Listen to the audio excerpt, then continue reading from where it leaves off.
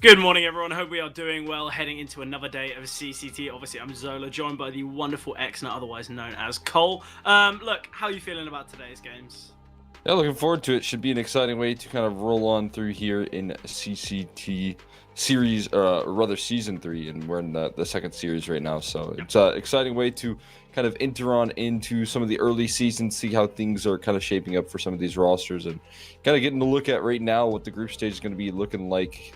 Maybe some surprises in the way that we're entering into this group stage for some of these teams, and looking for bounce backs. Yeah, definitely. Obviously, day 3 here. We get to see the losers games, the 0-1 record teams, which is always a bit of a kind of it's a tough game to play when you're kind of on the desk looking at some of these teams that have lost out and maybe haven't performed as well as they'd like, and then you see them go down to that 0-2 spot, and then you're thinking, wow, really, what's happened? I think people forget how quick the Swiss stage comes and goes for some of these teams. So hopefully we can see some banger matches. Obviously, matches on screen. Kicking things off, we got Astrum against Copenhagen Wolves, DNE to face Sangal, Fireflux against Saber, and then to end the evening, we've got Delta against Zero Tenacity. Obviously, me and you are covering these first 2 games. About the other 2, have you got any kind of rogue predictions, any kind of intriguing shouts for the 4 p.m. and 7 p.m. games?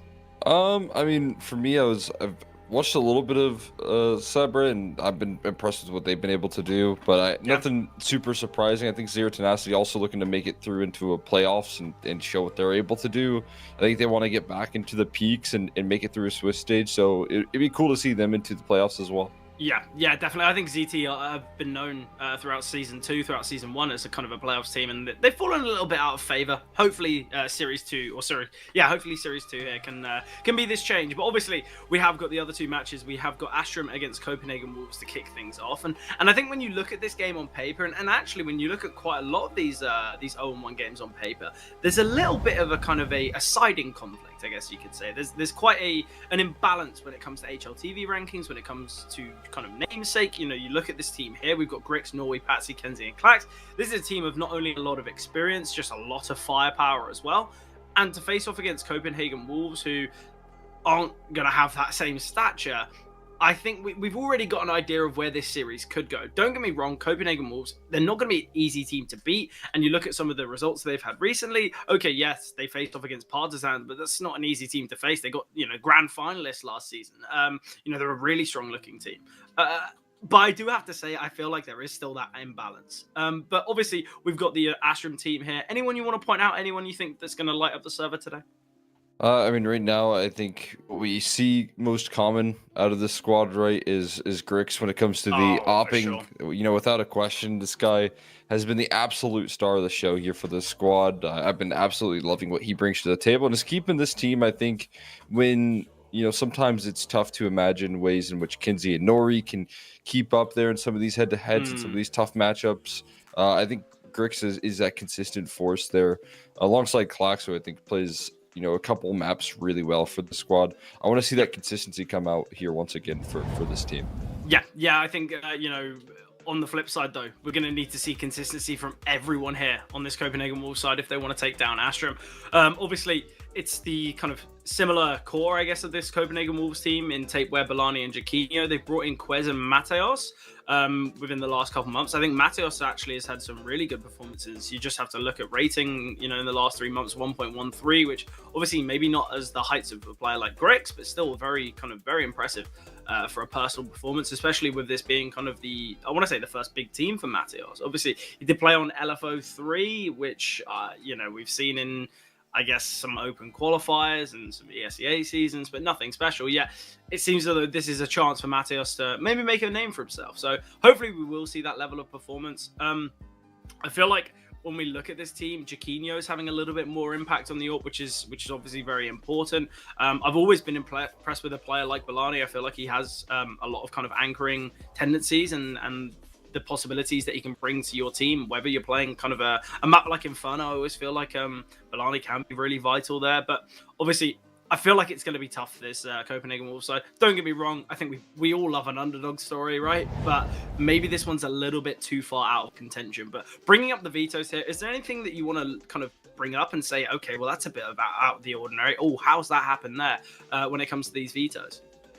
I mean, looking right now at these maps here, I'm not super shocked to see some of the maps come through. I think both of these picks looking rather strong here for Copenhagen Wolves. I watched a little bit of what their ancient looked like in the play-ins, and it was very promising. I like what I saw when they were able to get away with that map. Like you said, Balani, I think an absolutely incredibly consistent factor when it comes to this roster in terms of the anchoring gear that you were highlighting. I think he can do some of his best work on this map.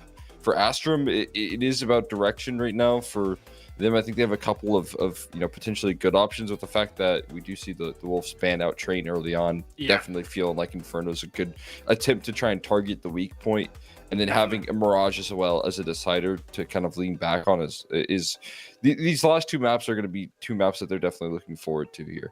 Yeah, definitely. And I think for Copenhagen Wolves, just the way in which the vetoes fall, obviously with some opponents that you face, your insta-ban might be their worst map, it might be their best. Whereas Astrum's insta-ban Dust, that's Copenhagen Wolves' worst map. And then Copenhagen Wolves, they insta-ban Train, which is Astrum's kind of go-to pick at the moment. So I think it fares quite well, and that's why we can draw to so many positives for Copenhagen Wolves' map pick and kind of the map selections, because Mirage, it's their most played, it's one of their higher win rates. Ancient, same to be said. Obviously, Inferno's a bit of a tough one. Most of the positives that we speak about with Balani would be when you're thinking about kind of his time on Illumina, time on a big academy and stuff like that. But look, I think Inferno's a possibility. I think this is the problem with Astrum picking one of the CS classics, right? You're picking a map like Inferno. It's not as though it's a nuke, or not as though it's a Train or a Nubis, where you're going to have the tactical advantage, or maybe kind of just the general sample size advantage. But this is Inferno. This is a map that these guys are going to have played thousands of times, whether it's in officials, whether it's kind of in you're on late night face it pugs and what have you. So I think this is a possibility here for Copenhagen Wolves, especially because Ancient and Mirage have been good for them. But obviously, this is kind of different weight classes, isn't it? Astrum, they've been fighting off against, some really strong sides, maybe teams that are pushing into top 30. Whereas for Copenhagen Wolves, some of the rosters that they've faced are ones in which they are kind of only breaking their way into top 100. So although the stats do seem as though Copenhagen Wolves have a decent chance in this, I think we have to take into account that Astrum are in a different weight class. Yeah, absolutely. I mean, and the thing is, they want to even further prove that. I do think this has been an interesting route since the team has been changing the organization and heading in with this squad, and want to see what they can do in terms of the longevity of this roster, because I do like a lot of these pieces. I'd love to see Kinsey and Nori at their peaks when those guys are playing confidently. I like what Patsy has been able to deliver in the past, but being able to now prove that here, being not only a team that can make it through the Swiss stage, but do it in a confident fashion, is what you should expect when you look at this team here. And a 0-1 start, not necessarily the best of kickoffs here for them, but I do expect them to course correct. And when you have a matchup versus Copenhagen Wolves, who are a little bit unproven in terms of what they bring to the table, they're bringing in new players here as the roster changes coming on in. I do expect them to capitalize on moments like this. Yeah, definitely. I think there's obviously going to be some kind of synergy imbalances on the Copenhagen Wolves side. Hopefully that isn't kind of the biggest of negatives. I think a lot of the time when we see these roster changes, we always say it's kind of a bit of a coin flip of how it goes. You either get that instant injection of success because finally all the pieces have come together, or you are still scrambling for synergies and you're still kind of having to vocalize contingency plans instead of it already being formulated kind of behind the scenes. So I think that is something that Copenhagen Wolves are going to have to kind of deal with today. Obviously, though, because they are the underdog, I feel like they aren't going to be playing with anywhere near as much pressure. I think when you look at this matchup, Astrum are a team that, obviously, we know they're that kind of ex-Aurora side, and you know that they would have been pushing for top 30. They've been in top 30 for a few weeks, or I think in total for 5 weeks, I want to say. They're a very impressive team, and now they're facing off against a team that have made roster changes, are sat kind of 120th in the world rankings. You've got to imagine Astrum, every single round that they lose, every single round that they play, they're going to be thinking, God, we cannot lose to these guys. Not only would it be so tough for the remaining of this kind of Swiss stage, but look, this is a team that should be an easy opponent to face. But excellent, we did just get word from production that there might be a slight delay when it comes to kicking this game off. So I think what we will do is jump to a short break, and then the action will be unfolding in Ancient in a matter of moments.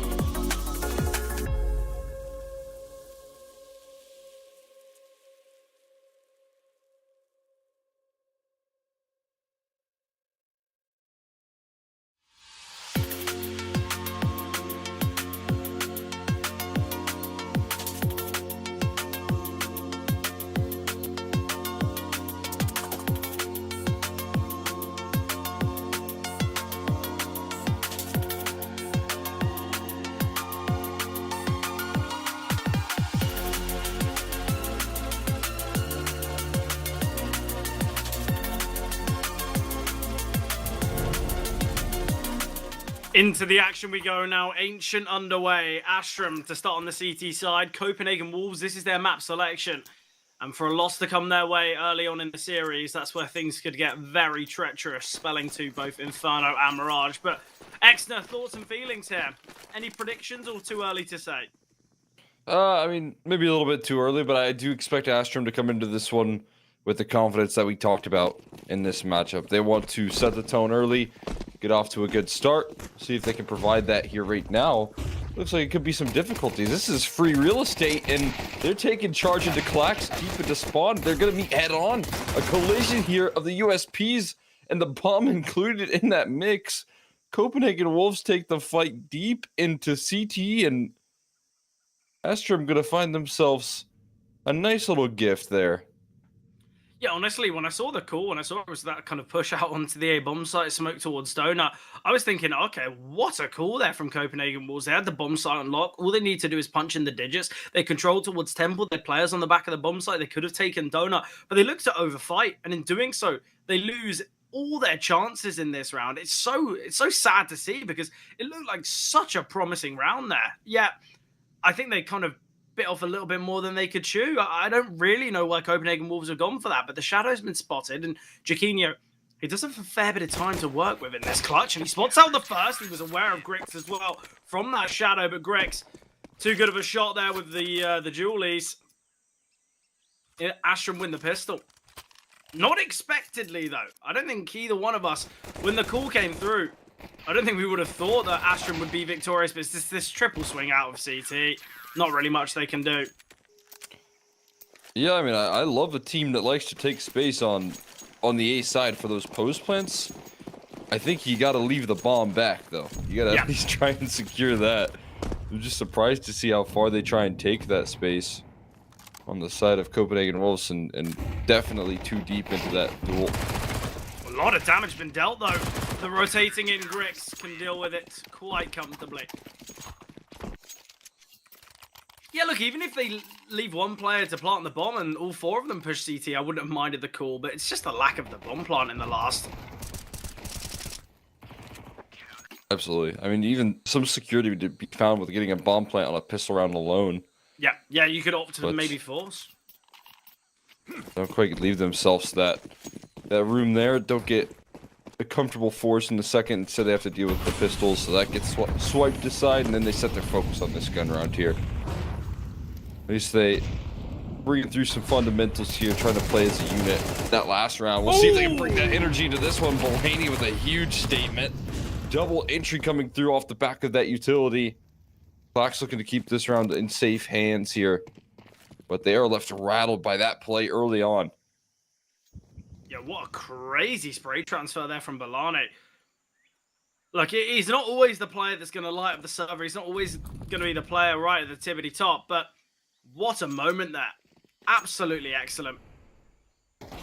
And now, Bolani finding Grix leaves Norway and Clax in a very difficult position, because I think they're going to want to give this one a bit of a go. Ooh, Norway's heard the plant. Great HE grenade onto Jaquinho, a near perfect nade.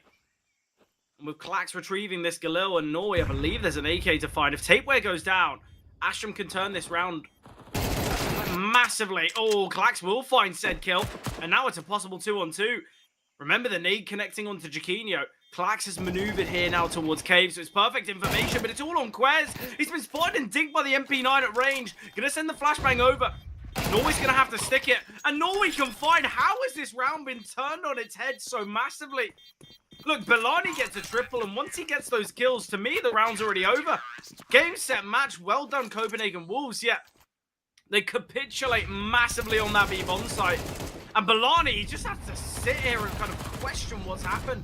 How has his team let that round slip away? Yeah, there's so much in the early round right there to set them up for success. An immediate double opener. I'm right there with you, right? You set the tone for the round here. All you got to do is knock that one on in. You miss out in the post plant right there in a huge way. A great start for Norway, though. Yeah, how many rounds can you ask for situations like that? You really want to capitalize on moments like that. But yeah, Norway denying them The one-up performance. Now Klax needs to be on the ready here. A little bit of problems to head into this A site. Good utility tossed in. Good avoidance of the flashes here. Patsy and Klax playing on the back lines there. Keeping this A side in coverage. Yeah, I like the Eagle not discipline finding anything. Excellent discipline from the Donut players. Ensuring that they don't kind of push into the chaos. Just drop the utility, take the back step. But Astrum, they go 4-0 up. And this is exactly what I was worried about when it comes to Copenhagen Wolves. Okay, yes, you look at the stats, you look at the comparisons. Ancient should be a positive map, but the individual abilities here on Astrum, we know how promising these players are. We know the heights in which they can hit at. But back to the investments here. Copenhagen Wolves, we should really be looking at worst a 3-1 scoreline, but Villani, if he can have moments like that more consistently throughout Ancient, certainly an argument for Copenhagen Wolves fighting. That's unfortunate there for Villani. The second he pulls the pin, Kenzie just knows to pull the trigger.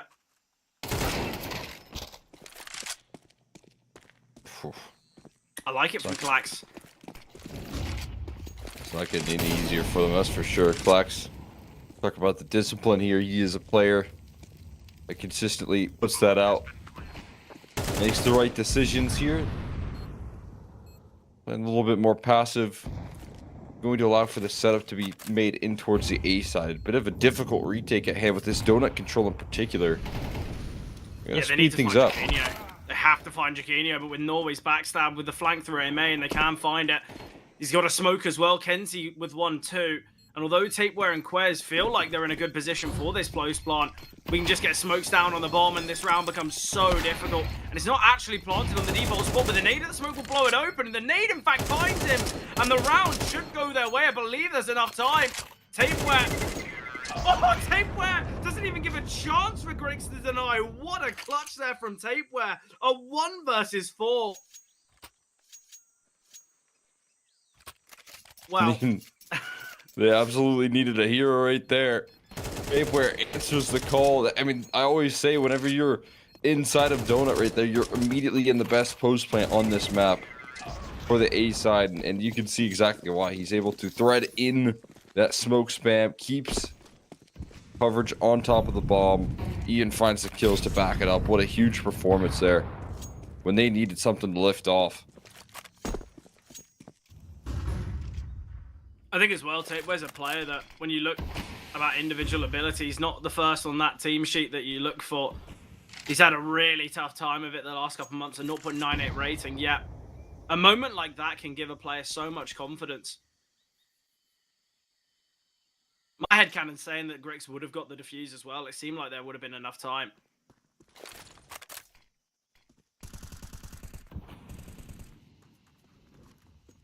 But it begs the question why the low HP player is defusing. That nade was what kind of denied that round. It wasn't that it blew up in the smoke, it was that it got the kill. Yeah, that's a huge problem right there. Maybe you wanted to have your teammates with health there trying to offer up coverage, but just open up the door. Yeah. Yeah, it's just such a finite kind of factor that you overlook in those moments. You know, you're scrambling to get on the bomb. Sometimes that's where you can kind of forget about the most simple of things. Oh, Norway, I love it.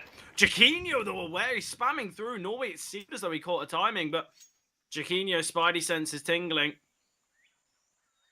We have already seen quite a lot of utility used here from Copenhagen Wolves towards the B-bomb site, but they've gone silent. The Molotov, in fact, hitting Kenzie, so it won't bloom. But the T's have taken control now. Matios finds Klax as well in Donut. And without Patsy connecting on the spam, not only won't he deny the plant, he will go down as well. So Copenhagen Wolves, it seems as though a small foundation they found on this T site. Whether they can build off of it, though, is the question. And I think denying these two players saving is going to be Copenhagen Wolves' first task. I don't think you can really give Kenzie and Grix these weapons to work with in the next, but seemingly Copenhagen Wolves, they want to keep their own finances strong, which, look, I don't mind the idea, but there's 5 of you alive. At least send one person looking.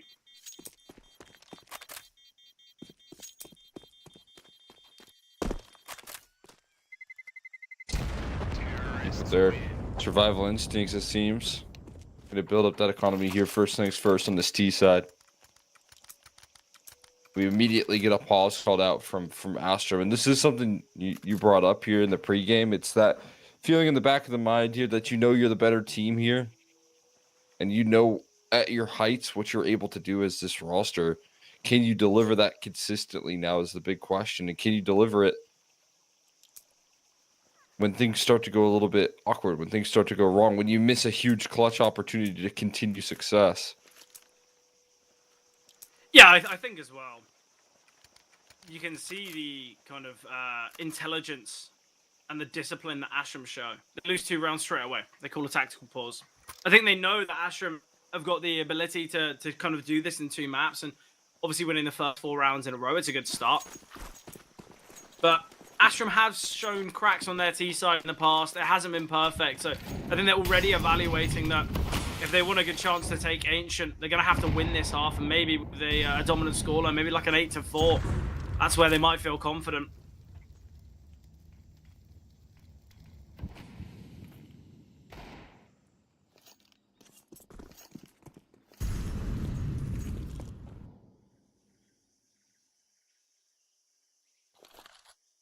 Bit of a gamble call here from Astrum. We've had 4 players on the B-bomb site for quite some time, but now they go searching elsewhere. It will be the USP of Norway to clear initially. He's got a rifler close by and Kenzie to get a trade, but it won't be needed yet. Klax is rotating in. He's got the Deeg in hand, and I feel like the Deagle and Klax, it's a dynamic duo, a perfect combination. The smoke, though, will deny any shots connecting, or at least you'd hope so, unless if a stray bullet can find through said smoke. Balani still holding for this kind of middle aggression. We'll find Norway. Kenzie not close enough to trade. Grix is here, though, so can find Norway. Although falling, it's just a USP on armor. Grix and Kenzie now just making sure to keep these weapons alive. Obviously, there is a rifle that can be seen. Kenzie, ooh, clearly not spotting Quez that.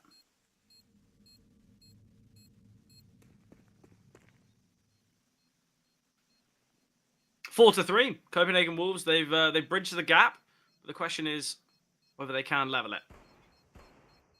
They're continuing to build up a little bit of cohesion. There's some good exit damage. Just that Klax Deagle highlight. Yep. 2 kills there, effectively. The damage onto Mateos and the bomb. Great exits coming through there. A little bit of economic damage when they just wanted to figure out some way to win. Yep. Even holding on to a rifle there as well from that kill out of the op of Grix. Not a bad way to lose a round right there for Astra, but now that they get the guns back out here, this is where they want to plant the flag. Yeah. Start to stabilize this defense. I think as well the fact that they kind of are able to save so much. Look at the finances of a player like Grix. Oh, nade and molly combination. I love it from Copenhagen Wolves. All in the attempt to deny this run boost, and it pans out perfectly. Balani finds Klax as well. If Kenzie goes down here, things could get very costly, but he will find the kill. And now we're seeing the acceleration up middle. Grix needs to take a risk, but he gets taken down. And with Grix falling in the 2 remaining for Astrum on the B-bomb site, Tapeware will deny this rotation. Copenhagen Wolves can find 4. And now it's a question of whether Norway can retrieve this orb.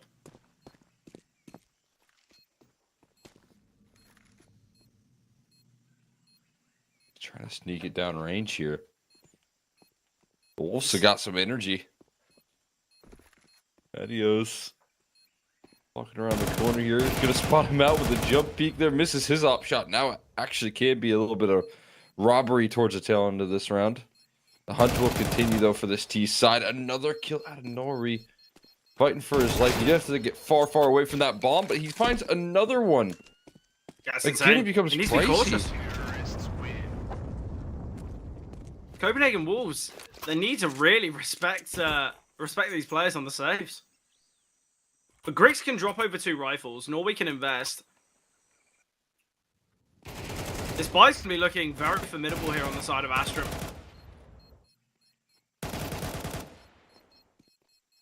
My biggest issue is Copenhagen Wolves, 3 players look to fight him. It's all 1 by 1. And as we've seen in previous rounds, you cannot just be giving Astrum these 1v1s. The ability of the individuals is excellent. Yeah, if you do, you gotta at least hit something right there. He didn't take any points of damage towards the tail end of that round. Everyone just missed in those 1v1s as well. Here we go, speed up again, though. They've been hot to start these rounds at least, and that will continue. Belaney offers up another opening. I really like it from Copenhagen Wolves because they spot the player jumping out of cave to shelf. So they realize, well, either they're playing a triple B setup and they've now gone to just 2 defenders, or there's just 1 guy on B. So we accelerate up ramp. We take this kind of, we take the space that they would have lost because of the fact that someone's emerged out of cave, and we can just win the round off of it. The mid-round calling here from Copenhagen Wolves and kind of the reactive calling has been excellent.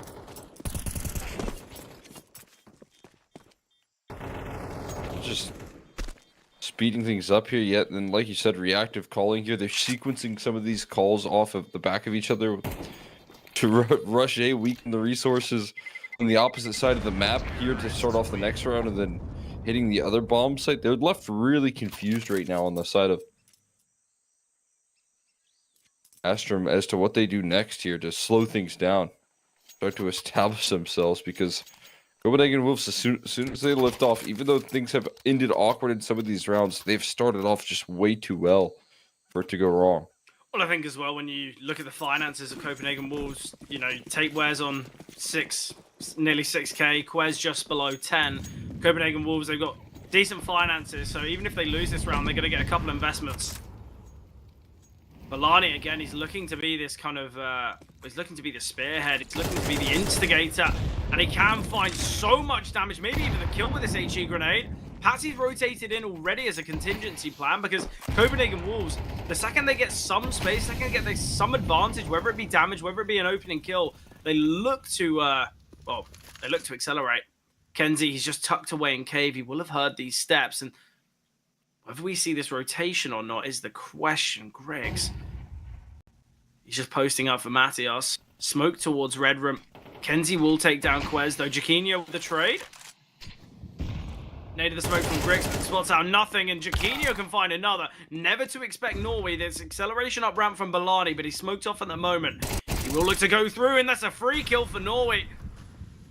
And it puts Matias and Tapeware in a 2 versus 3 now, and they've opted for a kind of a split and search type game plan. Tapeware's just going to sit still with the bomb and leave Matias to try and claim some ground, but Griggs, he seems aware of this, realizing that he was residing in Red Room earlier. He's given up that space, and he knows that Copenhagen Wolves could capitalize, but great awareness from Griggs. Ooh, Tapeware, good damage there. We'll look for the plant. Norway not close enough to deny. We've already seen a Tapeware 1 versus 3. Surely he can't gift us another. Well, he will find the first. Ooh. The question is whether he goes searching for Griggs. Flashbang comes over. Griggs has got one as well. Tapeware, I like the angle he's playing. Spots out both of them. He's got information now. And he's just going to play around the bomb. I love this from Tapeware. And he will find Tapeware another 1 versus 3. It was the round that got Copenhagen Wolves on the mark, and now it's the one that keeps them ahead. How have we witnessed such greatness in the clutches from Tapeware? Dude, he's unbelievable right now in the clutch, man. He's playing this one flawlessly from start to finish. Somehow isolates these duels and is able to close this out and continue success here for Copenhagen Wolves. Yeah, call a timeout. Let that one sink in for your opposition. This is how it started. And guess what? When we need it to, he can do it again. He can punish you again. Astrum are left at a standstill right now with no answers. And when they finally find success in an early round, it's all nullified by Tapeware once again. Yeah, look, I think we got to say Tapeware, I mentioned it before, he's not always the player that has these kind of lights out moments. He's not always the player that can provide the goods, but what a moment from him. Twice now, he's provided us with a monumental clutch. And you can understand why he's looked to take a kind of a tactical pause afterwards. Like, let him breathe. Let him have a bit of a kind of a 2-minute period to relax a little. Look, we know that in-game leaders aren't always going to have their moment when it comes to consistent fragging, but there's a reason they're in-game leaders. They have such a great mind for the game, such a great awareness and kind of ability to read these situations. And Tapeware in the clutch completely showing his awareness for what he needs to achieve. Tapeware sends the molly. It's going to force Kenzie back. It's actually going to bloom to Norway as well. An excellent molly here from Tapeware. Kenzie now looking to back away. Orb shot missed here from Jaquinho. Patsy now under pressure. Jaquinho holding, spotting, finding. Clax will get one beforehand. But still a 2 versus 4.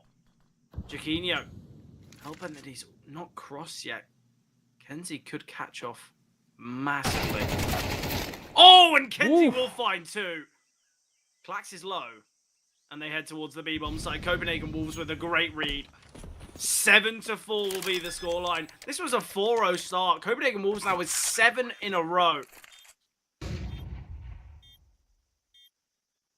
It's worrisome because it was just one moment right there that completely shatters the squad as well, right? I mean, it's just one huge clutch offered up, and then from that point forward, Copenhagen Wolves don't look back, and Astrum can't find any point of relief here. We've got to say, though, in both these clutches, not only has Tapeware played them really well, Astrum have really kind of given up that chance. Yeah. Norway fights 1v1 towards ramp. They go kind of for a buddy system towards, short. Yet it's the rifler going. Oh, it's the rifler going first, and it just doesn't leave it to a possible round. I just don't really know what they're doing in these kind of heavy advantage scenarios.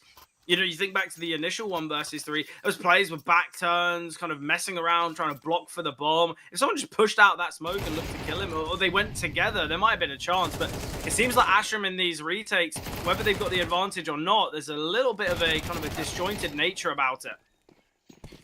I think that is why this team is facing some serious turmoil right now. They got good pieces, they got great players, but it's that decision-making in the late round that costs them severely. Well, Clax is looking to start them off early.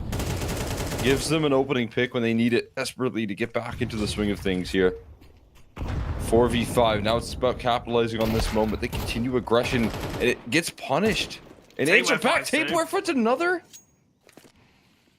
Yeah, reminiscent of Blarney's success a few rounds ago. Blarney has been taken down. Clax will deal with Tapeware, and Quez in the smoke found by Clax. What a round from Clax. And it leaves Jaquinho in the 1 versus 3. Copenhagen Wolves, though, it seems as though every 1v3 they've faced, they've been victorious. So I guess 8-4 half, right? Let's see how Astrum throw this one. Surely not. Tapeware's down, so your kryptonite is eliminated in the clutch. Yeah. But I mean, Jaquinho looking to provide one just the same. Find these shots to back it up. No, not quite. He takes too much damage. Down low here, and he's going to get double swung. 2 rifles holding the line. Not going to be able to resurface on it, and it will be shut down. Look, first 4 rounds found by Astrum. I was kind of very worried for Copenhagen Wolves, but they get 7 on the bounce as well. They can't make it a kind of a clean sweep of 8 as they do lose the last, but even still, I think it's been certainly enough to compel me to believe that Copenhagen Wolves have a good go at things here, especially with now moving to Astrum's T side, a real weakness for them in the past on Ancient. We've been blessed by some big moments here.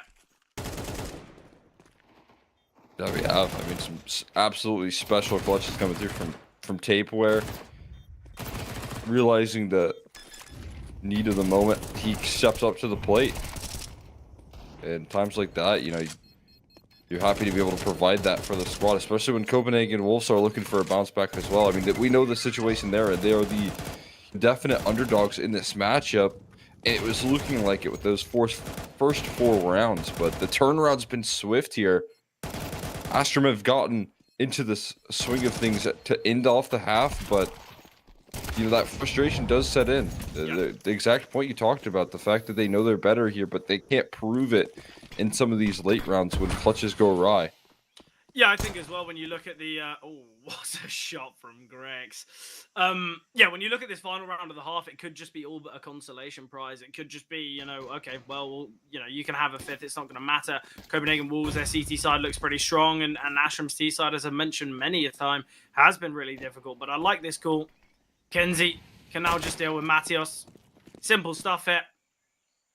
You're looking at the positioning of Clax as well. Astram, they've got this whole round contained.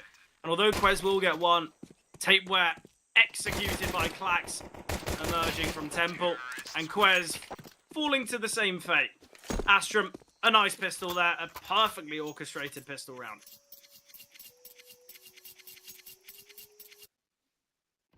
That's a sort of defensive measure they're going to break down right there, piece by piece. They've got lurks all over the map. They're ready to strike. Something that this T side does do very well is how efficient they are on those lurks. So yeah, I think Clax is definitely someone that we're going to be highlighting towards A main and what he can kind of provide, not only kind of on a lurking role, but the calling. You'll see time and time again on Ashram's T side where they might have a large portion of their players towards the B bomb side, but Clax has found a timing, and already Ashram just traversed their whole game plan around him. The CT's now swarm, and oh no, surely not a full eco. Don't do it to me, Astram. Don't do it to yourselves. You cannot be losing around like this. yeah, 2 quick kills. Oh, Kenzie. Fear factor put into play. He's far too forward here. It's a 2-on-2. How is this round turned to a 2 versus 2? Clax, though, an important 3k there to end out the round, but a very costly round. Massively so. Boy, the biggest of complications right there, but I'm right there with you. It comes down to an early 2v2. You see how the aggression into CT spawn can so comfortably get punished. Fortunately, still able to find a couple of kills out of that position from Kinsey. Up against the pistols. But it's costly, and it forces a lot of rebuys, and now it's the first gun round. If Copenhagen Wolves get off to this one, it's going to force an immediate difficulty in the economy here for this T side. Oh yeah, Astram would have to force. They'd be in a position where they could give up double digits to Copenhagen Wolves if they lose this one. And I think that's where we're bringing up, you know, is this beginning of the end? Matios, though, he faces 5 opponents in middle, but with Jaquinho and Redrum, he offers a helping hand. Taken down by Grex. Matios, he's now trapped. He does have a smoke grenade and a rotating in. Quez will get traded out, though, by Grix. Norway finds Quez, and Balani, he's made his position known with the steps, and the molly can land towards CT. No denial of the bomb plant from Balani. Although the molly comes down, just a little bit of extra damage onto Grix. But Tapeware's in this clutch, so I think we both know anything can happen. Smoke towards A main from Balani. Tapeware creeping out, and Tapeware, he's been huge in the clutch, and he shows again. It's now a 1 versus 2 for Kenzie. CT is still smoked. It's the tap of the bomb. Balani seems aware, though. Balani's having a slight look every now and then. Still holding for Donut. Balani spamming through. Balani will find, and there's enough time for the defuse. Copenhagen Wolves, they do deny Astram taking the lead, but it's Tapeware again in the clutch. He just keeps getting away with it. He just keeps getting the job done for his squad. Look, Balani to end up closing off the round, but who made it possible is Tapeware again in what feels like an impossible situation. To me, though, there's only 2 angles they need to hold. They've taken control of middle. They've heard the rotation away, obviously, from Balani back to CT. They've seen the smoke come through towards A main. In my eyes, Copenhagen Wolves, it's obvious they're coming from CT and Temple. But even if you're worried about Donut, there's 3 players. How has Tapeware found a gap? How has he slipped through CT? It should never be happening. And as said, as mentioned, Astram now with a difficult force buy to work with. A strong setup here from Copenhagen Wolves towards the B bomb site as well. Grex, great position, but fluffs his lines. And with a limited utility here for Astram.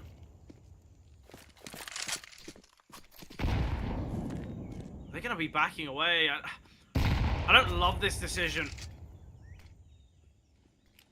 No, they will still be hitting towards the B-bomb site. It's the right call. There are still smokes down, but that left-hand side one will fade very shortly. Slight gap there. An attempted boost here for Balani, but now they've heard the drop-off. They are aware there's multiple players here. And already, a hefty rotation. Still holding for the flank is Quez.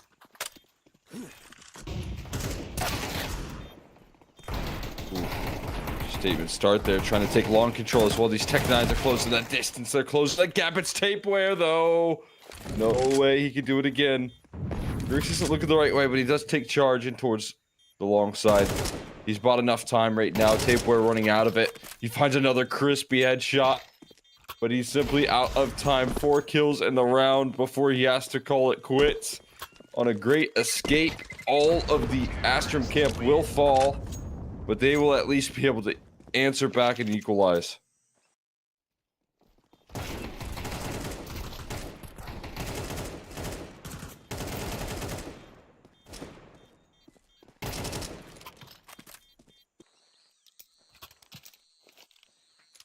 The fact that Tapeware, the only way he wins that, or the fact that Copenhagen Wolves only win that round by Tapeware getting an ace, just goes to show that there are still some slight difficulties that the Wolves will face, but an important round for Astrum. There is a save rifle though, and it is on Tapeware. Goes 1 for 1 though, and now with just pistols remaining on Copenhagen Wolves, you'd hope that Astrum can secure the lead here. It's your time to do it. This provides some early picks off. Pistol's getting run down here. There's always complications in these rounds here for the side of Astrum. Guns being recovered. Grix is on the his own. bomb's gonna get cut off. Yeah, we need to see Norway activate. We'll get one. Spots out the second, and Grix can combine. Look at the lack of health there. That was a very possible round there, obviously, for Copenhagen Wolves. Again, though, how are these rounds becoming possible? How are Copenhagen Wolves, when they've got one save rifle that goes 1 for 1 and the rest on pistols? The Deagle, in fact, eliminated. It was 3 USBs. How have the 3 USBs made that round at least look as though there's a chance?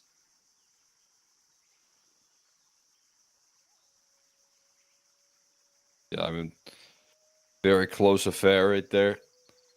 Providing more damage up against the ecos, almost being able to close it out with a couple more kills if that damage had rolled their way. No easy rounds for Astrum here since the clutch from Tapeware. They call a timeout. Copenhagen Wolves know that there's still more to do. They are putting up good efforts. I think they do need a little bit of extra help for what we've seen out of the greatness in the clutch from Tapeware. There does need to be better foundations, right? You can't ask for these clutches from every single round. Got to be able to do it from start to finish here. No, I think we have to say, look, Copenhagen Wolves, they've had a fair bit of fortune with Tapeware and kind of the way he's playing right now, but the fact that Ancient still isn't there is the fact that Astrum are in the lead right now are all worrying signs. I think a lot of the time when you see kind of a game like this, when your in-game leader's stepping up massively, yeah, you're having limitations from Matias, from Jaquinho, from Quez. You know, what can you do? Tapeware's got more kills than those 3 players combined, and we're in round number 18 now. But Jaquinho should be able to get a bit of a freebie here. We'll find Patsy. I like the idea of the boost. Works out very nicely. Timing on this call from Copenhagen Wolves couldn't be worse. Tapeware might be able to get himself back before Norway's cross, but no. We have seen this acceleration. Flashbang coming over. Tapeware still here towards the left-hand side. Can isolate the fight onto Grix. I don't really know why the util's not been sent. Finally thrown down now. Flashbang's excellent. And it's Norway and Kenzie in a 2 versus 5. It looked like Kenzie wanted to take a risk and push through the smoke, but there's so many eyes on him. HE grenade will chip away slightly. They need a kill before they look for this plant. All 5 players are here, but the only thing they find is death. Norway, 1 versus 5. Taken down. No casualties on the Wolves. A near perfect round here. But again, Tapeware getting the double. So vital. Astrum Going to be calling another tactical pause, and quite rightly.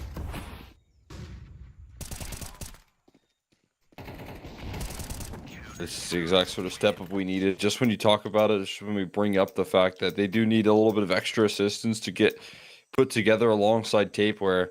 So when the team is able to come collecting, you see that level from Belaney.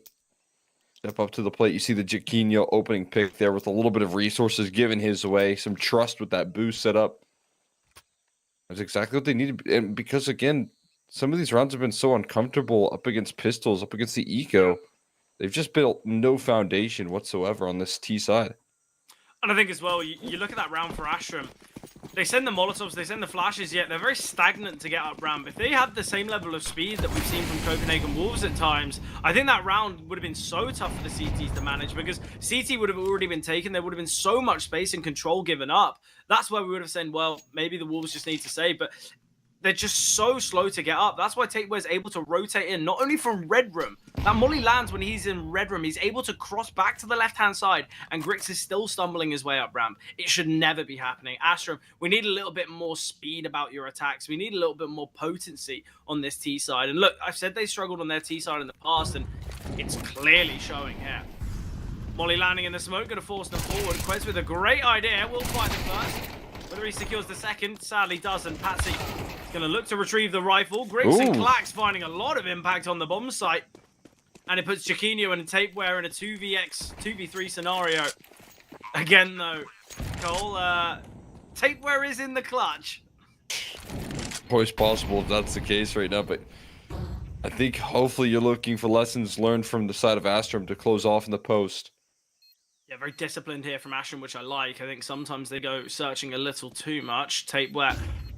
Doubt he's going to be ready for Clax's position. The flashbang. Only blinding Tapeware, in fact. Jaquinho will get one great shot from Clax on the Deagle. And look, we said that Astrum unable to kind of have strong finances throughout because of these half buys, because of these weaker investments from Copenhagen Wolves. But a round like that, look, Clax is so formidable with the Deagle in hand that I picture whenever he's got the Deagle, it's practically the same as an AK for him. The effectiveness he can have is just so key. Yeah, it makes a world of difference having a player that consistently be able to provide those sort of picks with the Deagle. Yeah. In rounds like that, you can see what Clax does. You're exactly right. His consistency with that gun is absolutely impressive. And yeah, your economy's not going to matter as much if you can just win. This is a scary round for both teams because there's no loss bonus for Astrum, so if they lose, they're going to have to force. So for Copenhagen Wolves, this could be a 3 for the price of 1 round. And for Astrum, obviously, it'd be an eco for Copenhagen Wolves, obviously dependent on whether they save. So the result of this round, a team should have an easy route to a 12 and obviously map point. So we talk about rounds having kind of pivotal moments. You look at the Tapeware clutches, you look at kind of the big rounds with Clax on the Deagle and Balani, what the impact he had. But this is going to be the round number 20. Write it down because this is the one that will dictate the rest of this series. I can have the implications behind it here. Both teams on a knife's edge. I love this. Astrum looking to close out.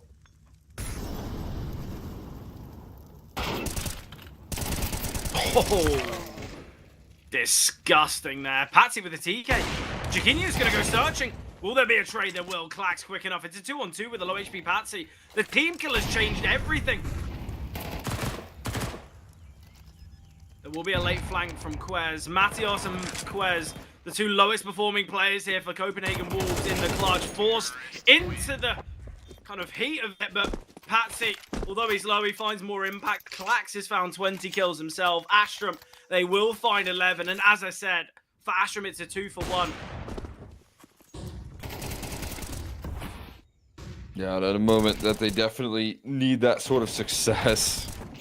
Rolling on out.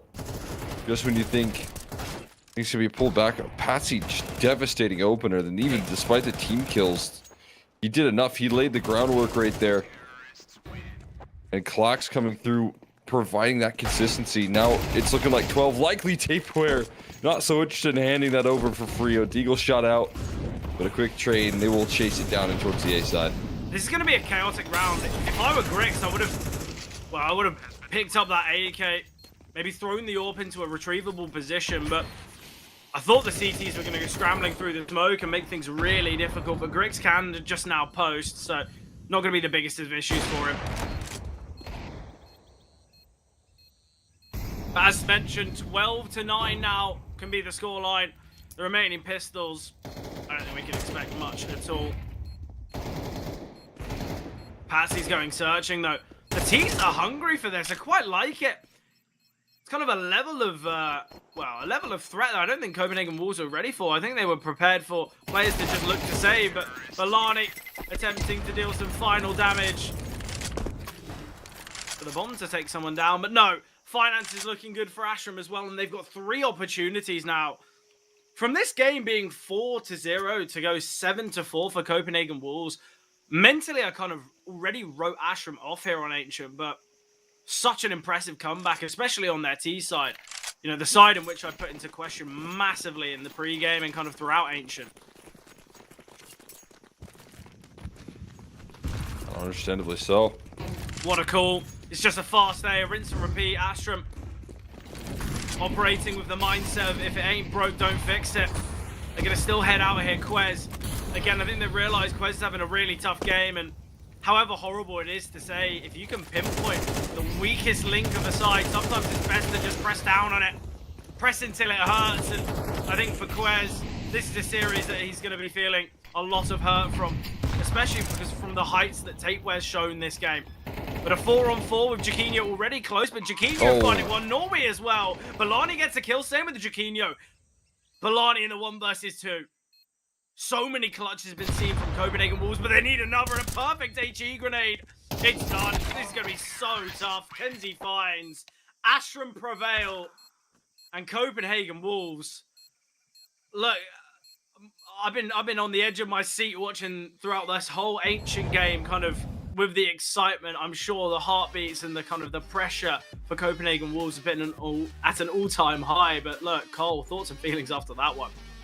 Yeah, I mean, you just look, and I feel like right there, what we got to see was a bit of the B game for Master. I honestly don't think it was, their best performance rolling out there. The frustration kicked in pretty early down 0-4. The clutches that came through that they lost had to have been very frustrating for them, but they still get the job done, and they do so in confident fashion to close out those last couple of rounds. Clax, I think, really pulling through as he does for the squad again, and that's just enough to get it over the line. Yeah. Look, I think for Astrum now, they've got a good chance on Inferno. They've got obviously a good chance on Mirage. Obviously, the one positive with Copenhagen Wolves, they're moving to one of the CS Classics. So it's not as though they're in unknown territory, but still, it's not going to be easy for them. It's one of their kind of least played and one of their weakest win rates. So I'm excited to see how Inferno does play out. A great win for Astrum. Obviously, Inferno will be up and coming about 10-15 minutes time, but beforehand, we jump to a short break.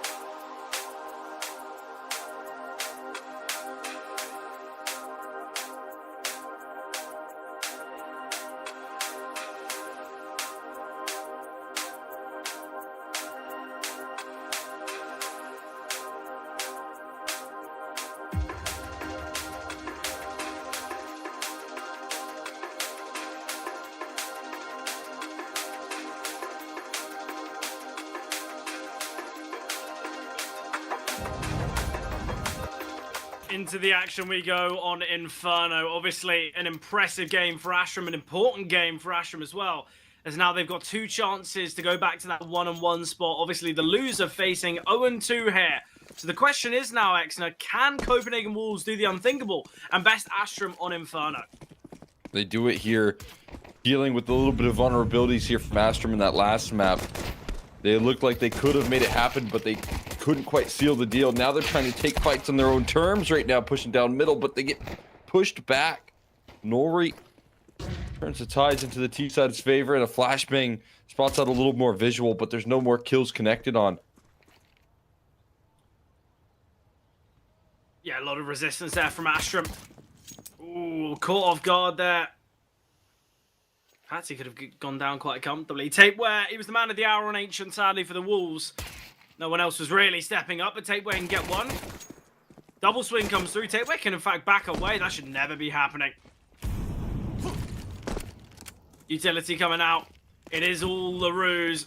Klax is going to stay here and kind of deal some damage, try and find a couple kills on the bomb site. But the rest of the team emerging out towards the A-bomb site, but Klax has found 2.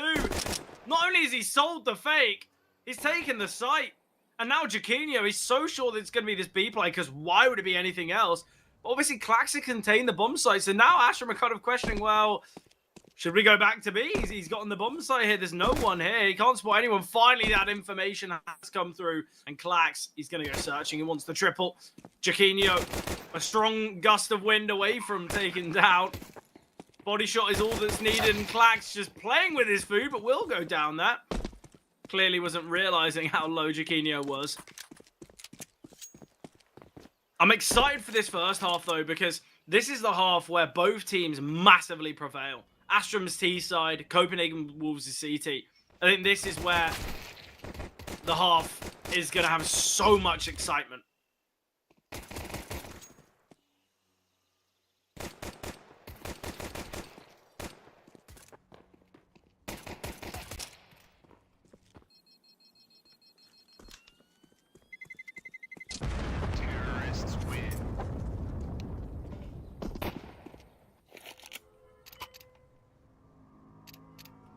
Excellent, what are we thinking? I'm going to take a nice start there. I'm right there with you. This is where we see the clash of both these teams' strengths. Yeah. Heading into this one, and that's what you're hoping to lean on here, that you get off to a good start on a half that you're happy with. For the side of Copenhagen Wolves, pistol round does get sent spiraling, though. I mean, it's a very quick punish of the aggression right there from the T side, and it's a good sign that they know how to handle this pressure. It shows that they are very well prepared for this one. 4 MP9s residing on the B-bomb site. Copenhagen Wolves have opted for the Force. I don't mind the idea of it, especially with Jaquinho being able to bring out the FAMAS. Still, though, they've opted for this quad B setup in the hopes that Astrum go searching. Yeah, I think Astrum are under the impression that it's a full eco. And looking at the minimap, Astrum are conveying that an A play will be the game plan. Oh, they're going to get crunched in on here. There's going to be 4 flankers. Oh, they're going to be ready for this. They just need to get themselves out to brackets. This is going to be so dangerous for Astrum. Copenhagen Wolves are going to emerge. They're going to see so many players in the MP9s. Will fire off nicely. Normally can get one here. Needs to find more. Klax takes down Jaquinho, but Klax in a 1 versus 3. He's now got the FAMAS in hand. The swing comes through from the first. Klax doing so much to Quez, but not enough. Copenhagen Wolves, they will be victorious on this Force. Yeah, and making sure that Klax right there is not enough is going to be a key detail, because he was on Ancient. He was having so much impact, and he does so much again, try and revive this round. But in the end, just enough health to tank through for Quez. This guy's looking for a bounce back after a bit of a difficult last map. He has just manufactured a little bit of success for himself, being able to bring that one on home. Yeah, I think for a player like Quez and Mathios, obviously the 2 newest additions to this Copenhagen Wolves side, they really had a tough game on map 1. 7 and 18 for Mathios, 5 and 16 for Quez. Nice start here in this round for Astrum. Obviously it is the Force for them as well. Whether that weapon can be retrieved, though, is the question.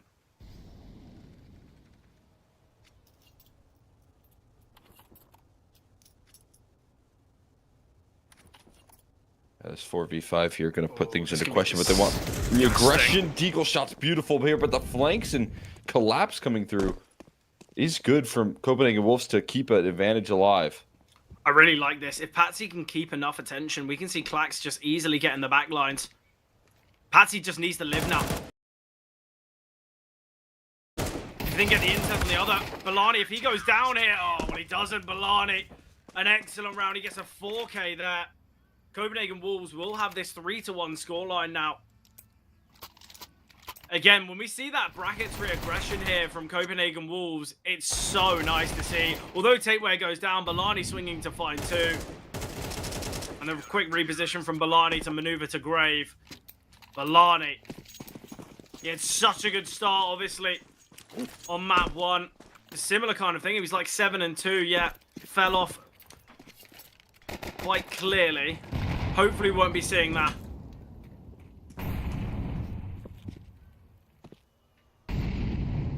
An important start for Copenhagen Wolves, though. They need to take control of Inferno, and they need to kind of have and continue control on this map, because obviously a loss here, that puts them 0-2 in the series. Oh, I love this from Quez. Getting stuck in on this one. The A-bomb side. Go ahead. Oh, I was gonna, the A-bomb side defended just by Balani. Well, never mind.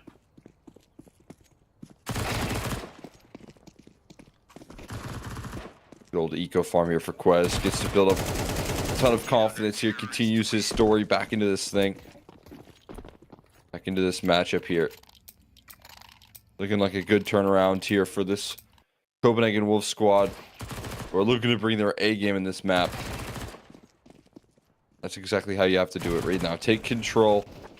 Get some of the pieces that couldn't quite get swinging as good as they had hoped here into full fruition.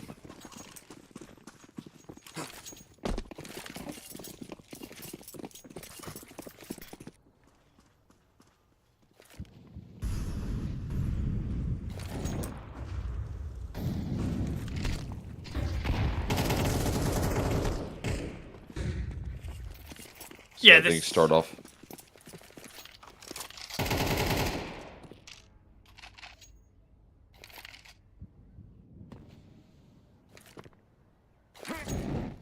See what they can here to open up this round here. So far, it's been a little bit more passive. Astrum camp, but they do start to take their space. They start to take their aggression. They're looking for a B execute, and if it came through quick enough, they're going to be in a really good position to thrive in this round right now. It is very understaffed. There doesn't seem to be any rotates coming through here. Plax just punished on the A side. He's doing everything on this A side. He got 3 kills on the aggro. And yeah, of course you're going to go A. You think it's open here. There's still another defender. Their game plan has been shattered. It's been rattled now. They're left a little unsure of where they want to go. Through the smoke here from Jaquinho. He's got all this information, and now Tapeware can just sit silent. Tapeware doesn't need to swing. He's retrieved another smoke. The teams kind of have to go through this. Tapeware behind. Oh, unfortunate for Tapeware. And although Jaquinho's got such great positioning, because his teammate's fallen, Astrum, they've just smoked CT, so they will have a slight check towards Banana. But a crazy round for Clax. Obviously, he was leading the line throughout Ancient. And he's showing the same signs here on Inferno.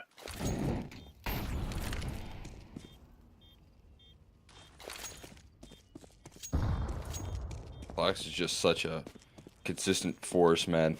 He's just never going to go missing in these matchups. Finding those 3 kills. I mean, even when it looked like it was the only route to go for. Jaquinho going to try and fight for his survival. He's got that mission accomplished. The fact that he's able to get 3 players aggressing down shuts it down piece by piece. When this is what happens towards B, you know, trying to get aggressive there is Patsy and take some space on the map. He gets shut out. That shifts up the game plan. They have to look a different direction, and in doing so, they could have been caught in just like purgatory right there. Yeah. Into an A-side stack, but it just gets opened up. I think as well, it's the fact that Tapeware can find that kill and back away. He's done his job. And again, it's moments where you're thinking Tapeware, he's done really well. He's been really resilient on this B-bomb site alone. Yet, sadly, his team capitulates towards top middle. I would have loved to seen that from Klax's perspective, because the fact he can somehow find all three, it should never be happening. Balani elevated here towards first orange. The spacing's not there for them. Not going to work out well. Great flashbang, though. Only the one to find, though. So still a man advantage. Klax just holding for these late saves. Copenhagen Wolves, although they do really well, it's going to get the lead back from that force bite. We're looking at a 3-3 scoreline.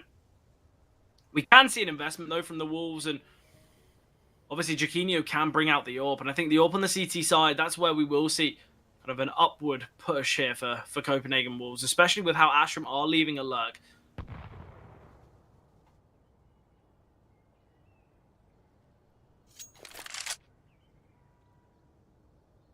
Excellent. What do you think's the bare minimum here for Copenhagen Wolves on the CT side? They were able to pull through some good defenses in that last map. Just couldn't get it going for long enough there. I think the biggest thing I need to see out of this squad is being able to establish a little bit of economy. And they were maybe hoping to do that, getting a bonus in play and trying to make that work. But you got to be able to string rounds together. It's going to be the biggest detail. You want to see, you know, an op in the hands of Jaquinho consistently for the CT side, because at the turn of the half, you're probably not going to really want to use that in the second. I mean, I think you want to get a comfortable at least 6 or 7 on this CT side for themselves, and then maybe you can get the momentum rolling. But right now it's all in the camp of Astrum here, even despite losing the follow-up here on the against the force by after the pistol win.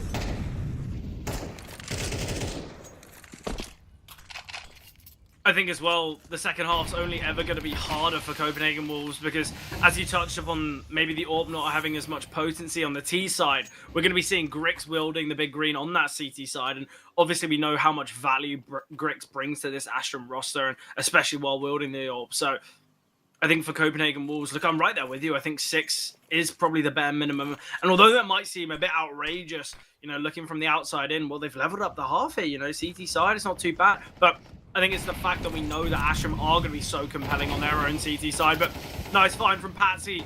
Matios goes down. Tapeware still residing, playing on the edge of the smoke in an attempt to find a quick pick, but Norway spamming through. Speaking of spams, Balani gets 2. A leveled up round, 3 versus 3, the HE grenade as well, chipping so heavily away at Patsy, and with Jaquinho finding Klax at the same time. There's a lot of work now for the T's to do. The swing comes through, but Balani finds another. Grix in a 1 versus 3. Shoulder to shoulder go Balani and Quez. Ooh. Far too easy for Grix. Takes a lot of damage in the process, but still alive in the clutch. And now Jaquinho with a tough job. Oh, it's beautiful. Times it to perfection. Great clutch from Grix. Yeah, now this is worrisome here. This was not a factor. We didn't have this clutch in this squad right now for Astrum in the last map. They were missing when it comes to closing out those 1v3s. They were on the worst end of it. Now they have Grix being able to develop that here in this half as well. And that's going to amplify some of the worries that we were just talking about. Not going to allow you to capture, get a stranglehold on this economy either. Look, if we look back to Ancient, while this is just a half buy for Copenhagen Wolves, and we can accept that the chance of this round's maybe a little slim. You look at the stats, you look at opening kills. Obviously, a lot of the time we talk about opening kills and kind of the value they have, and a lot of the time that kind of dictates where games go. The opening kills were far favored, in fact, to Copenhagen Wolves. They got 13 of the possible 22 available to them. When it came to clutches, they found 3 clutches, 2 of which being 1 versus 3s, to Astrum's 1. And I think when you look at the opening kill department, you look at the clutches, I guess it really tells the story of how much more dominant Astrum actually were. Because although they were losing opening players, although they were losing the clutches, they still won the map. And I think that really paints a picture of how dangerous this Astrum side can be. Yeah, I think that's what, you know, I was kind of mentioning. It just looked like their B game was being played out, and that was still enough. Yeah, It yeah, wasn't the exactly. peak form out of Astrum at all, but it got them through there. I think for the most part, Clax was the one to do it as well, right? He was the consistent difference maker for his squad, but when that is enough, it just shows how much depth this roster does have against this Copenhagen Wolves roster. And we come into this with the understanding that this isn't going to be an easy matchup by any means here for this Wolves squad, but when you do have that factor, when you have consistency out of players like Capeware, you want to capitalize on those moments. I think they definitely missed out on a big opportunity there on Ancient.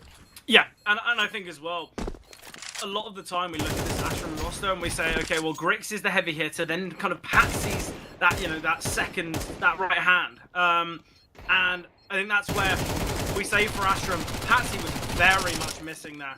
Massively so. He went 10 and 15, and when you have a game where Patsy is struggling and you're still winning it, and Grix isn't even putting up crazy numbers either, that's when you can really see how many pieces this Ashram side have.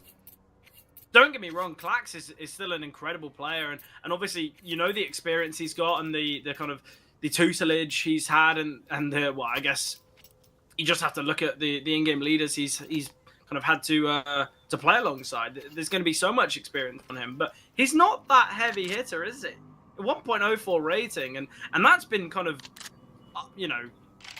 increased from that last game's performance. It was a little worse beforehand, and I think that's what really goes to show how dangerous and how scary this Ashram team can be. And now look, it's 5-3. The money's not perfect. Copenhagen Wolves, I think Jaquinho needs to get the AWP out. Let's stop bringing out the rifles. It's not really working. Get the big green in hand, and maybe we can have a real chance for the Wolves. But I'd be very scared if I was Copenhagen Wolves right now, because it seems like Ashram are on that kind of that hot form, and Clax is continuing.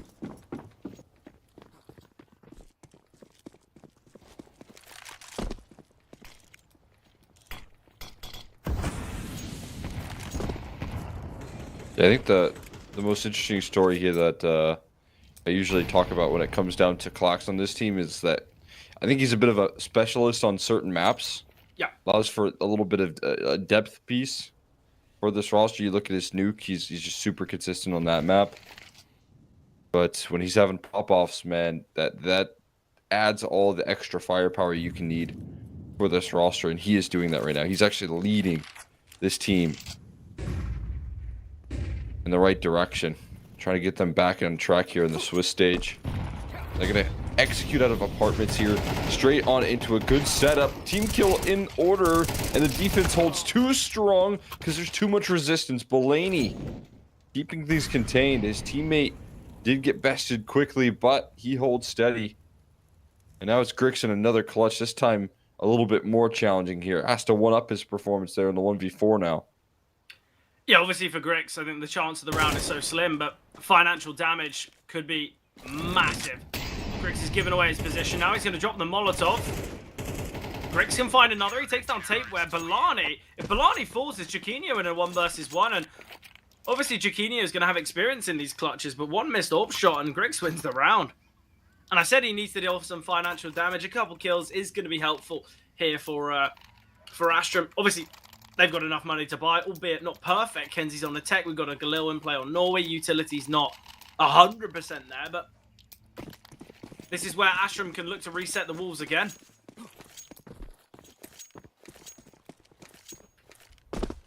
Jaquinho went searching for an opener in the last. Patsy getting sent in here. Where are the flashbangs? Well, Patsy doesn't need them. There's no utility to aid Patsy's peak, but he gets the double anyway. Disgusting from Patsy. A great HE grenade, but it might not matter. You'd like to think the heavy lifting is done right now, but there's some low HP bars that can make it possible for the site defense. Belaney trying as hard as he can, and Clax, how is he aware of everything? I think the craziest thing is Clax is not only leading the lines, but he's doing it from the lurking role. I think a lot of the time you might see Alert get, the odd exit kill, killing someone off rotation, but you're looking at moments like this. Patsy's just got a triple. And even with Patsy getting a triple and kind of continually being within the action, he's still 3 kills short of Clax. But yeah, I can't wait to watch the replay on that kind of Patsy double, because there's no assistance with utility. There's no nades landing. There's no flashes thrown. It just goes through the smoke and deletes 2 of them. It's disgusting from Patsy. And this is what we were talking about. This is why Patsy is usually the second fiddle in this side, because he can have such huge moments, and he gets the 4th as well.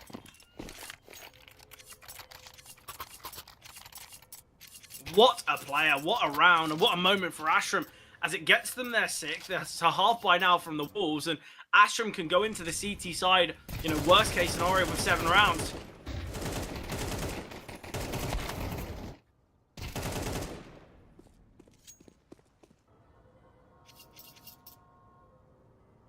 Keeping them limited here. Astrum picking up the pace here in a big way. Black still, as you said, effective on the lurking positions. He's cutting off avenues to escape. Yeah. When things go that well towards the B side, and then he's been able to provide openings consistently. He's been able to punish aggression consistently. Yeah, that's it just feels like there's not a lot of options. I think as well, you look back to Copenhagen Wolves, they've had 6 maps played on Inferno over the last 3 months. Their only 2 victories have been in overtime, a 16-14 and a 16-13. Although one of the games was against Sinners, a pretty promising side on a map like Inferno. For years, they've been, you know, really good on that map. Yep. It's not been consistent for the Wolves here on this map whatsoever. Does beg the question as to why Ashram decided to pick it. You look at their last 3 results, they've all been losses. Although close losses, still not perfect. When we were seeing these vetoes for the first time, I kind of questioned, well, why haven't they picked Nuke? Why haven't they maybe opted to pick a map like Anubis? Could have gone for Mirage. They've opted for Inferno, but it's clear to see why Ashram are looking so effective here. And Patsy gets a triple.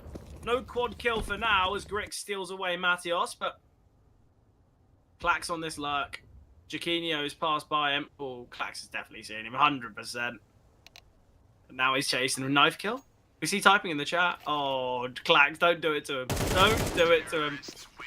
Clax realizing, well, second he gets around that corner, he could be holding me. Let's just find the kill. Yeah, take the win as soon as he can. Astrum. Do find a 7th round to you, the worrisome half we talked about is coming into reality here for the Copenhagen Wolves.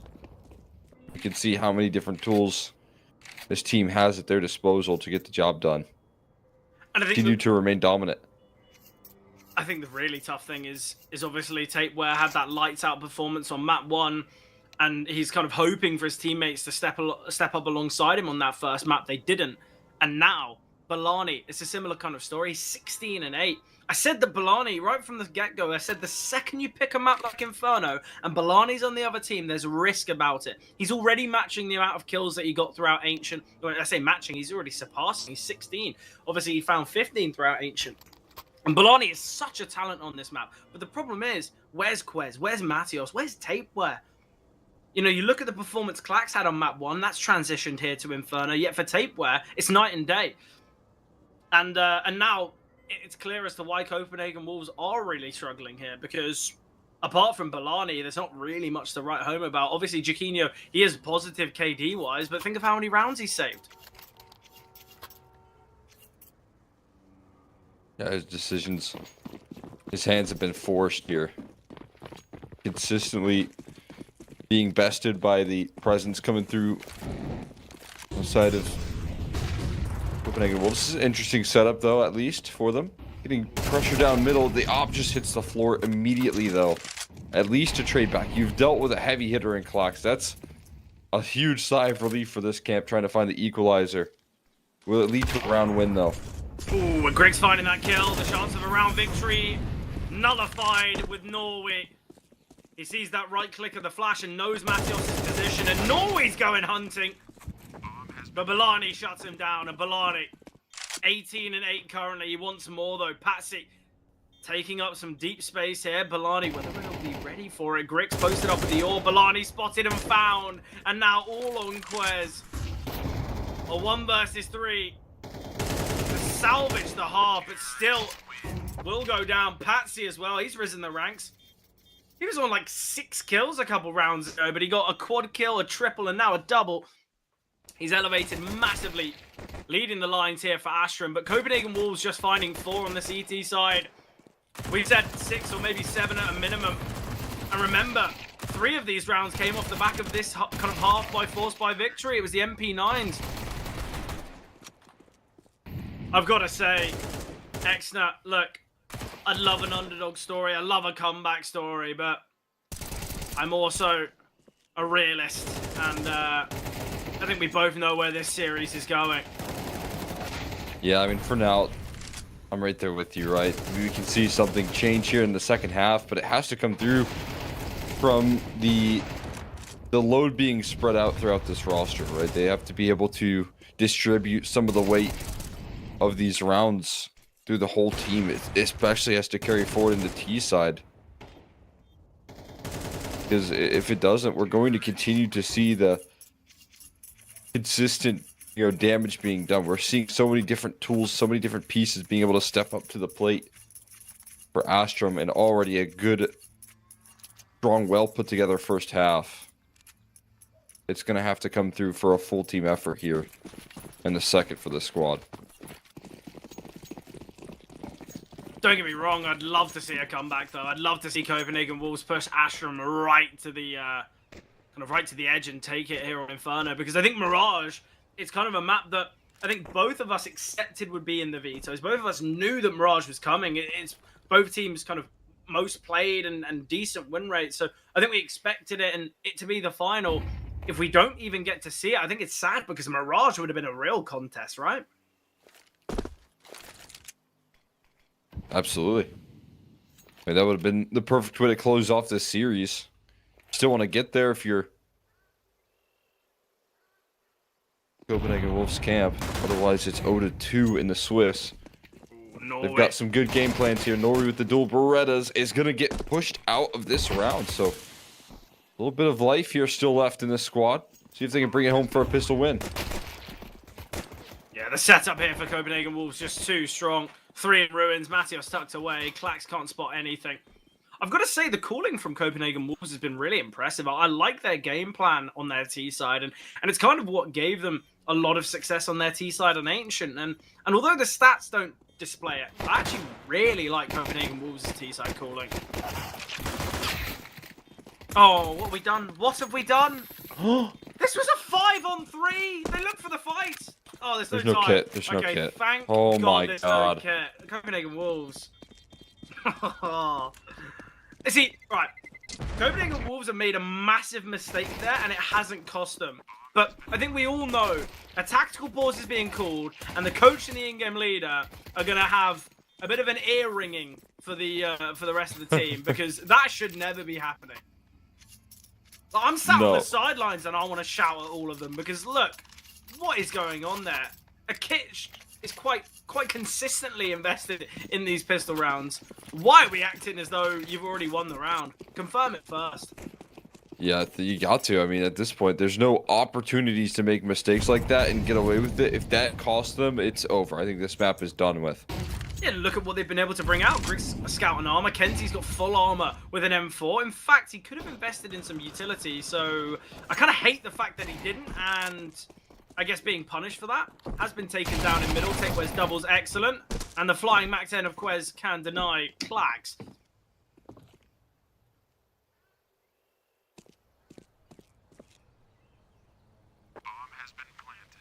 To get past the force buy here. So far, I mean, the obvious strong suits for this team have been off the back of the low economy, capturing the economy here of their opponents and being able to thrive in that department.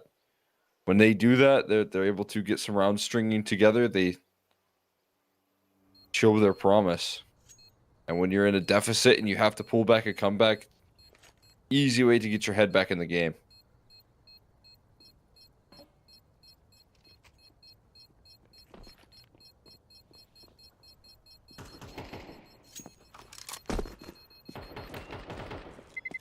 Understandably, Norway just keeping this 5-7 in armor. No need to throw this away.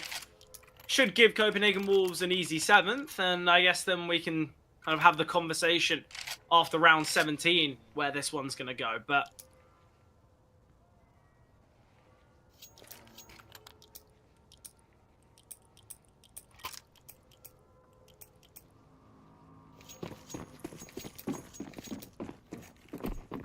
got what it takes here right now to keep things rolling. This one should be an easy one. You just want to make sure that you don't take too many casualties on a round like this. Noise sent in. Noise gets one.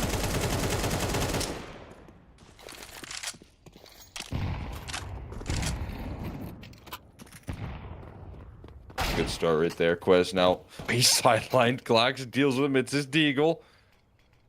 His signature weapon, it seems, being used again effectively. Oh, Griggs, if he implemented a little bit more discipline there, I think he finds so much. It did seem actually that Tapewear might have been jumping on top of the barrel, so maybe not, but either way, unfortunate there for Griggs. Look, if Clax can find one more kill here with the Mac 10, not only will it deal so much financial damage, gain a bit of monetary injection from the Mac, but he's sticking with the Deagle, and look, I completely understand it. Blarney, though, nice peek, we'll find. Again, though, Clax is always so impressive with this Deagle. I actually don't know how he does it. I feel like I want to check how many. I want to quickly check what his kill proportion is, because I feel like the Deagle's probably up there, a high percentage.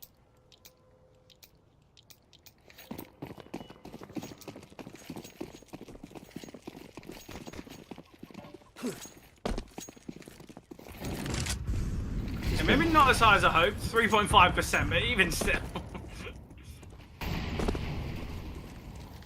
I've been incredibly impressed with what he's brought to the Deagle so far. Yeah. Just always good for one, I think, in the rounds where he buys it, so it's always worth the investment.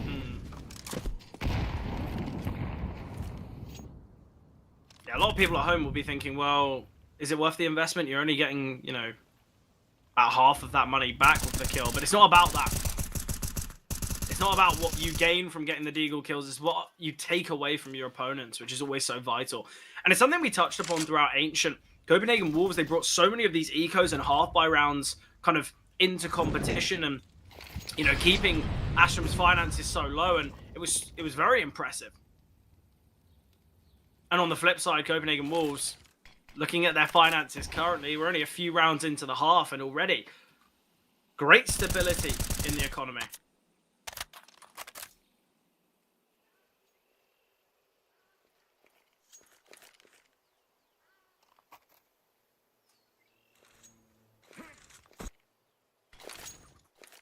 It's going to be this late play through B. Problem is, we've just seen a smoke dropped. Quez is going to be this lurk. They go through it. Molly landing through the flames. They fall. Kenty gets one. Norby as well finding a 2 for 2. But with Quez dealing with Patsy, this round becomes quite difficult. Grix has realized that it is just a 1v2 on the bomb site.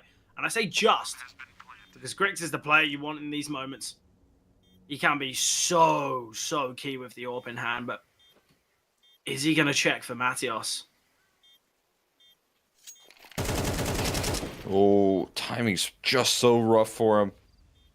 And this retake, it looked like there's a little bit of initiative, but it might need to be called off at this point there. Klax finds his kill. He goes and presses forward. But it's still going to be a fadeaway eventually. And Copenhagen Wolves continue to claw it back here. Now finding themselves at equals here. This first gun round dealt with a incredibly efficient execute. It's them on to 8 right now.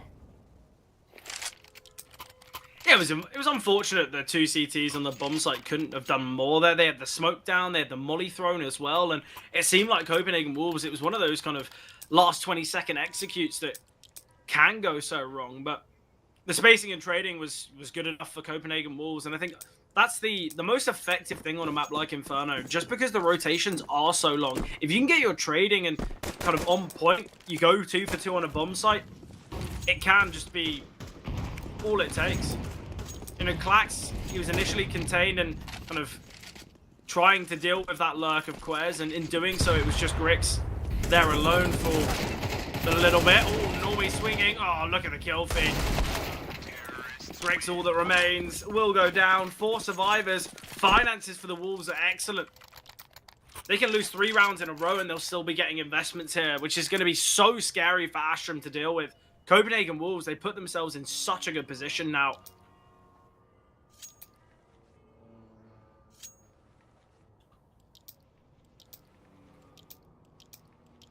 They're starting to look comfortable on this T side. I mean, this scoreline has been closed out on and taken advantage of so quickly right now. This is what I want to see, though. Grix on the AWP.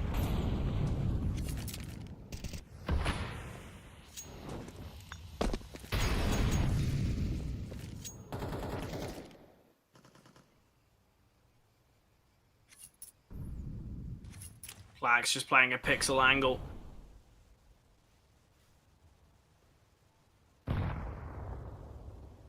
It's interesting that, you know, 2 of the top performers here in Klax and Balani kind of operate in these anchor roles. A vast majority of the time, you don't see that on maps, but I feel like Inferno, it can quite heavily dictate to kind of what the anchors can do. Grix has got to be so cautious here. Oh, baits out the shot. Great from Jaquinho. Norway dropping the utility, though. So much resistance. HE grenades perfect.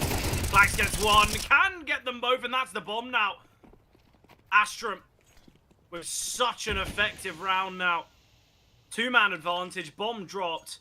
Copenhagen Wolves are going to be scrambling to try and recover this. That's easily spotted by Balani, though.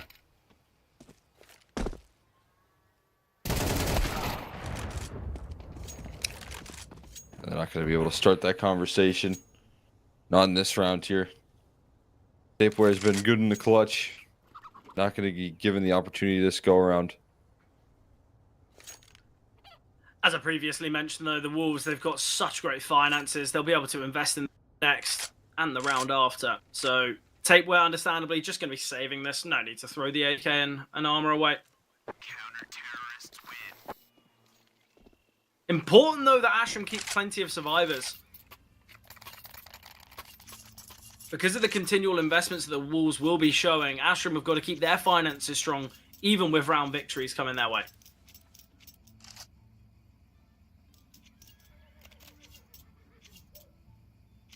I think we all know the worst feeling, Exner, is when you've won a round, but it's just with 1 survivor or maybe 2, and you're operating with a worse buy than your opponents, even after they've just lost. So,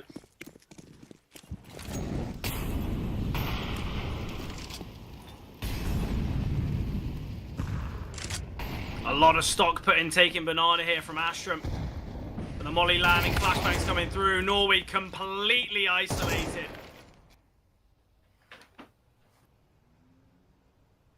Grix feeling like he's got to go searching. We've lost space towards B. We've got to take something here towards A.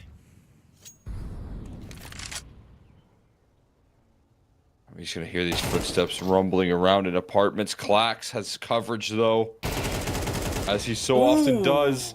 Oh, shot doesn't quite connect. Klax goes fighting forward, though. Into the B site, they find their entries. They're taken all over the map. And they're just winning all over the map here on this T side. I've got to say, Grix is not feeling comfortable. He's holding the lines for when Quez swings there, yet Klax still... He goes for the repeat, he goes down, but Grix should be hitting that shot every day of the week. I know he's 12 and 9 Exner, and you're looking at that and you're saying, okay, well, he's positive KD. Grix has been massively off form. Bomb has been planted. And there was his, you know, that was your big chance right there to show what you're made of, make a statement. And just one miss there cost him dearly. Taking advantage of.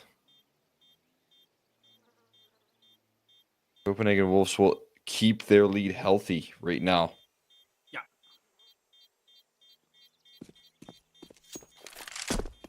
Astrum don't have the liberty of having a perfect buy after losing a round, though. Grix can drop. Norway and Kenzie could invest, but there's going to be weakness, whether it's a FAMAS, whether it's an MP9. It's not going to be a perfect investment here for Astrum.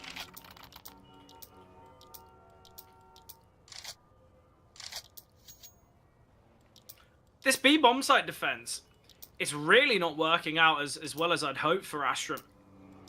I've got to say, there's a real struggle here on this B bomb site. Yeah, and a couple different facets, right? There's a struggle in being able to fight down Banana effectively. And there's a struggle to hold the bomb site as well. Yeah. You know, that's a combo deal that is not a recipe for success. Nice from Grix, though he gets one. Going to send the molly. Klax is there ready and waiting. Balani backs away through the flames and somehow still surviving. So a 1-for-1. Obviously, the space is still contained by Astrum, as Copenhagen Wolves have been Oh, what a shot from Jaquinho. And that's the B-bomb site open again. I've mentioned the issues here towards B. Jaquinho, when you see someone find a kill on that pixel angle, you're assuming it's only ever to be an AWP to be the one to do it, but with an AK, he hits that instant headshot. And now, Grix and Kenzie, they're just going to have to save. They're going to give up 11, and this is where Astrum... Are you going to go for broke? Are you going to kind of make the Hail Mary pass? Or is it going to be a round where you opt to just hardfire around these two weapons? This is such a tough call to make here now for Astrum.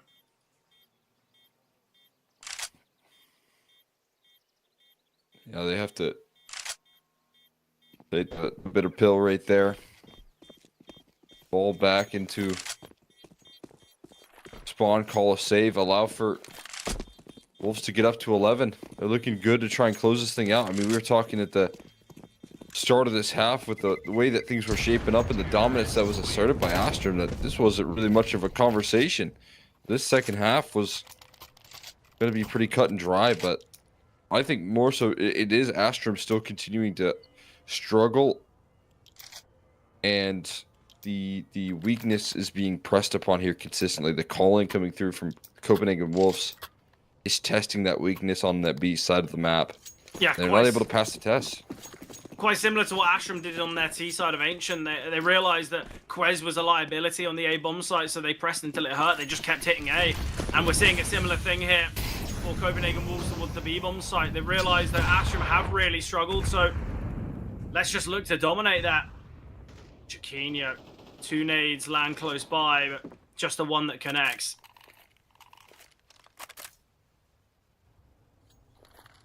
What a statement it would be for Copenhagen Wolves, though, to win this. Their least maps played, one of their weakest win rates, and now Klax. So much to do here. We'll find the first and the second. Excellent from Klax now. Delays the aggression of apartments, and now where might go searching towards long, but a man advantage scenario for Astrum. They cannot throw this one away. This round is so important for them. Tapeware down. Norway finding. Great positioning there from Klax, stealing even more damage in this one. Matios. Found there by Norway. Great round from Norway as well. A player who has struggled throughout this CT side. Astrum, they deny 12 being found. Again, though, Copenhagen Wolves with such strong finances. This is going to come right down to the wire. A real photo finish here on Inferno.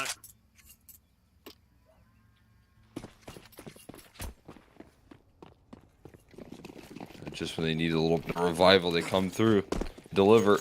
They're not out of things just yet. Because you come close doesn't mean you're there yet. Bit of a wake-up call of a round right there. Good aggression, though, again, working wonders, and Matios is able to follow up off the success. Again, this B-side is going right back to being punished. And again, it's Grix with an opportunity to find a very simple shot for a player of his caliber, and he just misses.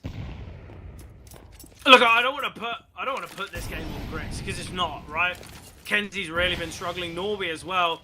But you're looking at Grix, and he's 13 and 10, and you can say, well, okay, yeah, you know, he's still positive. It's not as though he's not having impact, but you look at moments like that, you look at that kind of moment where he's holding top mid with the AWP from short. These are simple kills that Grix should be getting, and he's just not connecting. It's clear that the confidence for Grix isn't there. I'd much prefer Astrum to go for a full gamble in a round like this. go for a triple A setup or a triple B, but they decide to split.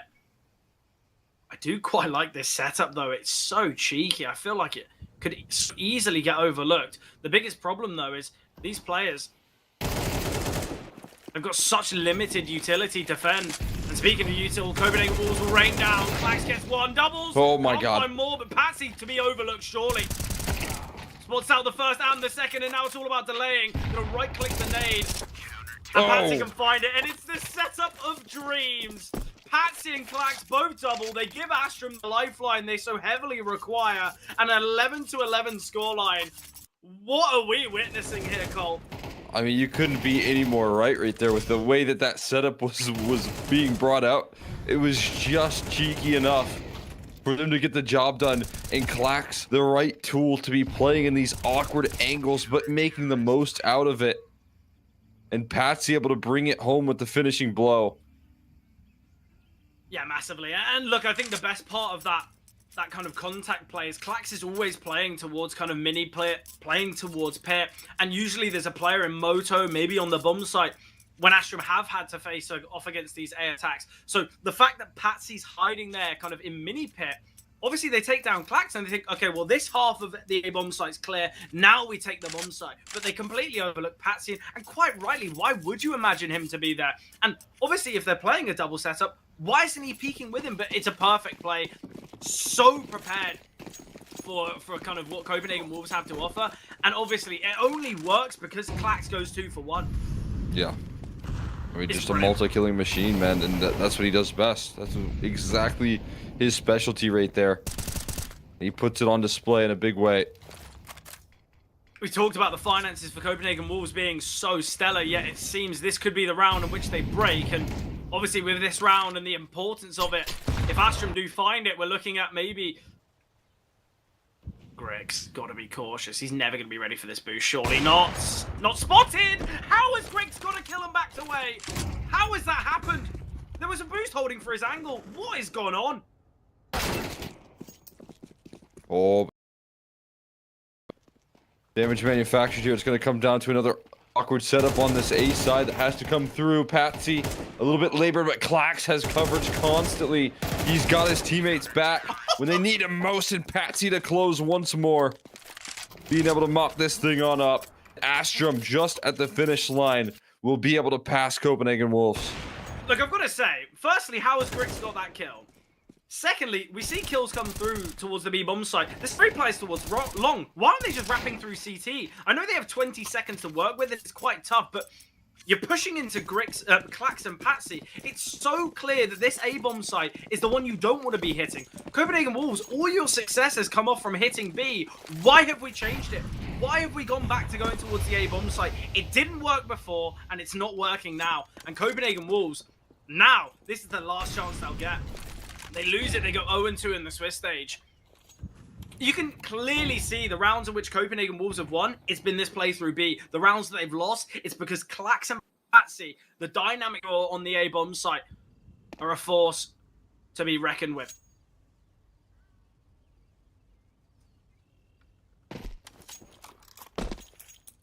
You're absolutely right on that. It's so surprising to see that direction. And they're going to go back to it in the 24th round. They're going to go back to what has worked in the past. They're going to hope that they can make it work again. And it's pretty empty here. The smoke, it comes through, but it blooms a little bit late for visual here still. And Nori goes 1 for 1 as well. So man advantage maintained, but a chance in this round to make something work here. AHE grenade. We've said that Astrum have struggled on these retakes when they've got the advantage. They've given up opportunities. They've got the man advantage here. There's a smoke to work with. I don't know why they're even looking at this smoke. Why are you giving them the chance? And they go through. Clax gets the double though, and of course it's Clax. Who else but Clax for Astrum? Balani. He was the heavy hitter on the CT side, but now in a 1 versus 3. Flashed off the angle. Whether they check him though. Finally comes through, taken down. Is there enough time for the defuse? There is a kit. And the game is done. Astrum, they deny the Wolves, finding Inferno. Devastating. Absolutely devastating if you're Copenhagen Wolves. And just at the finish line, they're able to pull it through. As you said, I mean, they realize that A is not the move. They go B for one more round in a desperate attempt to try and take it into OT. They wanted it all, but this Clack's performance, nearly 30 kills. Did he find it in the end? No, it was actually Kinsey that closes. But, you know, Clax dropping 29 in map 2. Back-to-back dominant maps. Clax was not going to let this team lose this map here. And again, he wasn't going to let him lose the series with what he did on Ancient. Yeah, a ridiculous performance from Clax. He went 51 and 29. Oh my god. Yeah, it's nuts. Absolutely insane. Deserved of kind of the MVP. I don't think we have them here in the Swiss stage, but I think both of us, and I think everyone watching at home will know that Clax single-handedly gave Astrum that slight edge, that difference maker that was required. And obviously for Astrum, they will go 1-1 now in the Swiss stage. I guess they salvaged that difficult first game, which I'm sure they're going to want to forget about. Obviously not the easiest opponents to face. It was TNL that bested them. Obviously though, XNL, we still got plenty more matches to be seen throughout the rest of the day. We've got Eclot to face Sangao in obviously this 0-1 stage, as today's matches are all the 0-1 games. So look, there might be some sad faces for the rest of today, because we're going to see a lot of teams going 0-2. Really, look, final thoughts on that series, XNL. Yeah, I mean, I'm incredibly impressed with the output here coming through from side of Astrum in the closing statement. They needed a little extra push. They were able to get it across the line. For Copenhagen Wolves, I want to say commiserations. They played a good game. Everyone involved, I think this could have been a lot more favorable for them, because they capitalized on a lot of Astrum's mistakes and missing pieces. But overall, again, I just got to give so much credit to what Clax just did. Yeah, and obviously, we came into this saying it was a bit of a David and Goliath story, and sadly, just not enough stones in the slingshot there for Copenhagen Wolves. But we move on to another match that might have that kind of underdog potential in Eclot versus Sangao. Obviously, we'll be kicking off in about 45 minutes time. That's when you'll be seeing our wonderful faces. But beforehand, we will have a bit of a prolonged break. So if you guys are staying tuned for that next series, you've got time to maybe grab yourself a drink, grab yourself some food, and get yourself ready for that second series of today. But as said beforehand, we will be jumping to a break.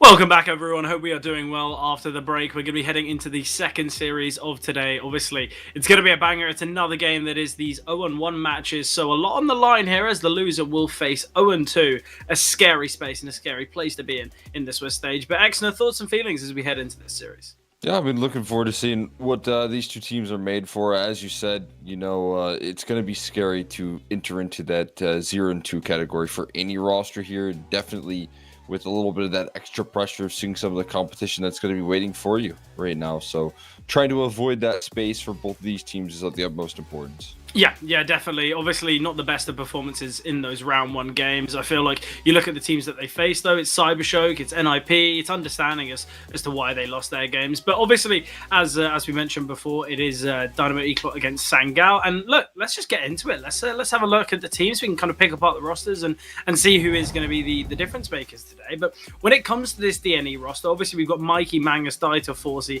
and MBQ. And obviously, we know that this roster's undergone some fairly recent changes. They brought in Mikey, they brought in Mangus just 2 days ago.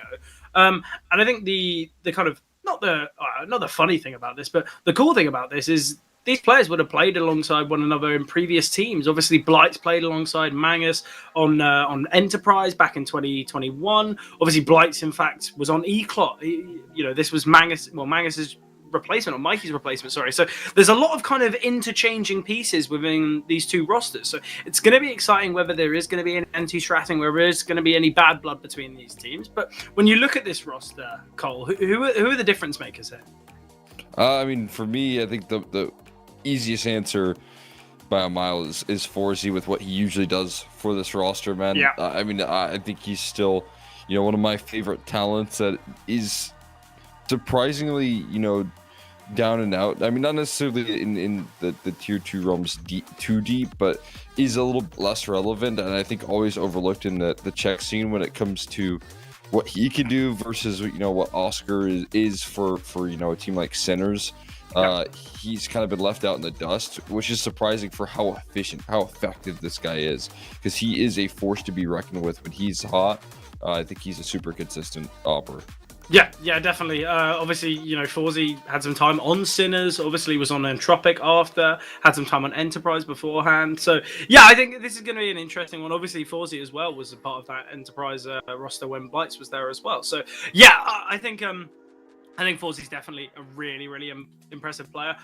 Whenever I watch this Eclot side, I always look at a player like Daita. He has some big moments, big rounds, some kind of real clutch performances. So, look, I'm excited to see this DNE side kind of rise in the ranks because it seems as though they've been on maybe a little bit of better form coming into 2025. On the flip side, though, for Sangao, they've got Danis, Beanox, Blights, Mast, and Mari. Obviously, Beanox, Mast, and Mari kind of have been spliced from that old Permitter roster. Danis has come in from Team Space. Obviously, Blights, as I mentioned, ex-DNE. So it's an exciting looking side. Obviously, Beanox is always going to be a player that you look at on this Sangao roster, just on the basis that Beanox is just such a crazy fragger. He has the kind of consistency and the ability that many hope for a kind of a rifler. And obviously, we've already spoken about Forzi. Danis on the AWP can be so impressive. So I think we're going to have an exciting AWP duel.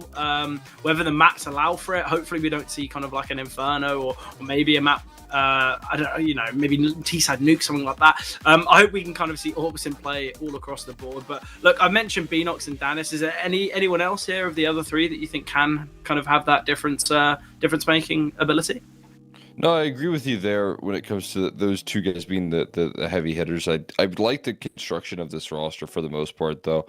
Obviously, I think Sengel is a team that knows how to work a roster into bigger sum of than their parts, and I want to see if they can do that again. After getting their old core getting sent to Heroic now, I want to see if they can manage to make another roster happen here and bring them to relevancy with this squad, because it is a lot of pieces that come through and there's some familiar cores and players that have worked together in the past, but being able to actually manufacture this success with this international roster, it would be a really interesting experiment for the squad.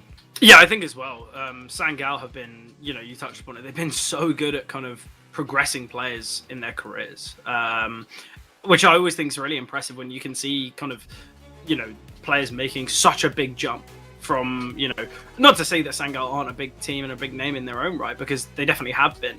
And obviously that previous roster kind of with LNZ, with Youngster, ex-Flower players like that really had an impact for them. But I think it's going to be a banger of a game. I think obviously my favorite part of this game, and it's kind of what we were talking about in the green room, it seems as though both of these teams have a bit of a 7-map pool. Okay, I get it, Sangal, they do, you know, steer a little bit away from Ancient. They don't play all too much Inferno, but they're still pushing the boat out, still kind of, you know, tempting fate with these maps. So I like the fact that they've got kind of a deeper map pool, and Eclot, it's the same can be said. And Eclot, they're churning out the numbers when it comes to kind of maps played over the last couple months. Obviously, their most recent addition in Mangus, he's only been on this roster for 2 days, already 10 maps. Mikey for 4 months, already 209 maps, which is ridiculous over a 4-month span. So, look, I'm excited to see where the map vetoes do go. Any kind of inferences, anything you can think, well, that's probably going to be in the vetoes. Maybe a Mirage, I'm not too sure. I mean, I do know that you talk a little bit about Inferno not wanting to see it, that's always been one of the strong suits here for Eclot.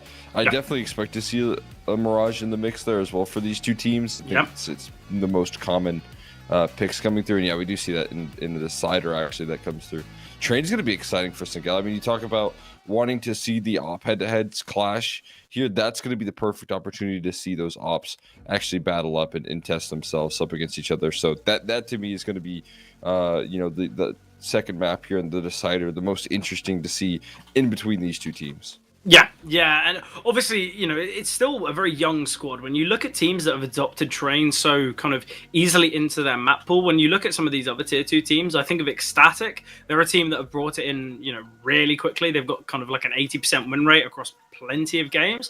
And it's interesting to see the kind of the difference in whether the in-game leaders kind of have a different look as to how Train is meant to be played. Because I think you look at a lot of kind of the old Counter-Strike players, and obviously they would have had Train in their map pool for years and years, and obviously would be bringing it out and kind of welcoming it, I guess, with open arms back into the map pool. But there's been a lot of teams that have kind of shied away from Train out of kind of fear of the fact that if you are playing against a team that have a little bit more experience, you might get manhandled. But I think both these teams are of similar ages, kind of similar experience. I don't think there's a single player that I can say, okay, well, you know, this person's got Train on, you know, on lock. They know the ins and outs of that map massively. I think it's going to be an exciting one. I think obviously Eclot, they could upset on Train. I think the Inferno is going to be tough for Sangal, but you look at some of the results that they have had on Inferno. I know it's not the greatest of win rates, but you look at some of the teams they faced. You know, it's Amcal, Sinners, 500, Favbet, Eclot, Sashi, and a vast majority of these games being 13-11s or OT losses. So although the stats say 25% win rate, I think, you know, the eye test says that they're not that bad on Inferno, actually. So it's going to be a banger. I've just got word that we are going to be heading into the action on Inferno in a matter of moments. But yeah, it's going to be a great game. Absolute banger incoming. Yeah, excited to see what these two teams are made of here. Seeing a little bit more of this Sangal roster. It's funny enough, I just got to cover them, either their old core yesterday in Dallas, and now looking to see what this new squad can bring to the table. Yeah, as they look to make their moves on in. Yeah, already though.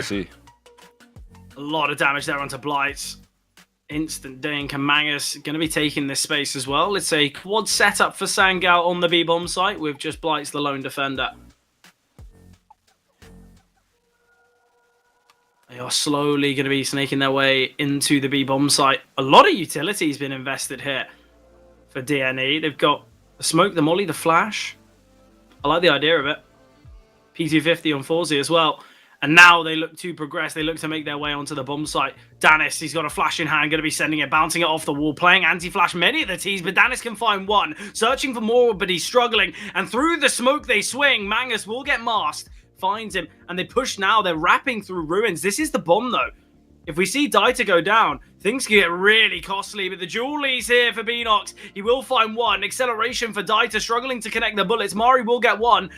Beanox finally falling, and chaos on the bomb side. Blight's realizing he has to rotate in, he has to offer a helping hand, and Dita now in the 1 versus 2, and he cannot escape without crossing paths with Mari, and he will fall. Sangal, they take the pistol hit. Yeah, a little bit of chaos, a little bit of pandemonium to kick this one off, but as expected, coming through into this map, for the side of Sengel, able to make it work early. Looking confident in their opening affairs with this pistol success. And we're not going to see the full force by effort without the bomb plant either, so... I like it. I think that a lot of teams, they're so heavily drawn towards these force buys, even when they don't have the bomb down. We'll see Tech 9s, maybe the odd Galil dropped over, but I like the discipline from DNE. I think there's no need for them to kind of throw rounds away unnecessarily, but I think, obviously, with it being Inferno, although statistically not best for Sangal, we've spoken about the successes they've had. Nice find here from Forzy. Takes down Danist early doors. We saw Klax operating the Deagle perfectly in the last game, and hopefully we'll see more kind of dominance with the Deagle. I feel like it's a weapon that I guess we get blessed with, I feel. Just in these half buys, in these weaker weapons, there's always someone who wants the Deagle in hand. Forzy actually drops it across. Interesting. I thought he would have kept it in hand. He's feeling pretty confident.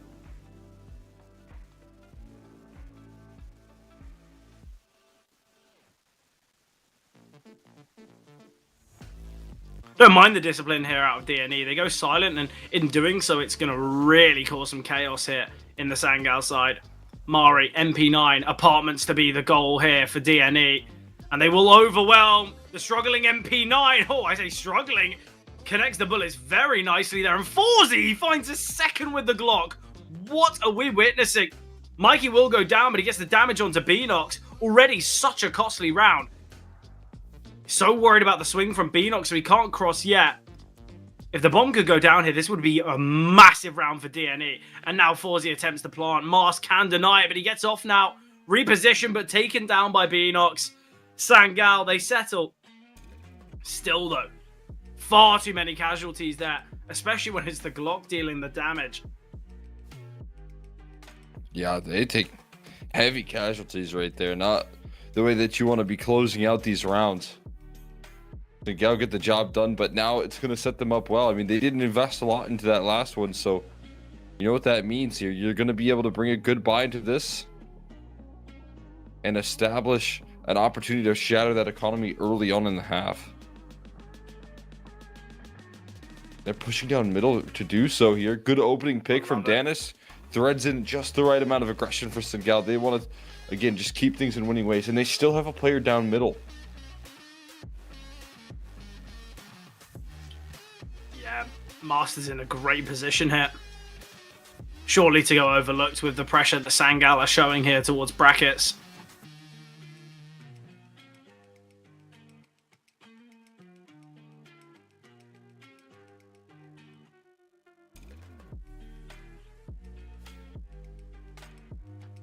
Not a lot of move here from this T side so far. Still remaining a bit patient for any sort of opening opportunities sent their way, but no equalizers going to be given over.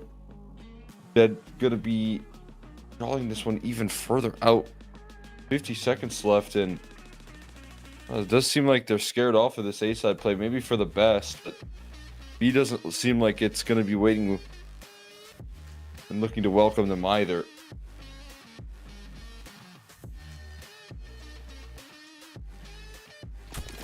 It's just mess. He just got his smoke down though. Yeah, he just forced their hand. He got the smoke off just when he needed to. You have Beanox catching them in a panic, trying to last minute rotate on it in. He does get leveled out though. Mikey has coverage. Now the crossfire on the site proper. And there's just not a lot of time left. They have to commit to the bomb plant. We'll see if they can make it happen. Kills starting to flow through. They win through elimination. What just happened right there? In a flurry, the frags fill for Dynamo Eklot, and they make it happen. Yeah, look, it was 3 coin flip kills. It was 3 kind of heads-up fights, and DNE prevail in all engagements. Excellent there from Eklot. They put themselves on the board, and Sangal, they had such a good grasp of that round, but Beanox pushing through the smoke, DNE accounting for it. And it's where Sangal, do they need to take that risk? Not really. Obviously, it would have been the kind of the killing blow to the round, but if Sangal just played the numbers there, played off the bomb site, they could have played a retake, they could have had a strong site setup. Beanox takes a risk, and it's kind of a classic Beanox play. Usually he'll find 2 or 3 kills there, and you're kind of going, well, what a play. But DNE, they well account for it, and now they can put their first on the board, and I guess for them, hope to continue a strong streak of success. But great openers on the bomb site, exactly what DNE need. Yeah, I mean, managing to keep your composure as well in that round is impressive stuff.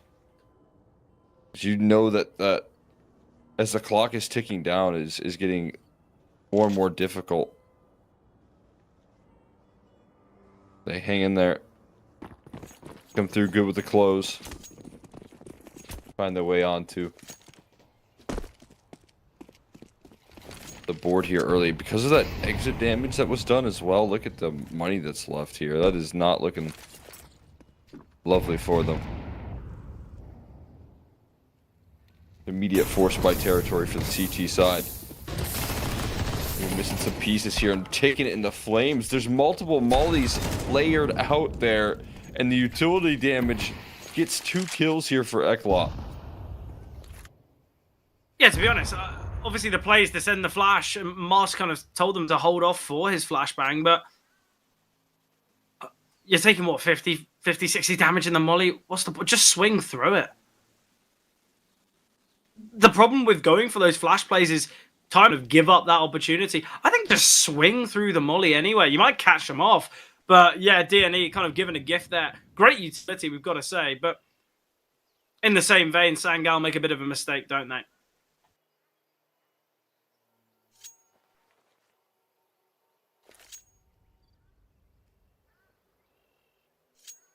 I mean, just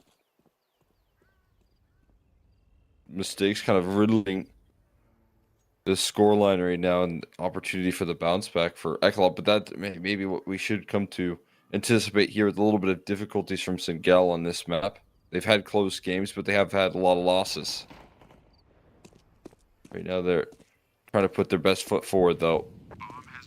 Might not come through in this round here. Is going to be a safe attempt, but the guns are hunting these pistols down.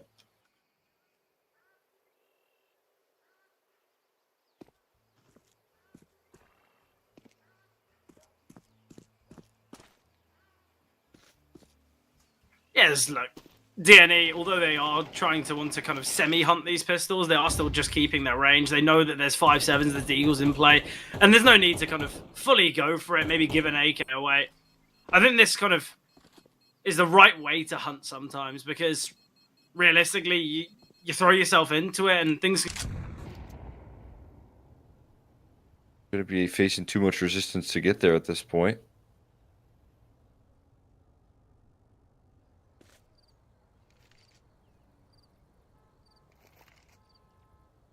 We need to hit panic stations just yet. 9 rounds at least gives me confidence that there's some good setups.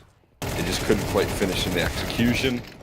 Now with the pistols here, they're doing some good damage, chasing down these frags. The whole stack setup is working out, but the firing squad of these AKs is overwhelming. They'll keep this round in safe hands for Eklot. They'll move forward here, taking the lead.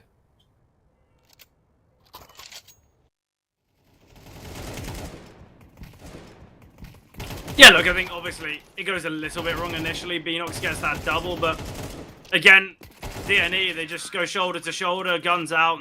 No need to be faffing around with the utility. And they come to redeal with that eco. Still another round with no ult for Danis. So I think D&E, they've managed the Sangal finances quite well. They've kept them kind of costly. And obviously back to that second, well, the second round where it was that full eco.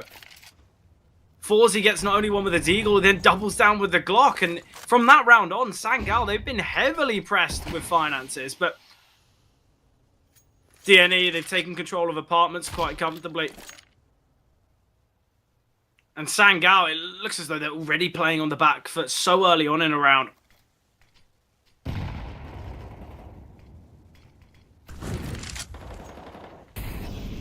There you go, though. Opening pick manufactured. Put it into a nice 5v4, and they want more banana crushing as well. Continuing to off this map. Smoke spam battles here towards banana being put on display. Still hanging in there. Trying to wrap in towards this A side. This time a lot more resistance to deal with, holding a lot steadier. Danis with 2 is keeping this round in security here. Mary to do just the same. They're not going to lose anything on this one. Forzy, I just look to fade away. He's going to do just that.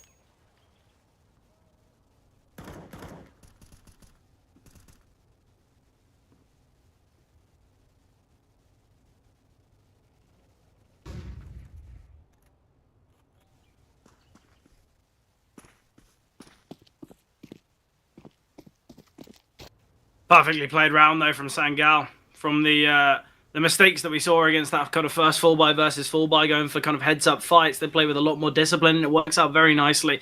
The double from Danis, there was a nice kind of pincer move between the kind of contact made in archway and the swing from kind of long and library. So I think Sangal, I know I said in the first 30 seconds it seems like they're playing on the back foot, but if DNE are going to give opportunities and fights like that away, I don't mind Sangal playing a little bit more reserved, especially if the outcome is around victory with 5 survivors.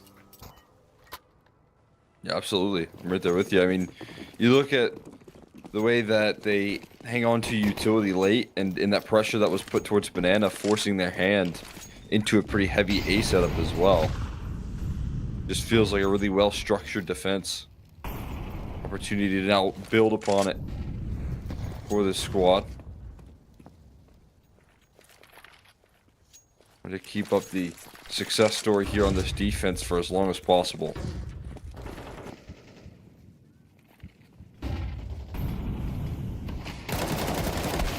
In towards Beanox here. He finds himself a couple.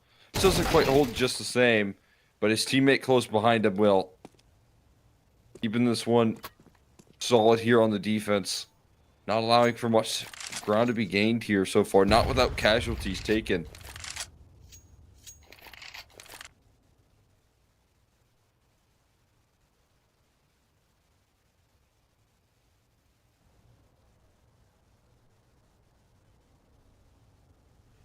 Again, though, it's another round where Sangal, they look very well polished on their CT side, don't they?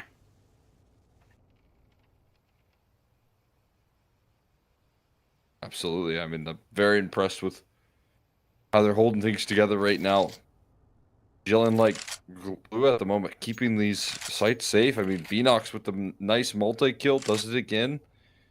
Right amount of aggression, having your anchors be able to have these multi-kill moments when called upon. I think they realized the opportunity that they missed in the early part of this game, trying to come down to the wire in those late rounds, but they're not going to look to miss that again. What do you think the change has been, not only for kind of Sangal's success, but the disappointment from Dynamo E-Club? Because they've kind of gone from bouncing back massively on this side, and is it as easy to say as just weaponry limitation? The second that Sangal have got the rifles against rifles, they're looking good again. Is it that easy, or is it these kind of risky plays? You know, Mikey pushing through a smoke, you know, not accounting for the Beanox flank. What's been the difference for Dynamo E-Club? I mean, for me right now, it didn't take a lot. I think they still did a lot right in the one gun round that they lost in the first gun round that they ended up losing, but it was, 10 seconds left. They just lost out in a couple of, I mean, you put it correctly earlier, 50-50 duels, right? Yeah. They lost out in a lot of those.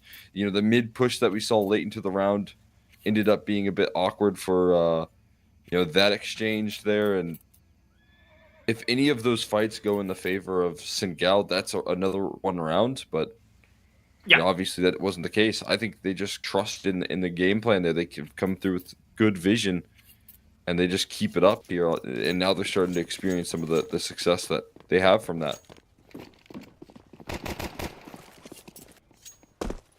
Yeah, we've got to mention, although there's a 25% win rate for Sangal on Inferno, you look at their siding win rates, they favour the CT side with positive win rate there, only just negative on their T side. So I think for Sangal, again, I think a lot of the viewers at home, they might look at the kind of the stats on HLTV and see, well, low maps played, low win rate. How is Sangal going to look so composed on a map like this? But we've got to say there's been close losses, plenty of close losses that could have been close victories. If a few of those games go against them, they've got maybe a 50-60% win rate on the map, and that's where we're saying, okay, this looks a little bit more normal. But Dynamo E-Club, with this being their map selection and moving to a map like Train, I think they've got to find a little bit more stability here on their T side. It's quite similar to the last Inferno game that we just watched. Instead of it being the second half where it's the preferred sidings, it's this one. Sangal's success on the CT side a vast majority of the time. DNE, they prefer the T side. So this is kind of the important half, I guess you could say. Starting off strong.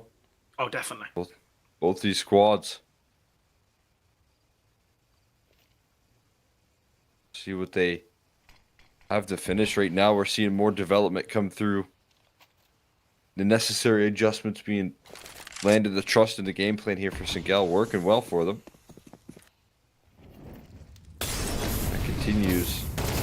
Might be more struggle here. Confident fight for Mary, trying to play within the confines of that molly, but nothing given here. This time the passive defense getting overworked. Can't hold the line that's effective there, and finally able to break through off the back of a timeout there. Eklot have got themselves an A-bomb site and are able to punish the passive defense that is coming through from Singal.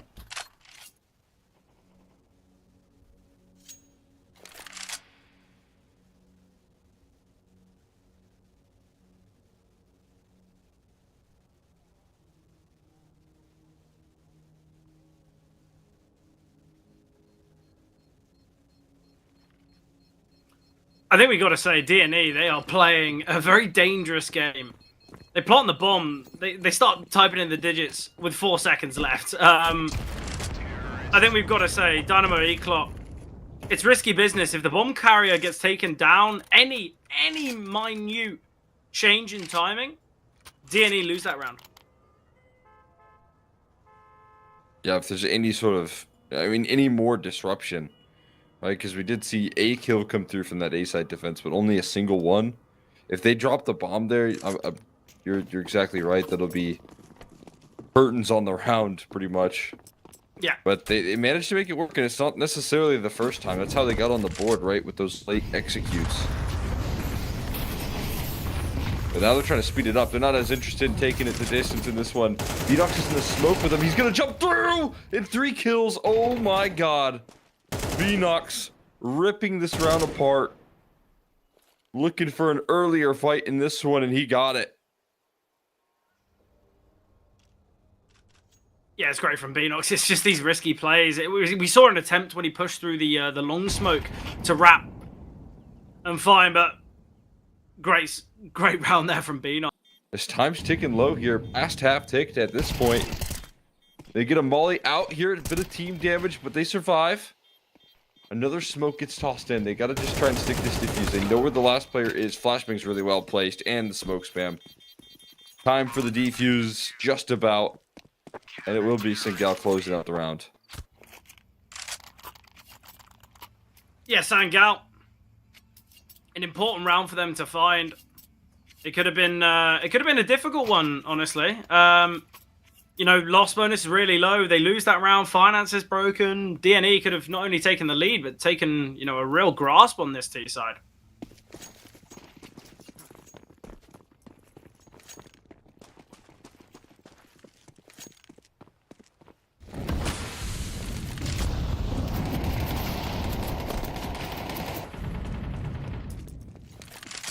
Yeah, I think most importantly, rewarding with the team effort right there, what Vnox was able to do to open up that last round. He manages to make it happen once again as well. Back-to-back opening picks. What is this setup in apartments? Totem pole gets tumbled down eventually.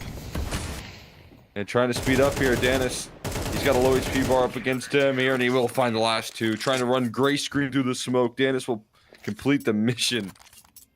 But they're head stacking in apartments as their form of defense right there. Look, I've seen setups crazy, but I've not seen anything like that. the funniest part of all of it is they get 2, and you're thinking, oh, well done. There's still 2 more players swinging. It was a 4 push into apps. Yeah, Danis, the defense on the A-bomb site, excellent double there to confirm the round. An eco now for D&E to give Singal 7. So we're looking at a stable half for Singal, I think we have to say.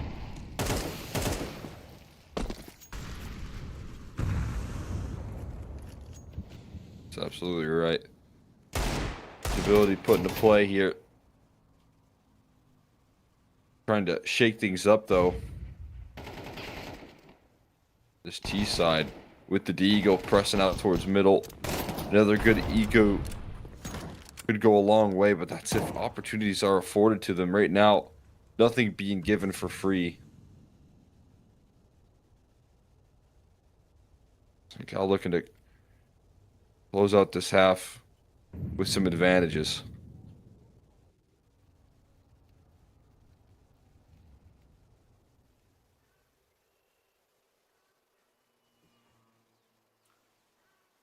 Yeah, it seemed like there was going to be so much chaos towards brackets there. Yeah, just the one kill.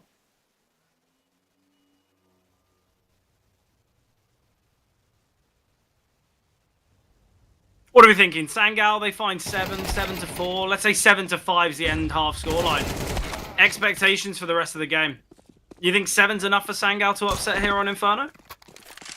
Yeah, absolutely. I think some of the close halves that they've been facing, maybe not feeling like it's enough. Or close maps, I should say, not close halves, but maybe not feeling in their mind that it's enough here with the confidence level in this map, but they'll definitely be happy with how they worked through this half. I mean, they could have had opportunities for even more of a dangerous scoreline if they had taken care of some of those late round plays where the timer almost cost Eclot rounds, but without that luxury, still being able to walk away with at least 7 is a good sign. We'll see if they can even find more. Yeah, look, if they get 8, that's where things are really scary. And I think 8-4 is kind of within the realms of, look, they win the pistol. That's where things are a little too out of reach. But we're not there yet, are we? No, not quite. A little bit of wiggle room here.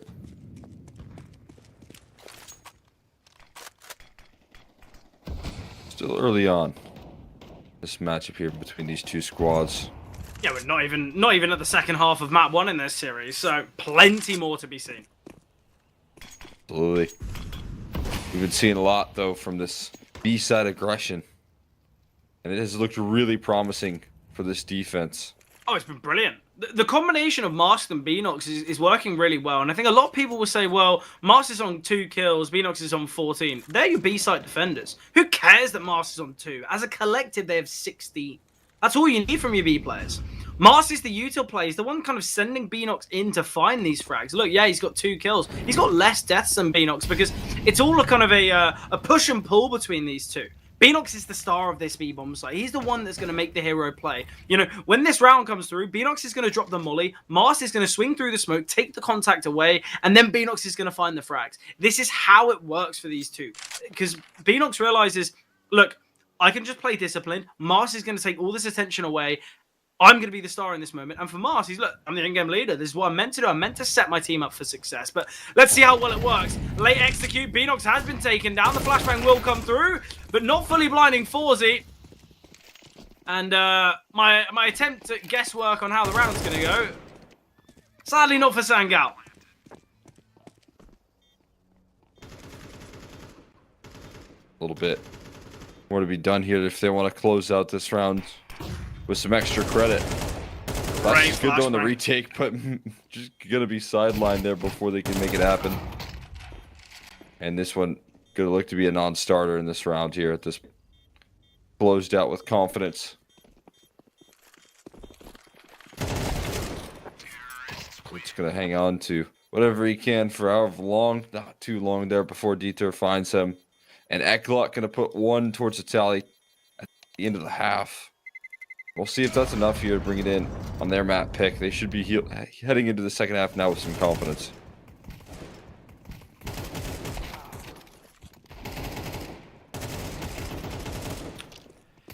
Yeah, look, I think DNA, at least they can walk into the second half with their heads held a bit, leveling up the scoreboard 7-7, or at least that's what is expected. Outcomes change, maybe bomb plant, stuff like that. But DNA, they play a very slow T-side, a very slow T-side. Oh, that round from Beanox was just insane. A magic moment.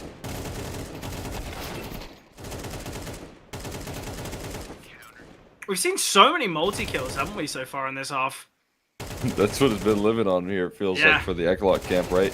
If you're able to get 1 on the defense, you've got to get a whole lot more because the way that Eklot are playing out these T sides is so slow and drawn out. Yeah. That it relies on you if you're playing these passive setups for players to get big multis. Yeah, look, you're never having a 2v2 on the bomb side. It's a 2v5. And with Inferno's long rotations, I really like how DNA are playing this, or how they played their T side, on the basis that a vast majority of the time you play as a pack, you win as a pack, and that's where a lot of success can be seen. What a pistol setup. Molly comes through in the flames.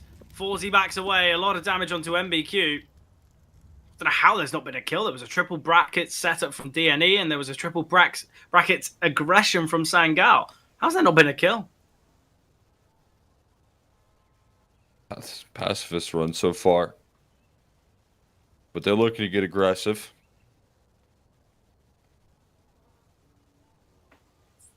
Where are they? Just hanging around here, hoping for re-aggression. Hoping that something gets gifted. Understand the vision here. We'll see if they're rewarded for their patience here. Instead, a bit isolated on the defense. Mangus does find one on the fadeaway. Finds 3? He's found 3 kills with 2 bullets. Flash? 3 kills with 2 bullets. He collided them with this Yeah. crispy right there. That is disgusting, Mangus. Absolute devastation. Whatever you had stored in for this round, throw it aside. Yeah, because Beanox 1v4. Imagine. I feel like the pistol rounds are probably where you see the most clutches, but for Beanox it won't happen. Mangus, he gets the ace. Propels himself right to the top of the scoreboard here. Or at least for his own team.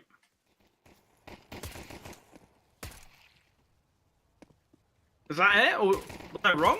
Pretty sure it was it. If we can go back, Prod, do we have enough time? Ah, it's a force buy. I guess not. It's not one of those eco rounds where you can just watch through. They just live in the past. They're gonna look towards the future here for Singal. That's a huge round for Mangus. Absolutely destroying that pistol. No matter what the case was, that's a huge tone setter.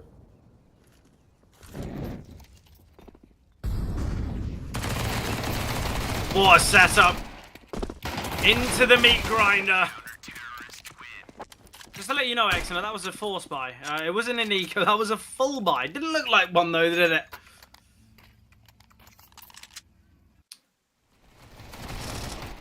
Jeez Louise. Dieter, he's got an MP9, his secondary's dualies. I couldn't think of a better 2-weapon combo for his position.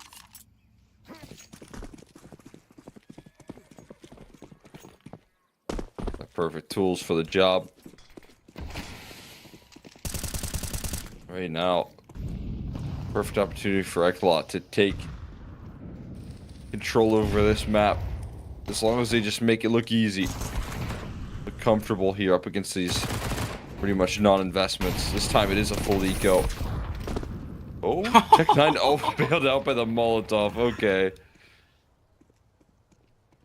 Yeah, unfortunate that. You understand what the attempt was, but nothing going to be seen. And they're hunting here, but happy hunting, says DNE, as they will find the round with just the 1 casualty. Sangal, the success of their CT side has somewhat slipped away from them. They were looking very promising. They kind of had that 5 out of 6 round streak, and that's where I think many people would have thought, okay, well, Sangal, they've heated up into this game. I'd be very worried if you're DNE, but we say the importance of a pistol round, and look at the bounce back potential. DNE now in the driver's seat. AWP in play for Forzy. You can see the difference of the finances. Dynamo Eclot have been able to bring out the AWP ASAP. Blight rotates into Banana, and just not ready for Forzy. He's completely out in the open on his own towards brackets. The confidence of the AWPing, excellent there. And Daitel finds one through the smoke, through the wall, to put them in a 5-on-3 scenario. Oh, make it a 5-on-2. Dynamo Eclot. What a start here on their CT side. Mikey, Yeah, they're now. coming to play. Yeah. At least some recovery there from masks. Not completely empty.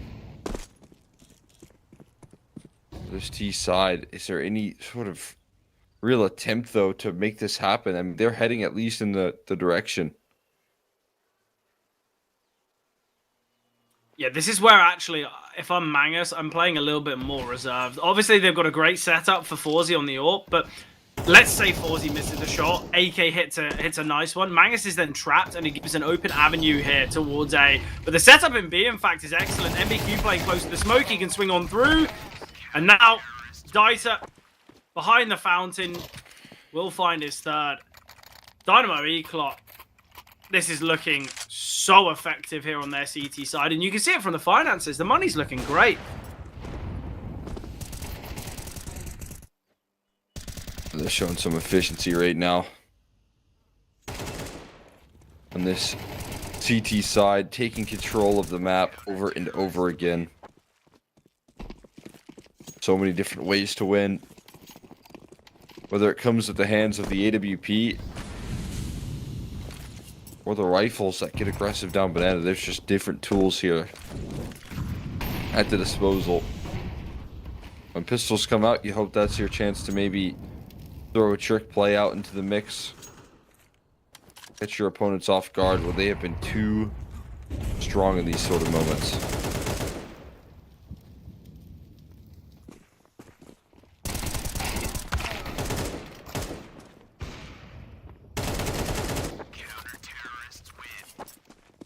Remain true. Once again, the near flawless sweep, only a single casualty. That's not too much of a concern.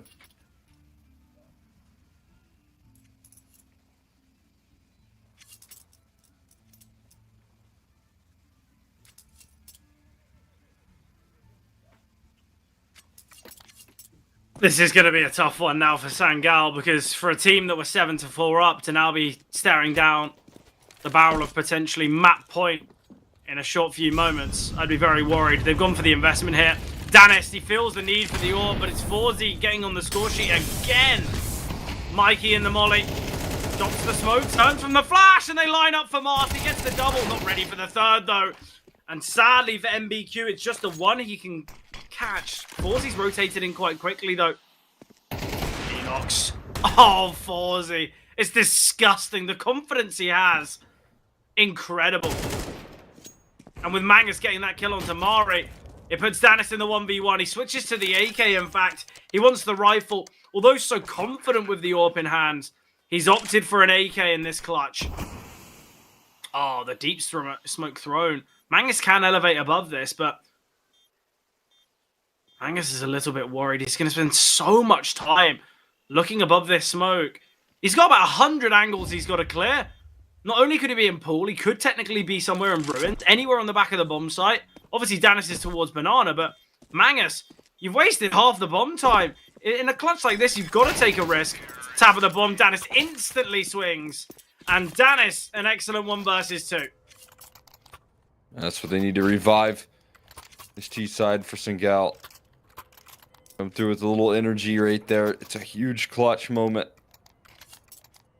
For them to manufacture a little bit more success. Singal not ready to give up on this map just yet, despite the struggles on this T half. Despite the dominance that's been asserted by the defense here. Dan is coming through with a clutch just when you need him most. Provide a little bit of an extra edge here. More early fights taken though. Down middle towards Banana as well. We're gonna swing into this here. The tries his luck, but no. Absolutely denied. And there's Forzy stepping up to the plate to deny some of the impact that's attempted.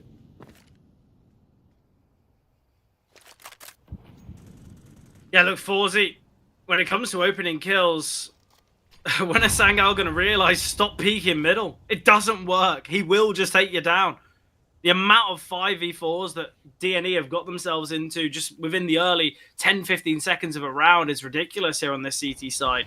Sangal needs to be a little bit more reserved and show a little bit more respect to Forzy, because it's far too easy for him.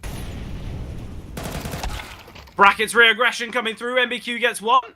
And this is where Mars has to reassess his options.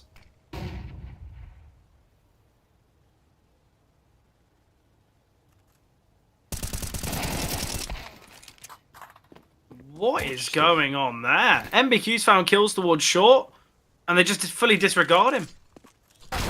Phoenix 1 versus 5. Can't even find a kill. DNE back to winning ways. Look, it's a 1 versus 2 that gets Sangal their victory, yet unable to replicate it here. And DNE so compelling in some of these round victories. The amount of rounds they've had 4 or 5 survivors on the CT side against the weapons has been ridiculous.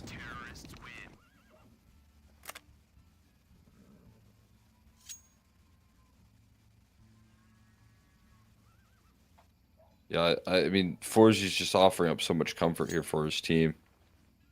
It's incredible to see that sort of consistent output from him, but I mean, both you and I mentioned that that's what he brings to the table here for his squad. He's not going to let you try to fight back either, right? If you want to answer the call with an op instead, you got to make sure that you don't miss because he's going to be quick on the draw. Yeah, definitely.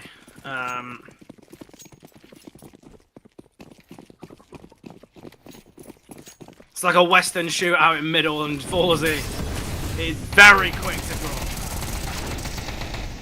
Well, DNE, they take the fight to their opponents, and they've won the fight to their opponents. Looks like it's going to be this 12-8.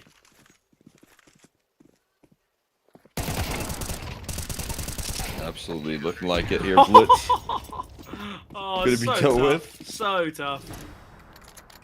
Playing inside the smoke there can't last too long before getting hunted down. Oh man. Well found here, and a quick turn of the half means dominance for the CT side. I mean, talking about some of the close matchups for Singal. They had a decent first half, but I don't think they gave themselves enough runway here to lift off. And as you can see now, 4 chances to close a map pick of Ekwat here.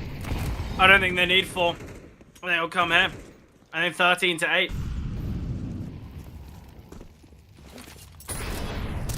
Deep nade. Trying to isolate. The flashes are excellent. Dieter's doubles.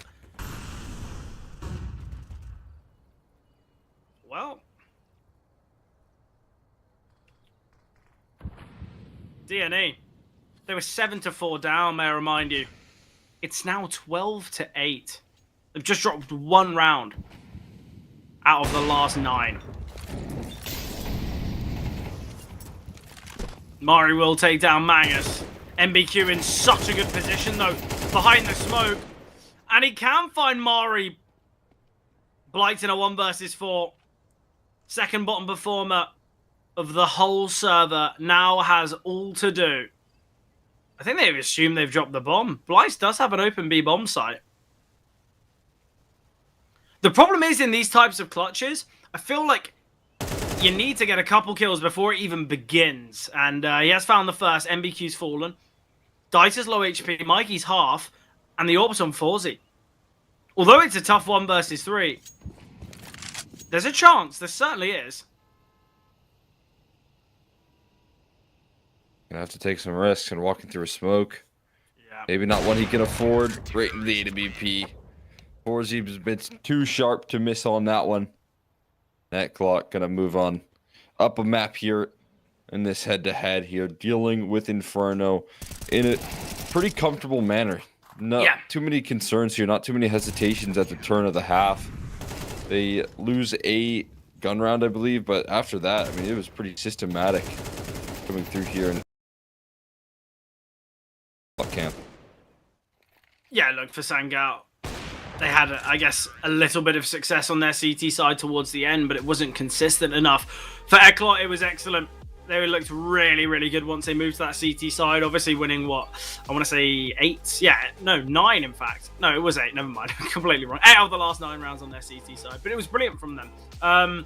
And you look at the disparity of kills. The bottom performers with 14, the top performers, 2 of them with 17.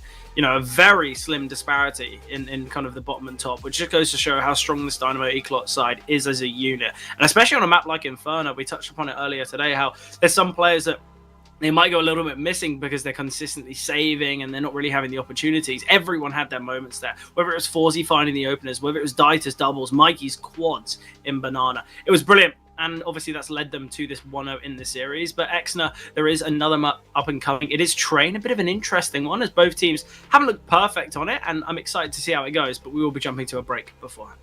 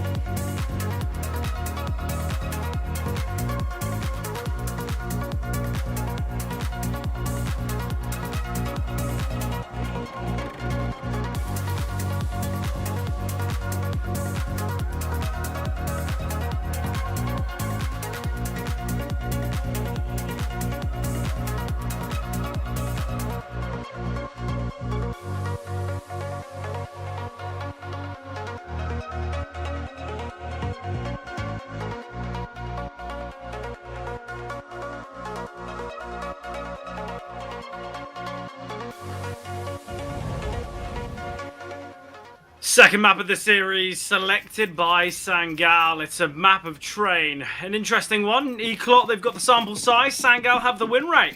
Obviously for DNE, they are on a 6-map losing streak here on Train. But you look at the opponents, you look at the caliber, and I think we both know that DNE certainly have the chance. But starting things off on the pistol, CT side pistol as well here for DNE. And oh, what a start. What a masterful pistol round here from Dieter.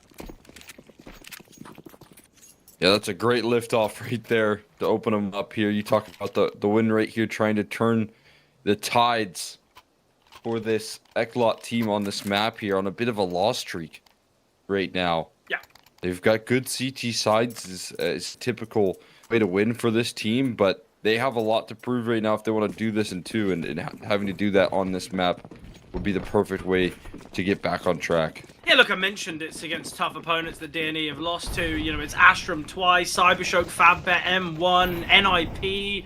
You know, and some of these losses are close ones. You know, they go down to the wire. It's, you know, round 23, round 24 they're losing it in. So I think we both know that DNE certainly have a better chance than what we'd said. And I think it was kind of similar to what we said about Sangal's Inferno. Either way, though, DNE winning the pistol. They're on the CT side. Here for Sangal, it's all a bit of time wasting. It's all a bit of utility draining. I like that there's not too many MP9s in play, especially on a map like Train. Obviously, Pop Dog, I feel like the MP9 can be quite compelling, especially as well towards the B-bomb site. But I feel like you've got to keep the rifles out as much as possible, just based on the long sight lines on a map like Train.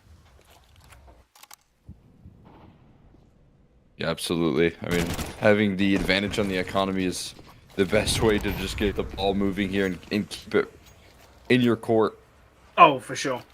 I mean, having ops in play as well, always going to be a key detail for this map.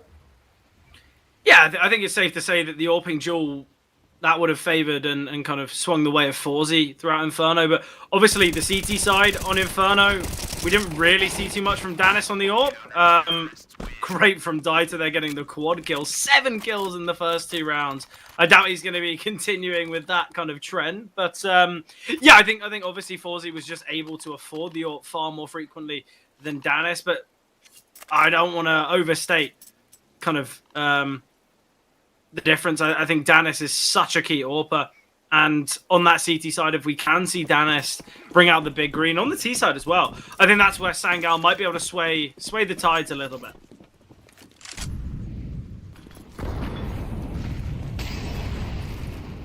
It's a crunch towards upper B. We've got to play a close pop. We've got 2 players as well progressing towards upper from the B bomb site. And with that deep smoke thrown, it can allow for a lot of space taken. But speaking of space, Dieter might look to try and contain A main as Beenox is somewhat isolated. They've cleared out upper. Forzy and MBQ, they've got all this information. There's a player in pop as well. I'm loving the kind of proactive approach DNE are taking here. So effective. It's going to force Sangal to hit towards the A bomb site so they can just over-rotate. We've got a great position for MBQ. He's got a molly and an HE grenade if DNE do need defenses towards the B bomb site. And there's so much space taken here in A main. This is excellent. DNE surely to be well prepared here for Sangal's A hit. It's looking like it. Like you said, this game of information being won out heavily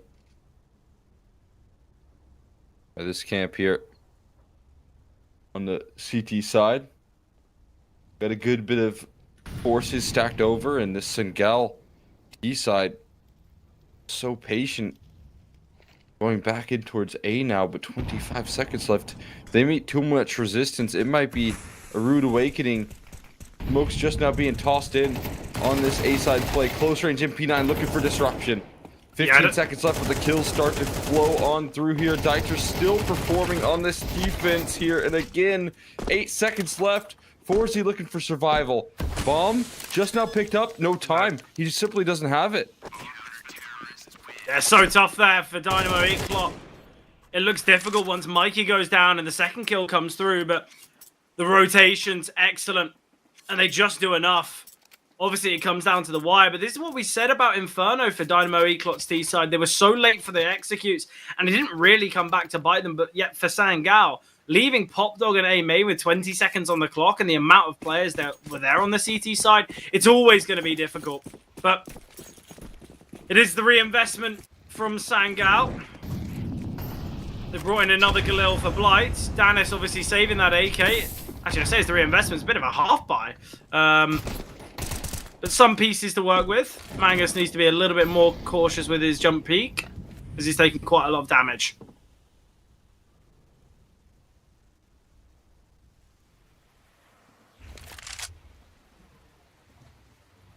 Put a little bit of fear factor in there. Good damage taken right there from the CT side early. Hoping to lean on that to open up some rounds. And again, hoping that you can speed things up a little bit. The difficulty of this map can be the way that you establish map control. I have to say, I don't think the slow-played nature is going to favor Sangao later on. I think they've got to hit with a bit of speed. Try and catch Dynamo Eclot kind of, not in rotation, but out in the open, I guess. I'm waiting for a speed change. I'm waiting for kind of those fast hits towards the A-bomb side. Oh, Mangus. Timing couldn't be worse. He tries to escape, and now Mikey under a lot of threat. Times the nade quite nicely. Chips heavily away at Danis, realizing there's more contact to be made. 4 versus 2. Now Sangao. They've been given a gift in this round. Mast as well is going to be flanking MBQ. Dieter has to get this kill, though. He does secure it. MBQ finds the flanking of Mast. It's a 2-on-2 now. Blight has got to go searching. He's got to find Dieter. Ooh, Blight's giving up his position, but Dieter kind of corn hold here. Minimal ammunition. MBQ will get one, though. Swinging out wide. It's all about denying the plant. Blight. Oh, he stays sticking. MBQ thinks that he can just win it based on the steps alone. If I was MBQ, I'd try and get a reload off it. He's got a smoke in the kit, though. But flanked by Blight. An important round here for Sangao. Although just a half-buy, they are victorious.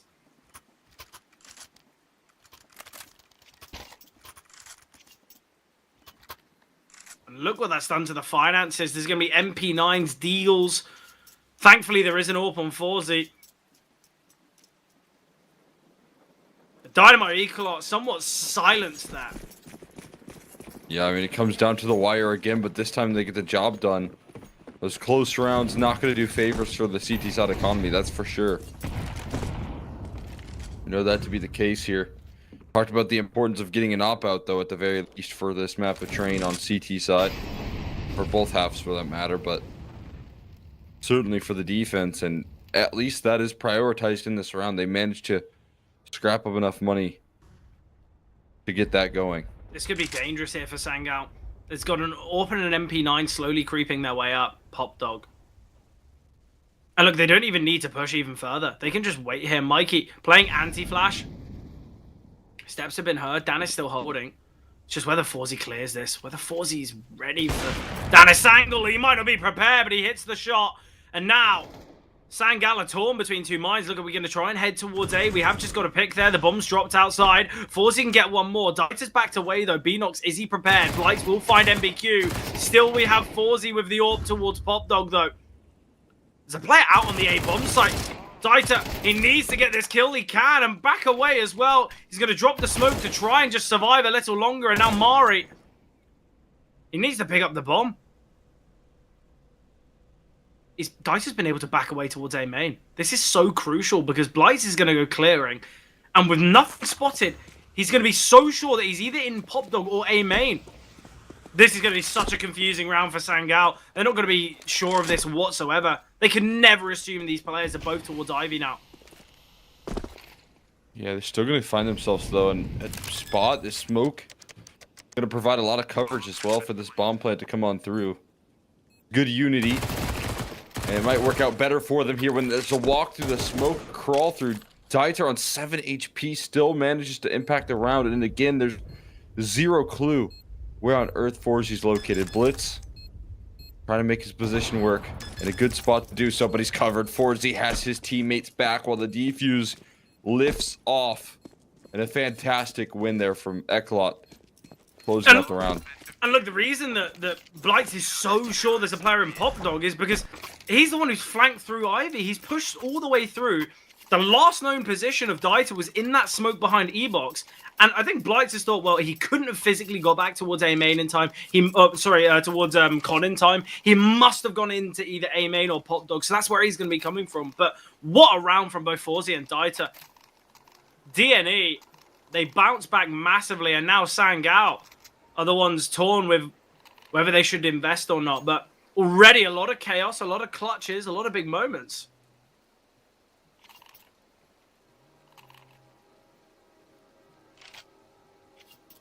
And already rewarded for that AWP purchase as well. Getting that impact out of the op early on is such a good sign for things to come for this defense. That is a stabilizing round for them. Yeah, massively so.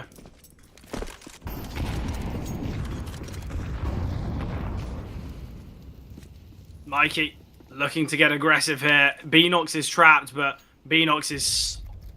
Oh, wow. Do you think... Did Beanox spot him there, or is... I don't know how that's worked. How has Mikey got not only the misfortune of not getting a kill, but also one, AK... Cole, how has this round spiraled so quickly? Just tumbles down to the floor right there quickly. As you said, man, it is a brutal defeat off the back of such a big clutch win.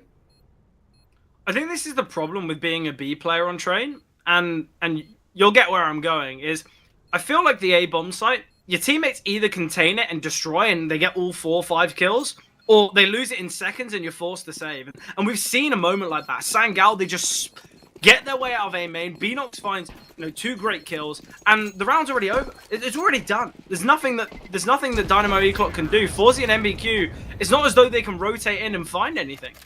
It's just instant, round done. Well, we have to say.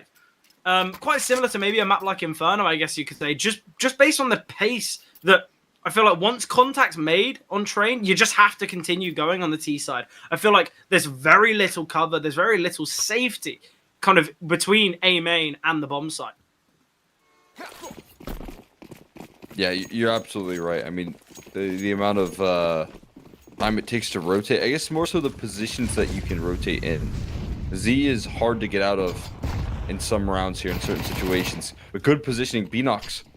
He has evaded the pressure for now. P9s are in order. Oh, I love it from Beanox. Beanox is making a round-winning move right now. He continues to maneuver within the confines of the smoke. The teammates are fighting the damage in the meantime here. And then Beanox finally gets the strike. But by that point, when he gets his kill, he does fall over, but it feels already done and dusted. Again, it's that same kind of thing. MBQ. He's 3-3 because his teammates, they either just deal with the A attack so effortlessly or they falter. He's trying to rotate in time, but it's just death all across the board. But it's a great round and a great call from Beanox because he pushes through that smoke. Once the molly takes down Dieter, that's where kind of Beanox is saying to his team, look, just freeze. There's no need for you to push out. I'll get in the back lines. I'll find the kill towards close pop, and then we can look to accelerate out. And it's excellent.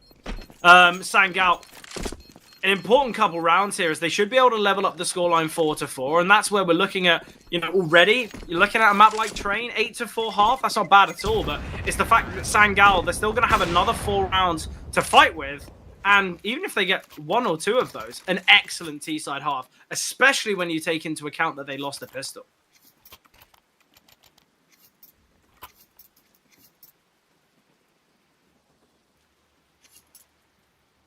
Yeah, capturing control on the CT side account. Being able to break down the money, take ops out of the hand finally. Plant your feet. So right now, I think if you want to close this out, if you want to sweep this series, Eclat have to do it on this defense right now and give themselves as much to work off because this T side, it doesn't oftentimes have as much impact. And Beanox consistently finding openers here, helped out by his teammates, his T-con control. that is taken. It's used against them round after round now. Singal quickly going to tie things up before the buy comes back out and a timeout is called. It's crazy to me that Beanox has only got 7 kills because I look at every single one of those kills as round-winning kills. You know, he's got 3 double kills when pushing out of A main that have got his team the rounds. And then obviously the 4th round was where he flanked through that smoke, took a bit of a gamble, killed the Pop Dog player. And all 4 of the rounds that Sangal have found have been because of Beanox.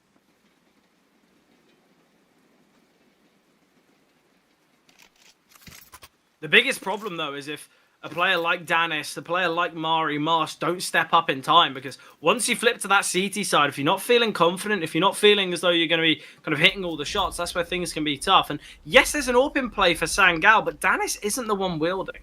I am very interested as to what's going on here. Maybe just because he has the pop spawn, he's going to go fast towards Pop Dog. I guess that's the only thing I can think about. Actually, it's throwing utility Fast right now. main, yeah. That's interesting here. Maybe he had the better front spawn, and maybe that's what they're looking for.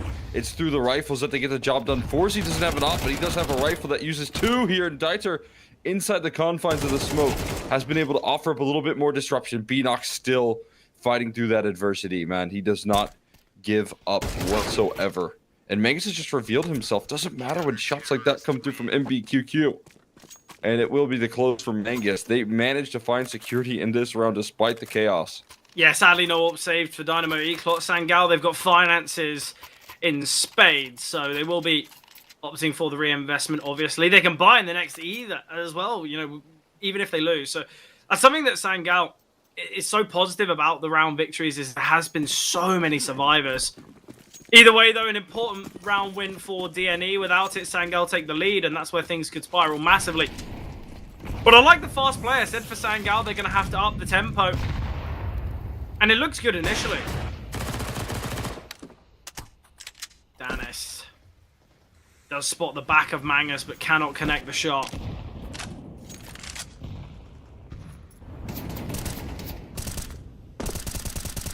Got a lot of IV pressure being put on right now. Sometimes a bit of an underutilized part of the map here for Train. Yeah, definitely. It's overlooked. I think with the changes to kind of Ivy in the kind of new camera area, I feel like Ivy holds a lot more weight now, because it's not as though you can either go towards CT or, you know, out towards back green. There's a lot of effectiveness you can have when you control that space on the T side. But look, Exner, in the calm before the storm of this round, I'm gonna force a question to you. I want a prediction on where this one's going.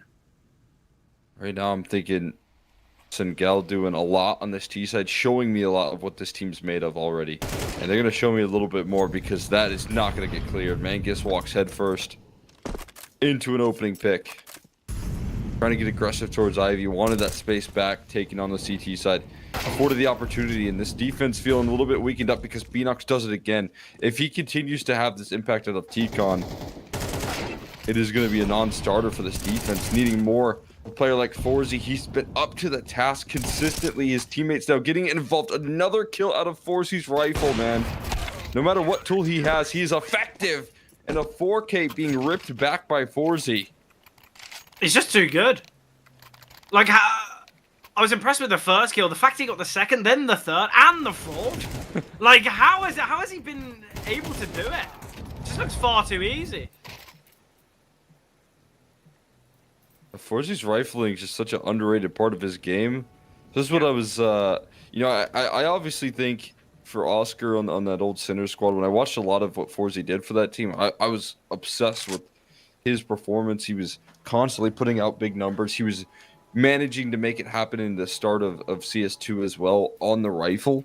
Yeah. For himself, when opping was a little bit difficult to get used to. He was still opping a lot, but he does, you know, rounds like that so often that it doesn't matter what tool he has, he's going to be effective with it. Yeah, I think obviously we know how nearly every AWPer is actually just a greater hybrid player as well. But yeah, I think for Forsey, you look back through his career, you look back to kind of that time in 2022 when he was on that Sinners team, he was just having a lot of impact, whether it was with the AWP, whether it was with a rifle, kind of in the clutch. He just had had a lot of impact throughout. And I think showing moments like this, if Forzy can keep it up, I feel like he's going to be such an asset for this this Eclot side. Yeah, absolutely. I mean, that's what he's been able to prove so far. And again, my question is, I want to see him take it up a notch. I don't want to see him, be a Swiss stage exit team, right? And No, definitely and not. that's not the caliber of player he is whatsoever. He's definitely a playoff caliber player for this team here. And going down 0-2 would be a scary, situation for him as an individual, for this team as well. Yeah, definitely.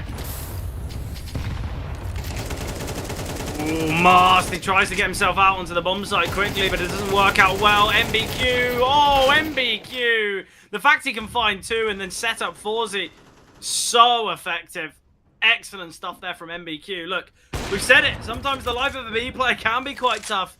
You're forced into unwinnable clutches or the round's already over, yet for MBQ, Austin answered Dieter. Timing looked awful for him, but Danis, he's brought this 1v4 down to a 1v2. The bomb is dropped, but kills are being gifted. Opportunities given. Yeah, the door's open now for Dennis. Yeah. It wasn't just a couple seconds ago here, but it will be closed right in his face. Mikey will be able to put it to rest. Offer up that security there. We will see the availability for a decent buy for the end of the half, but this is what Eclot need to do. They call in a bit of a timeout.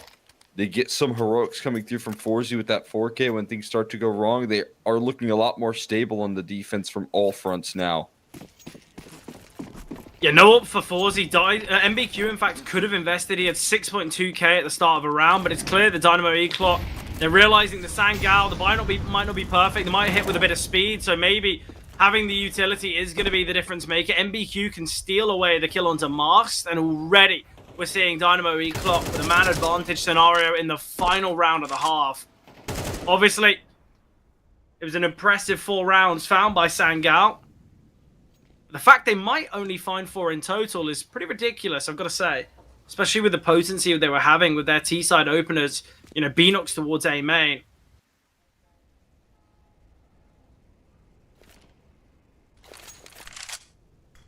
Yeah, his opening duels have given him the opportunity for 4. Mikey continues his aggression. That is tough to anticipate right there. See, it's interesting. You say it's tough to anticipate, and it certainly is, but every single time that Dynamo Eclot have re-aggressed towards B upper, they have always checked for a late lurk already deeper. They've always checked for it, and finally they kind of reap the rewards of that. I think a lot of these rounds, I've always been saying, well, look, even the fact that there's no one there, I've been thinking, well, if someone is there, they're going to be well prepared for it because Dynamo Eclot, they're not overlooking any angles or kind of any opportunities. And that's why Mangus is currently holding for this smoke, but it doesn't matter. Mikey, he rips this round apart. Dynamo Eclot, they will end the half as it ends with victory 8-4. And I think 8-4 is kind of what you expect on a map like Train, but they did win the pistol. If Sangal are unable to win that CT pistol, that's where things get very scary. Yeah, their T-side offers up its difficulties for Eclot, but they do enough on the defense to convince me right now. They have enough impact out of players like Forzy, out of players like MBQQ stepping up, just the right amount of aggression coming through from these defenders. And it comes through with a very comfortable half. The T side, I think, and as they hop into it, they know it doesn't get easier for them to close it out. It gets even more difficult to find rounds. They're going to need players to open up. They're going to need the aggression to come through here, like we saw from, B-Nox on that T side. They're going to definitely hope for a pistol as well for this T side. In the last 3 losses that Sangal have faced, that Dynamo Eclot, have faced, the close losses. One, they were only able to have got 8. These were close losses. These were 13-11s, kind of 13-10s. Now they've got themselves an extra step further. This is where Dynamo Eclot could really look to capitalize. But Sangal, they need this pistol. They've got the Julies up close and personal. And let's see what they have to offer. Mars, he can find MBQ, aware of Dieter as well. Dieter will find Mangus, denies, but Mari chiming in, importantly. A 2 versus 3 here. They deal with Mari. Dan is still on top of the bomb site. Just slowly dancing around the generator. Dieter been spotted, eventually found. Such an awkward fight, and it's Forzy in the clutch.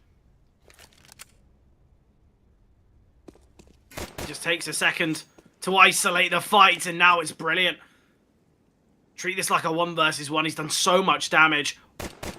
Danis taken down. Will be found, and now Forzy trying to identify where the final in Blitz is. Is he going to wrap through Ivy? Oh, don't do it to him. Is he going to go through CT? No. Still sitting towards the A-bomb side. I don't mind this, but he's got to clear out connector first. Oh, and he spots him. He's got him dead to right. A bad fight, though. Down to half HP. Just taking it. Oh, Blitz tried to fake the footsteps, but it doesn't get him off the bomb. He sticks it instead, and Forzy can't track the headshot. Gets the bomb plant, but can't bring it on home here for the squad. Instead, Singal going to be able to lift off with the pistols. A terrifying start there with the double dual Berettas and the aggressive T's rushing right into it. Forzy makes it possible in the clutch situation, just not able to get that last kill to do so.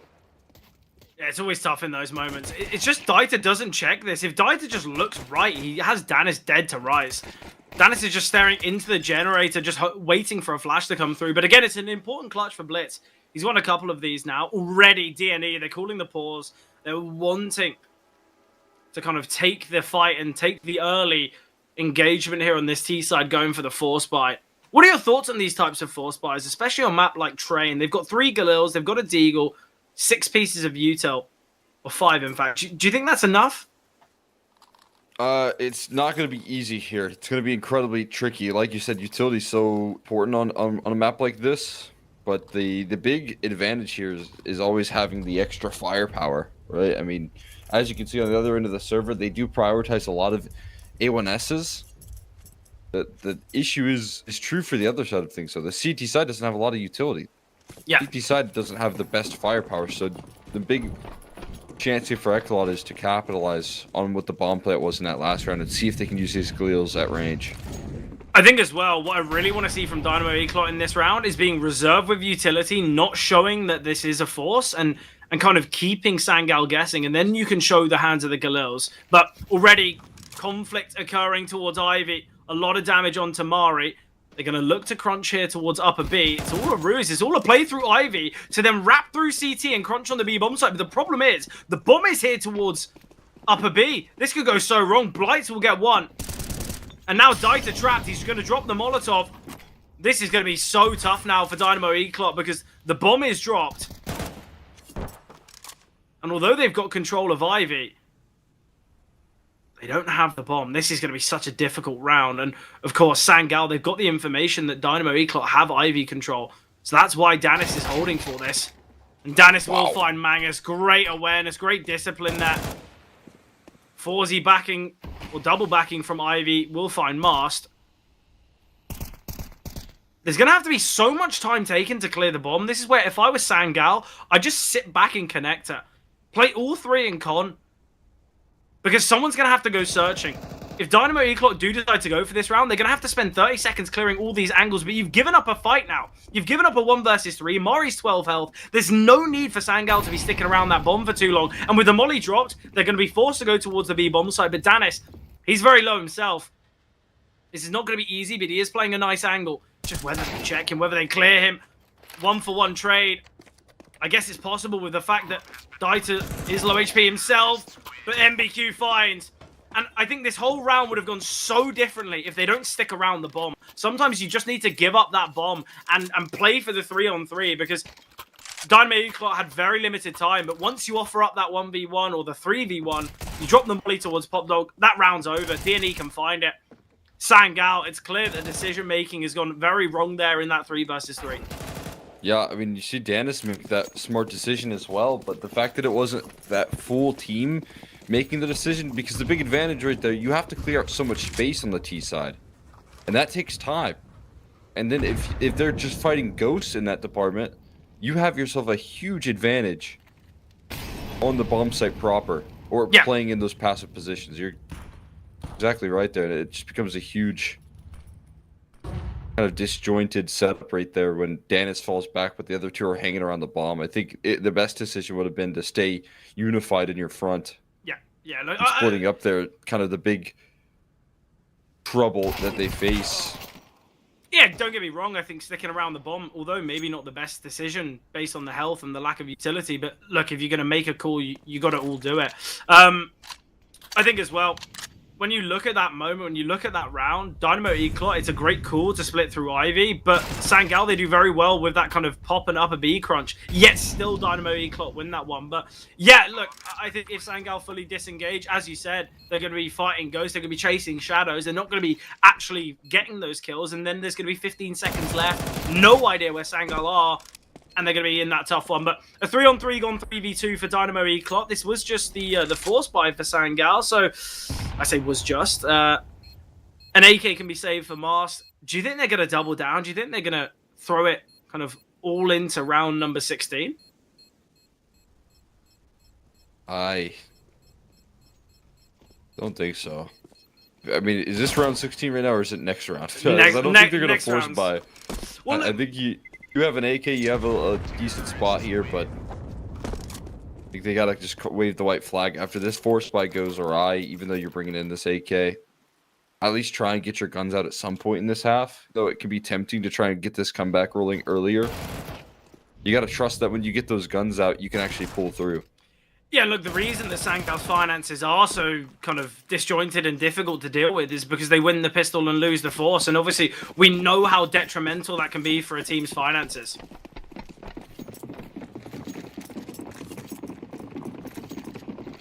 They end up playing a safe game. They've got the AK held onto. Want to see if they can do damage again. Ooh, they're all rotated here. They're going to meet him head on. There's some great damage done. They're fighting forward, trading blow for blow, and it ends up working well. The defense shatters the aggressive B move here. And Mikey, a little bit late to the party, has got to recover the bomb. He's just revealed. I'd love if he needs the smoke here. I think it could be so key. We see him picking up the bomb. He will be able to back away. An unarmored blitz and a low HP Mast. Oh, he's making noise. What is Mast doing? Yeah. He's made so much noise. Now Mikey knows for sure where he is. And he's going to have to jump on the opposition when Mast could have caught him off guard. Going to get spotted out, though. Really good move on the ladder.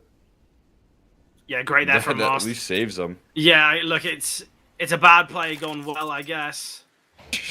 Mikey can back away, though. He's still got time on his side, I guess. Blitz is a little bit worried about Ivy, which you can understand. I don't really know why he's staring towards Ivy so soon. Master's going to take this control, which I love. I think sometimes when you're low HP in these clutches, you can be a bit useless in the way that you're just playing kind of for that fight. Whereas Mask just went and checked A main, so he wasn't there. Blitz is now rotated to the B bomb site, and Mask's position is excellent to deal with Ivy. Obviously, Mikey could go towards back green, but it's not the best decision. Yeah, he's going to have to run at some point. If he stays shifted, he will actually find Blitz here. I don't think there's enough time. Gotta move. Yep. An important round, but can we just talk about that HE grenade that was thrown? I know that might seem years ago, but it was a perfect HE. All 5 players were there for Sangal, and what a way to deny 11. A crazy round. Slows them down here. They're caught at the entrance in a big way, and Eclot thought they had easy access in towards that A side. When they spot out and turn the corner and spot everyone rotating in, they know they made a mistake. Yeah. It's because they, Sangal were going to take a risk. They were going to take a gamble. They heard the steps towards upper, and just instantly they backed away. Looking for some damage here. There's not a lot invested into this one. They do call a pretty quick save, trying to get those guns back out. I still think it's crazy, the outcome of that last round. Yeah. I think about the worry that saves them. We were talking about maybe them trying to run back a force buy again, see if they can just come back off early. They don't even have to force into it. Just get away with what they saved onto from last and minimal investment behind it. I think you really start to take control on this defense here. As long as they keep this round tidy. Yeah, maybe allow Mast a bit of freedom here with the MAC-10 to make some money, but Beanox's rifle effectively dealing. Oh, MVP, what a shot there. Can't secure a second. Forzy falling as well. A triple in this one for Beanox. Beanox and Blitz have been so effective here for Sangal. The issue I'm going to be having to bring up is the fact that Mars, Stannis, and Mari are a little bit out of things. And if they want to have a consistent and compelling CT side, one of which that can bring this back to a positive game, we need to see the other players stepping up. Train is not a map that you can just have kind of two players looking dominant on. It's a real team effort.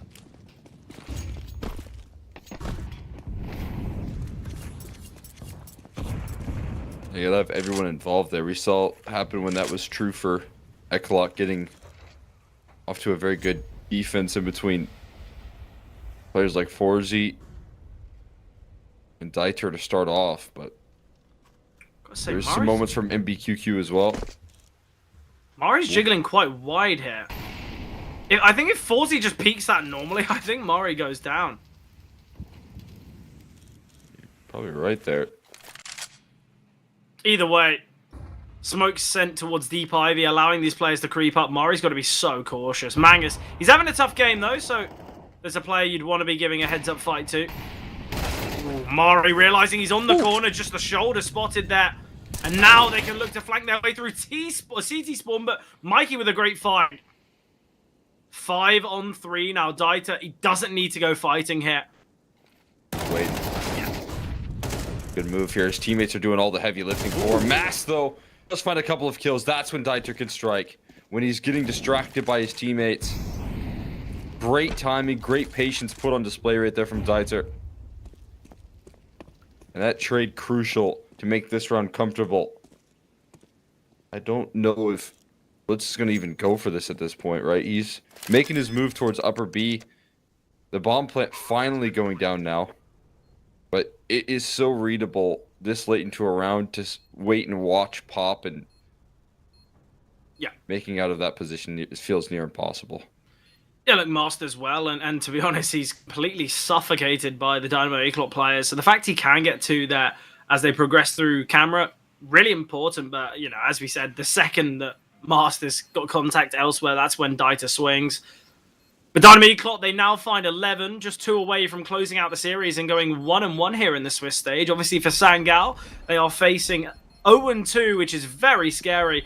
I feel like most of the time when you see a team go 0-2, very rarely you do see them progress to the playoffs. It happened, in fact, with 2 teams last series, which was ridiculous. I want to say it was Iberian Soul and Fireflux, if I'm not mistaken. But it was a crazy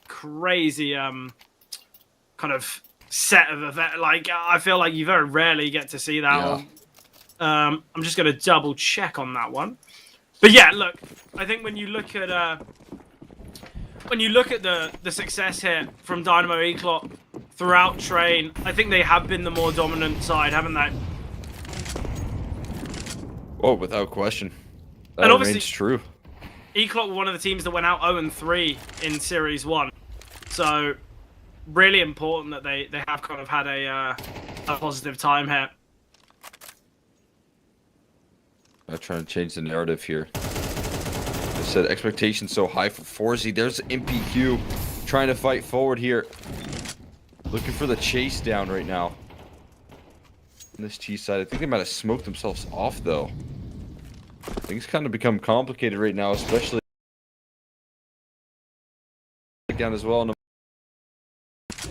Yeah, I'm left a little confused as to what they do next. I like the play from Mari. I think sometimes Ivy can be such a great... Look how deep this CT is, by the way. This is Blitz. This is not a T-side player. This is going to be the bomb. He's going to realize this. I think just take the shot. Blitz, just take the kill. He wants more. He's hungry for kills. Fair enough. I'll allow it. There's one. There's a second. And round over. And it was MBQ to start this round off for Dynamo Eclot. He is the last remaining player, the last domino to fall. And I think with the setup here for Sangal, I think we all know where this round's going. But Beanox, he's backed away. And he has still found that kill. An important round for Sangal. Not only victory, but with 4 survivors. They can keep their finances strong. And finances have been put into question for Dynamo Eclot. Dieter and MBQ will struggle to invest in the next. Forzy can get out an AK. Galil's in play for Mikey and Mangus. If they do decide to invest, it's a tough decision. And that's why they're taking the pause. You understand why.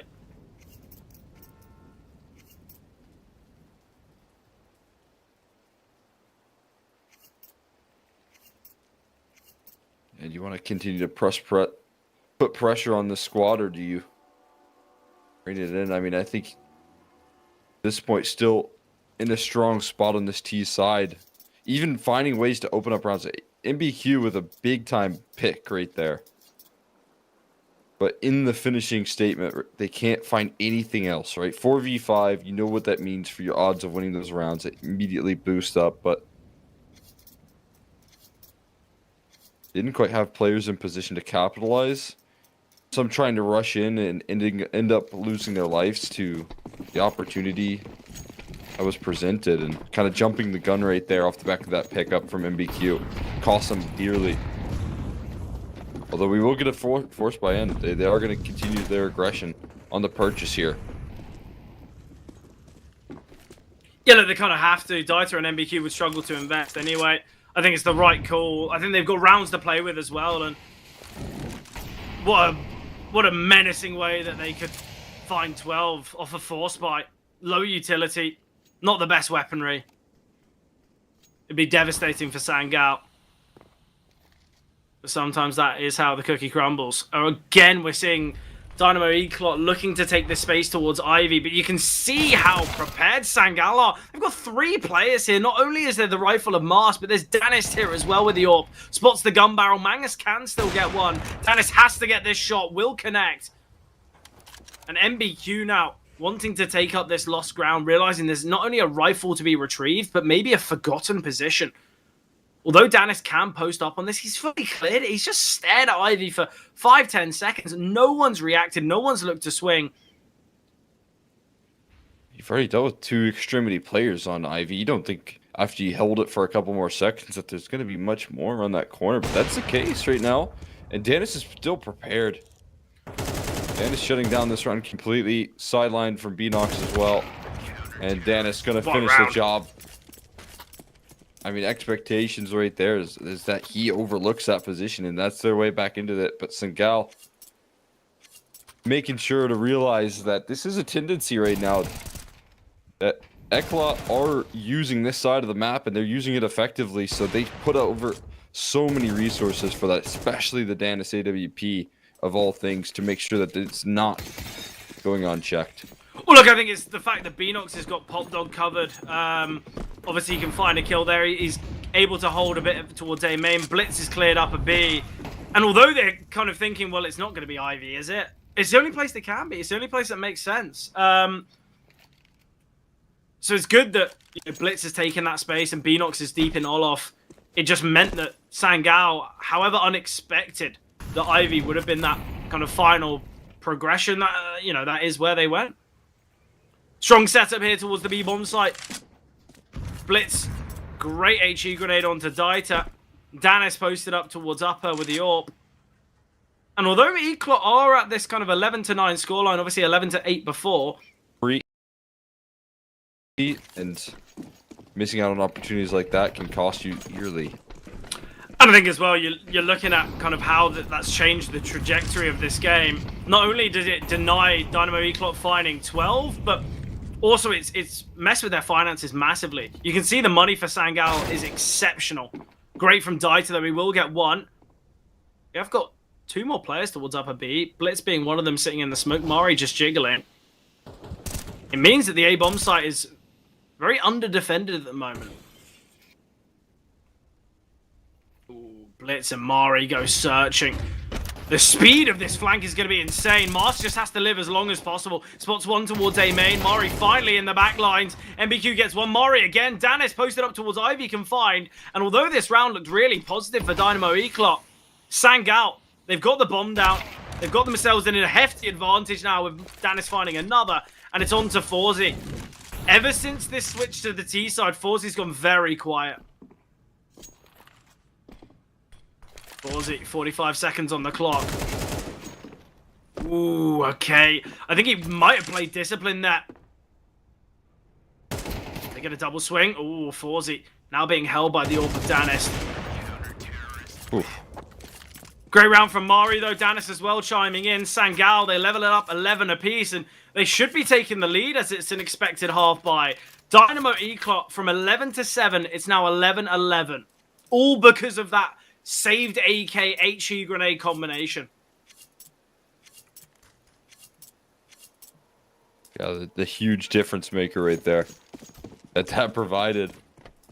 All tied up now, and there doesn't seem to be any room for stopping. They're full steam ahead here. Master's getting this information. Look at the rotations already. Look how many players on Sangal are maneuvering to the B bomb site. They do, in fact, slow it down a little, but those 4 players heading into con. It is going to be this playthrough B. I'll be honest, I don't like this smoke from Sangal. It allows the Tech-9s to get even closer. Blitz is playing anti-flash. Utility coming down now. The Tech-9s can get right up in the face, but missing shots cannot be happening. Mori rotating into the back of the bomb site will be able to deal with MBQ. It's Forzi and Dieter now to clutch this one up. 2 versus 4. The Tech-9s attempting, struggling to find. And Sangal, they're now the ones for 12. Map point to push to the 3rd and final. This series should have been over. Eclot should have polished up Train ages ago. Yeah, it's Sangal now who are ahead. It's a ridiculous game. But you can't fault Sangal. They were given a gift and they've taken full advantage. Yeah, just needed a spark here. You talk about having everyone arrive on the scene right now. That's what we're getting out of Sangal as well. You see, and it's with the op in these last couple of rounds. He's on the scene for all of these fights. He's shutting down plays before they lift off. He's passive, not giving over his life in some of these duels, but letting the T-side walk into him.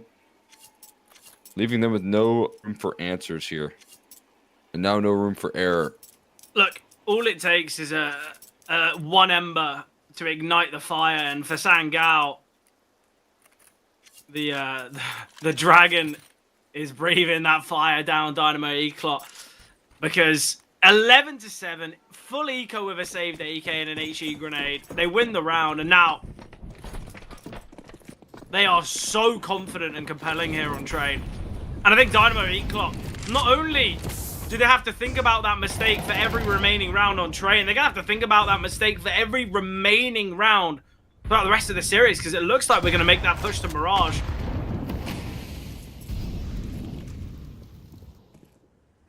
Absolutely.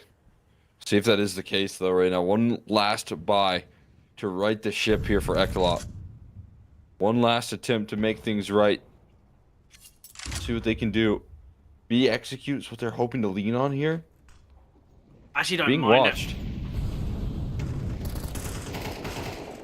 Oh, Beanox gets one. Oh, Blitz with the double. Can't make it a 3rd, but still an advantage scenario. A secondary Morley to allow MBQ to creep on closer. And thankfully for Dynamo Eclot, it's the AWP of Danis that's on this flank. So he's not going to be anywhere near as speedy as you'd hope. All 3 retaken from the same position. Mangus. Oh. If he's disciplined, he might win his team the round. If not, it puts MBQ in a 1 versus 3. All going towards upper. Oh, Mangus, best of luck. Oh Beanox with God. a no-scope. Is he even planted for MBQ? Oh, but they got the information. They know where he is. There's the first for MBQ. Needs to secure the second. It is the stick of the bomb. And will the stick of the defuse be enough? Well, it certainly is. Because Danis is just toying with MBQ's emotions. And the only emotion he'll be feeling is sadness, because Sangal, they pushed to the 3rd and final of Mirage. What a comeback. What a CT side. And what a series we have on our hands. Yeah, look at the effort right there in the retake, man. Danis with the no scope, absolutely phenomenal. Being able to follow it up there as well with the very rapid flanks that come through there. They thread it just in time. They'll take us the distance here. We talked about the excitement that Mirage could come through with these 2 teams. We knew there was going to be difficulties in that second half for Ecolot, but they missed out on their opportunity to sweep it up in 2. Now they have to take the challenge onto a 3rd map here, and things get a little bit more complicated for them. Yeah, definitely. Obviously, Mirage is going to be a great finishing point, but I think we all know that Eclot are going to be feeling very disappointed, as Train should have been theirs for the taking, but whether they can do it on Mirage is the question. We'll find that out in about an hour's time, as that's when we'll kind of finish up this series. But beforehand, before Mirage kicks off, we will be jumping to a break.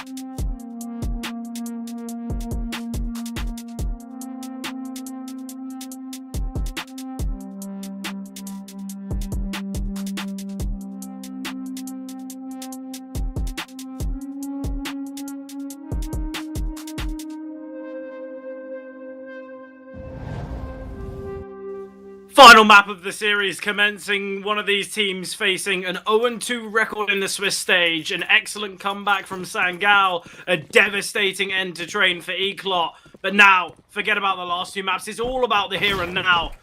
An exciting finish to this second series of the day. Now looking to see how this thing closes out after a very exciting map 2 there. Only for one team there, Sangal. Hungry to pull this thing back. They've just been able to prove it there with that last map. Can they do it? Might overlook his position. Danis has spotted one. Now MBQ can go searching. Danis is not going to be ready for this at all, but the missed shots from MBQ. Danis on the P250 can connect. And now it's Mangus in the 1 versus 2. No defuse kit around. So a near impossible clutch. And Danis, a great round, but Mast as well. Excellent here from Sangal. That's a tough rip away right there. After an already rough affair in that last map, where you had so much going for you early on, but you couldn't quite seal it on up when you needed to. To have that be the way that things start there, despite the early success. Right now, Sangal showing that they're not out of anything. No matter what the situation is, no matter what the round looks like. They have the tools to piece things back together.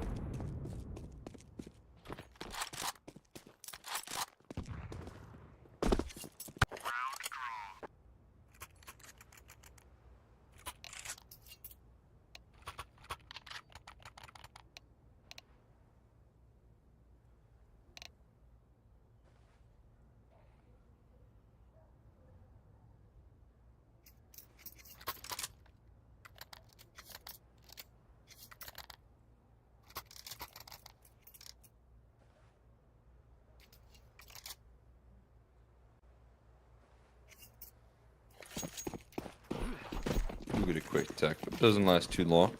No, back into the action. Back into it. Yeah. Force spy coming through from Dynamo Eclot. I don't mind it. Trying to identify the issue early on, but the buy from Sangal, it's a strong one. A lot of utility in play, so they should be able to deal with this force quite nicely.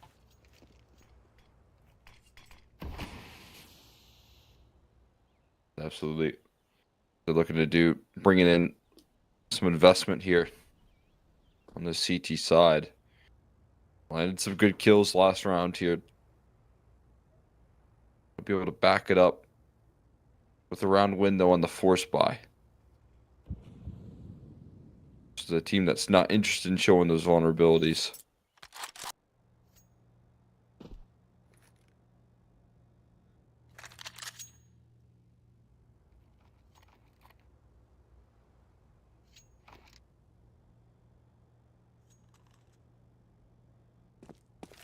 Drawing these rounds out, though, that's the way that it becomes winnable for the CT side. If too long of time is taken into a bit of a weakened up B bomb site, though, their patience might be rewarded with a fairly empty bomb site here in terms of the numbers game. Just going to be Dieter with the Deagle. Teammate on Catwalk already dealt with, and run down here. It is a good trade, required and provided. Ooh, nice tag there onto Danis by Forzy, but with these smokes being down and the positioning here of Mast, I doubt we're going to see much effect happening here for Dynamo Eclot. Just going to have to be a save, but Mangus... Ooh, nice shot from Mangus. A lot can be brought into this next round here for Dynamo Eclot. I guess they get kind of a second bite at the idea of a force. Oh, Mikey, he's got a... Nice timing to get out. I think he might just be searching for a weapon. Oh, great find here onto Blitz. Mikey can, in fact, back away. He will survive. So there's going to be 5 weapons in play. 2 Deagles, a Galil, a Scout, and a MAC-10. This could work out quite nicely here. Sangal have got to be cautious. Finances are not in a strong spot whatsoever.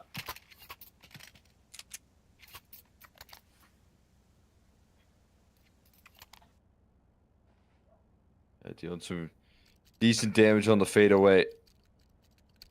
A good sign here, picking up the guns and being able to at least keep up some sort of power in this round. For the side of Eclot, not enough to convince him for a full force buy, of course, again, but something to lean on.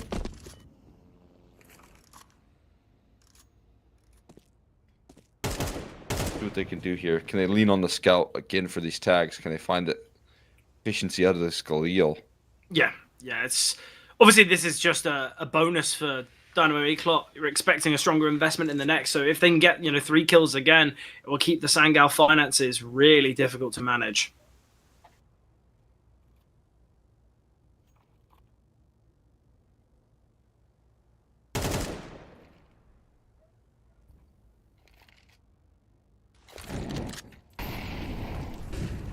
Quality investor right there to get aggressive on towards middle, and the patience just waiting that utility out. Gonna do them right. No troubles getting past that.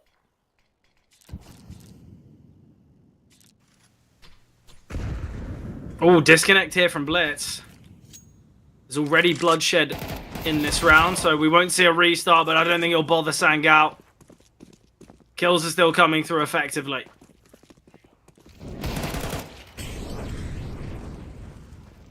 Nice from MBQ, just a quick shot, but I actually wouldn't mind the idea of Forzy just keeping hold of this scout. Although it means he'll be wielding it in the next, it just means on the next gun round, he can have the AWP out. Nice tag here. Bit more caution need to be seen here from Beanox. Realizing there's a rifle to be retrieved.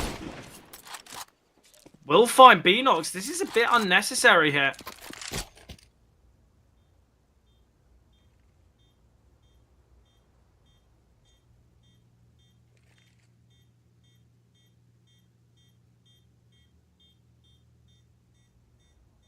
Again, it's a good outro for a much non-starter of a round, pretty much here. We'll see another kill maybe from Forzy. He does land it. Yeah, look at what that's going to do to the money of Sangal. Single survivor for this round, and again, you talk about it being a little bit of a bonus. Now, it's still a 0-3 start, but even despite that fact, no economy really being built up behind it. Not a bad way to lose here for the side of Eclot, but to capitalize and to be rewarded for your efforts in the last couple, you got to win this one. Yeah, Try exactly. and shatter that economy. I think it's always so tough when you see a team kind of keeping their opponent's economy so kind of constricted, yet they never reap the rewards of it. They never get that kind of big advantage from the success of previous rounds. To give people at home the real idea of this, Dynamo Eclot, they win this round. Sangal forced onto a very weak buy. It's Tech 9s, it's Deagles, maybe the odd Galil on Mario Blitz, and they can win that one. It could be a 3-3 scoreline right off the back of the result of this one.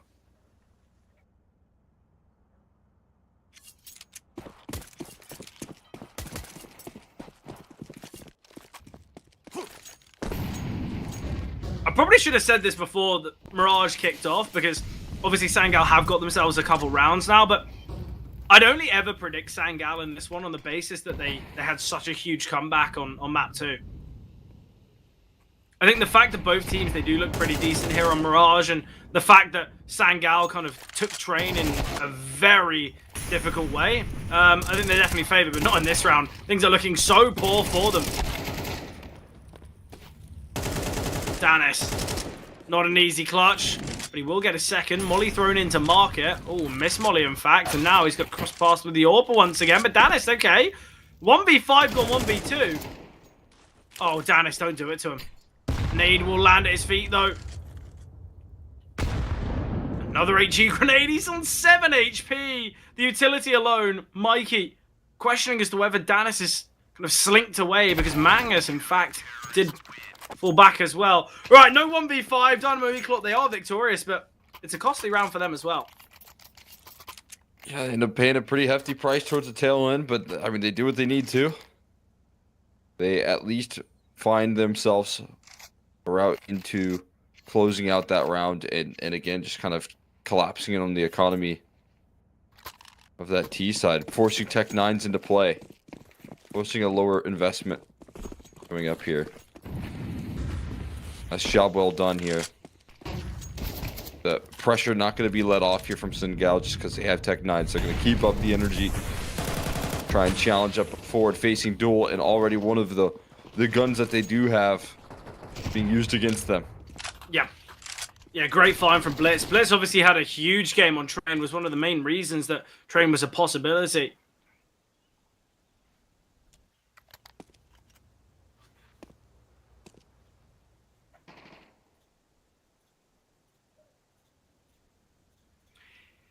It's crazy to see the comparison because Mask has had a really tough game. He's got 16 kills across both the maps combined. For Dieter and Forzy, they both found more than 16 on both maps individually.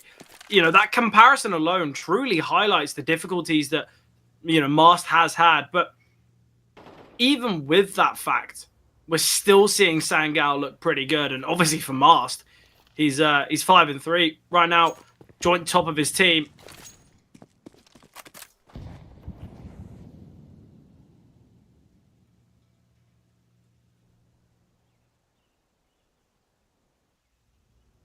Looks like they're going to head to the A-bomb site. That is where Forzy resides.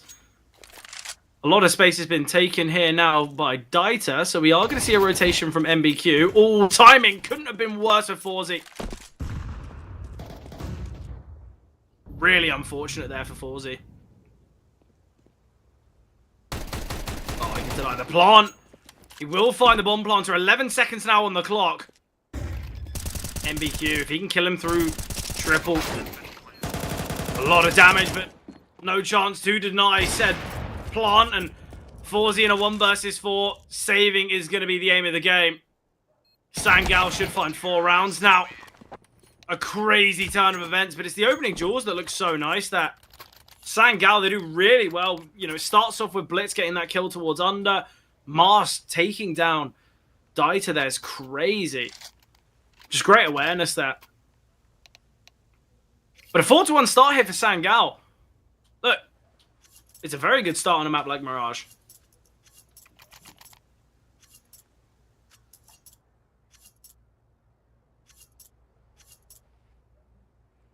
Just offering up that quick bounce back when you need a bit of a return.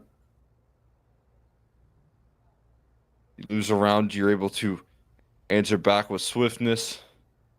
Calling a pause here to try and keep things rolling as well. Don't want to lose the grasp on this momentum here for Sangao camp. Keeping this Eclot team down here. I'm definitely with you, though, in the mindset for this team. It's just all excellent resiliency in a matchup that was very tricky to try and close out. But being able to pull through like what they did on Train when their back was against the wall, looking like they could go 0-2 right then and there, they avoided that reality.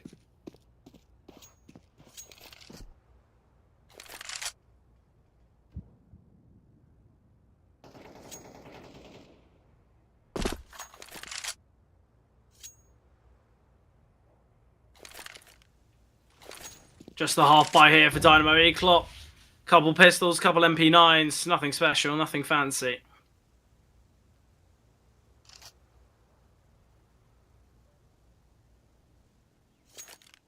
Very slow played out round here, Sangao.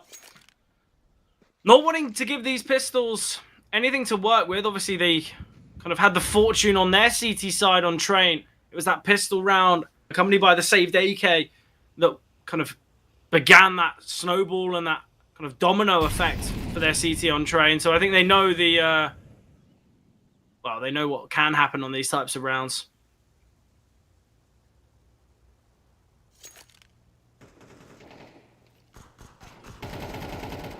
Oh, a lot of damage seen. Beanox low HP. Mangus prepared. The rest of the CT swarming their way in.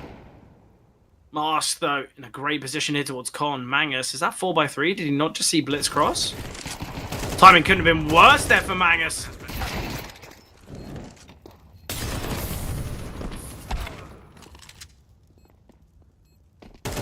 Terrorists win. Get a bunch of a visual, whatever it was. Able to just dominate in this one. Quickly coast on to 5. They called a bit of a attack and then right back to winning ways here. Again, there's just been one hiccup that Dan has almost even managed to pull back. We're seeing that dominance continue. Zengal have the wind in their sails coming through from last map. Playing on their advantages, and they don't stop. Mass now stepping up to the plate. Look at the swarm of HEs. The T should never be getting away with that kind of just swing out middle, but it's the individuals again. It's Danis getting the double. It's Mars finding the opener. It's Beanox closing out for Dieter's rotations. Sangal have kind of hit this new, well, this new form of success when it comes to the individuals. If I'm Dynamo Eclot right now, I'm thinking back to train, and I'm thinking, look, we should have closed this out 2-0. How have we let this get to Mirage? How have we given Sangal a chance? And look what Sangal are doing it with it. 6-1 up now. A ridiculous scoreline. Yeah, they sure are seizing the opportunity, that's for sure. Missed out on narrow fashion. Taking full advantage of given this opportunity. Now it's another eco. Another missing investment here that it's getting punished. The early inbound here, Dieter are able to offer up a kill in return. They're burning on top of their own flames here, but the commitment is what matters most. Kills starting to roll through for the CT side. Nearly another one. We put it into a 2v1 instead. It's that in reverse here for Mangus to deal with.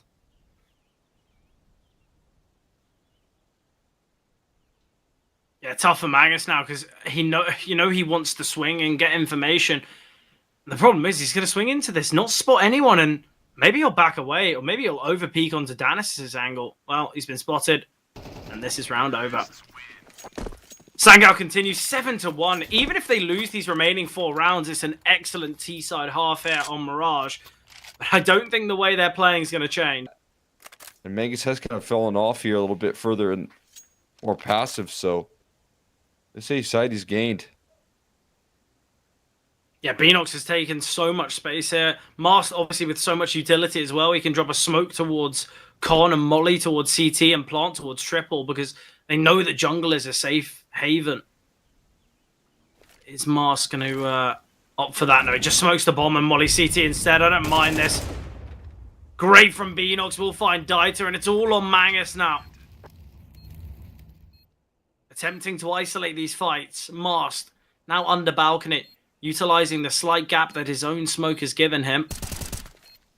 Great from Mangus, he can find. He's now going to drop a smoke on the bomb. There is a nade, though, for Beanox. We'll drop the nade on the bomb. Spots that he's off of it, but Beanox still falling. Mangus with such an important clutch here.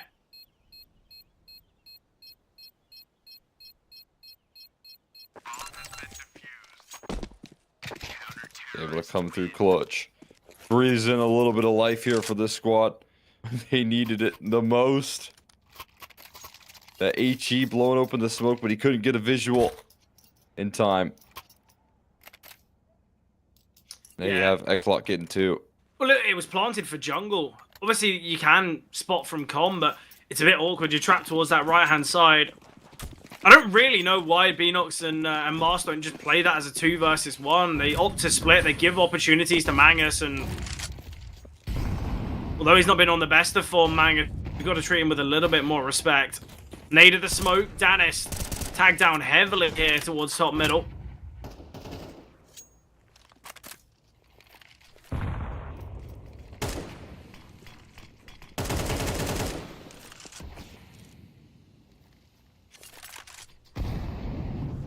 That's got to be the catalyst back into this one here for Ekla. You'd have to imagine. You'd hope so. Just getting a clutch like that has to breathe a little bit of life into this team here. Has been feeling a little bit down and out, and it will continue in the form of Mike.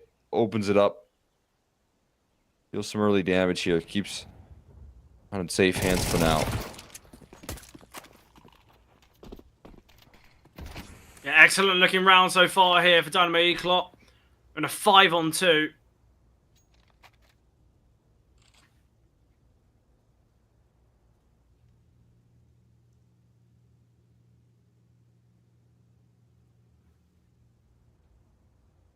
Even still, though, even if Dynamo Eclot find these final 3 rounds, it's still a very compelling showing from Sangal. Great shot from Mari, though. 30 seconds on the clock. Quite a lot of utility here for Sangal to work with. Mangus is repositioned. There's going to be a molly at his feet. It's going to force him out into the open. He will back away to Firebox, but he's been spotted now. An HE grenade's going to land, and we're going to see this round somehow go away. It was a 2 versus 5, and it's come down to a 1 versus 2 for Dieter. Dynamo Eclot, how have you thrown this round? And he's just been spotted.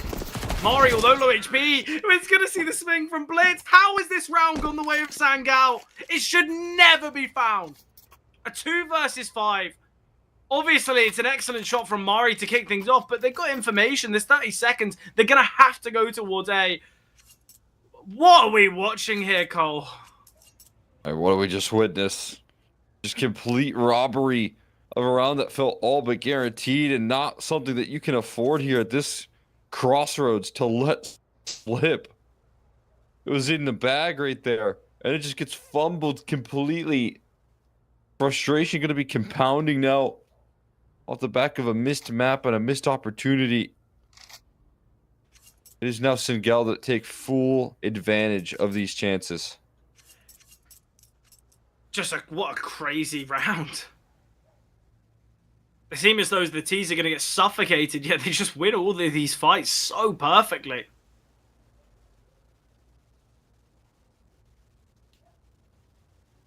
Eight to 2, though.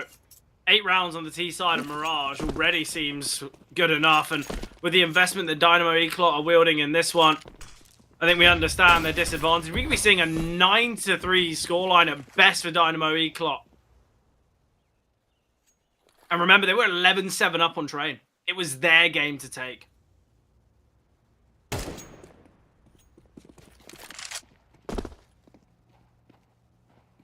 Mari looking to disengage from the initial aggression towards ramp.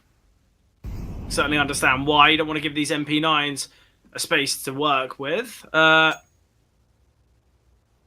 still completely lost as to how that round's been possible.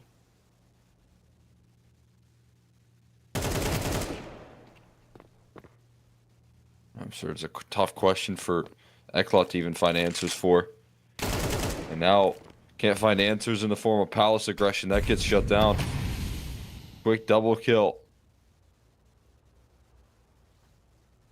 This early initiation.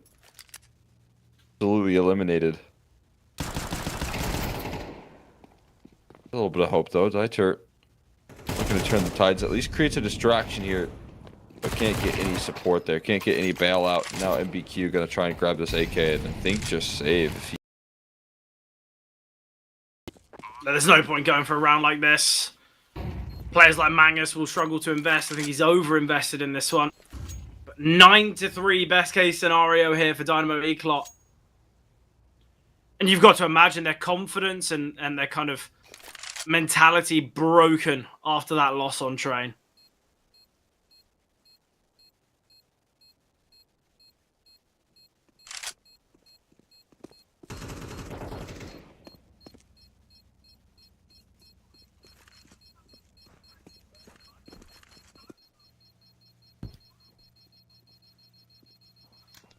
It's difficult to hang in with the best of them, but you got to do it for a whole series right now, and Sangal's showing that they can do just that.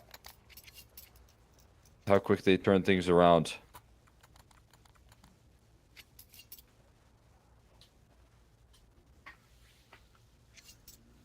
Yeah, look, this is going to be tough. This is going to be really difficult now for Dynamo Eclot.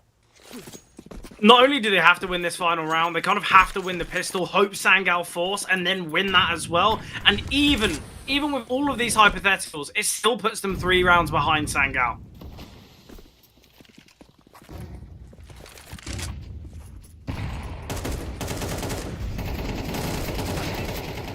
Oh, MBQ, it goes so wrong for him. How does it go so wrong? Oh god. Or is he doing damage here? Dieter keeps this round in safe hands though. One more to close, look like is going to be denied. Unless Mari can have anything to say about it.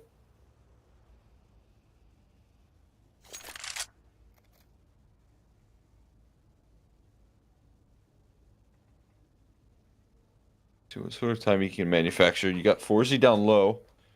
Angus jiggling. Oh man. Almost gave that kill on over here, but everyone's starting to back away as they should. And eventually it will come through. Mangus can complete the mission. Close things off. Necklot gonna fight their way on up here into a third round, but maybe that third round feeling like a hollow victory considering what could have been.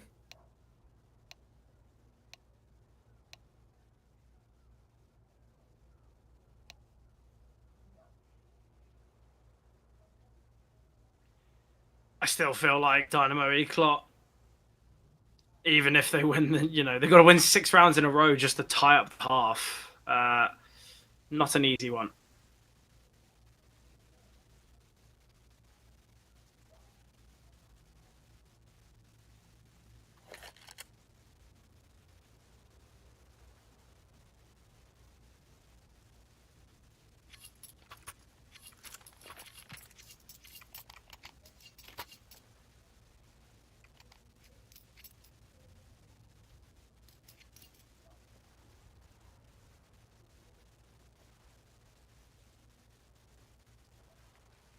So they could bring in the second half. East side was a bit of a struggle here. It's a different map though. Mirage. Recklot. Good to find out if they could break through. It's half number 2.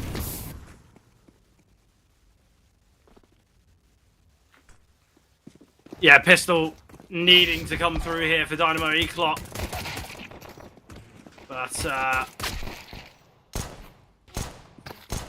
things not looking too promising. Oh, Forzy and Mangus, they do combine. 2 on 3 now. We talk about these pistol rounds having that opportunity for clutch, and through the smoke goes Blitz. Oh. Mangus gets another, and it's a 1 versus 1 now for Mangus, but Danis on the USP. Oh, Danis, clean shots that.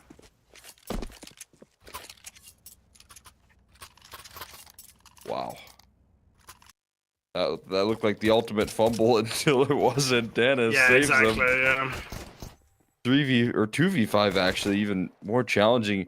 I don't hate the idea of trying to fly through the smoke, but also shows the desperation that they found themselves in. And Danis just 2 long-range duels given before the bombs even planted. I mean, he gets the luxury of taking that fight at range without the worry of having to defuse. And now they get the luxury of playing up against even weaker force buy attempts right now.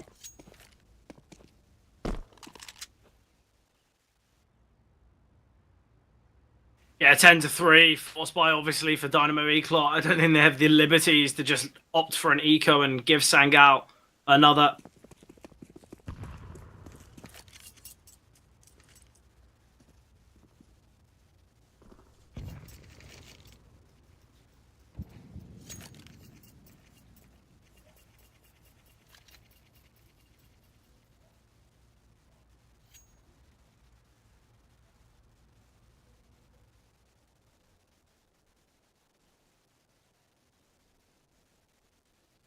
Hope they can make do. What they got, execution can be good towards the A side, and they got all their smokes down. Gonna get on to this round here. Playing for a retake right now is Singal. Bam. Not quite connecting. Flash being avoided in CT perfectly. Blitz. Oh, that's just beautiful. He waits for their flashbang before he peeks. And then he takes his timing. Re-aggression towards jungle's interesting right now. It does catch good positioning here. MBQQ and Forzy finding damage. A player playing closer on triple as well could surprise. Cleared but not taken down. And the round going to be ripped away unless Danis can bail them out once more here. He doesn't have a kit. Bomb planted for Connector as well. This one's over. Yeah. Yeah, an important round for Dynamo Eclot.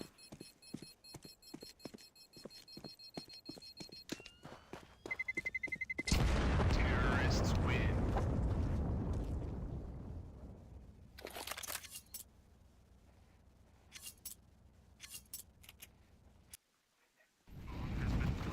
Still, though, even with D&E winning this round, they've got so many more to find. It was a 5-on-3, though. It's just the Tech Nines here, this kind of altercation and connector that really changes up the round.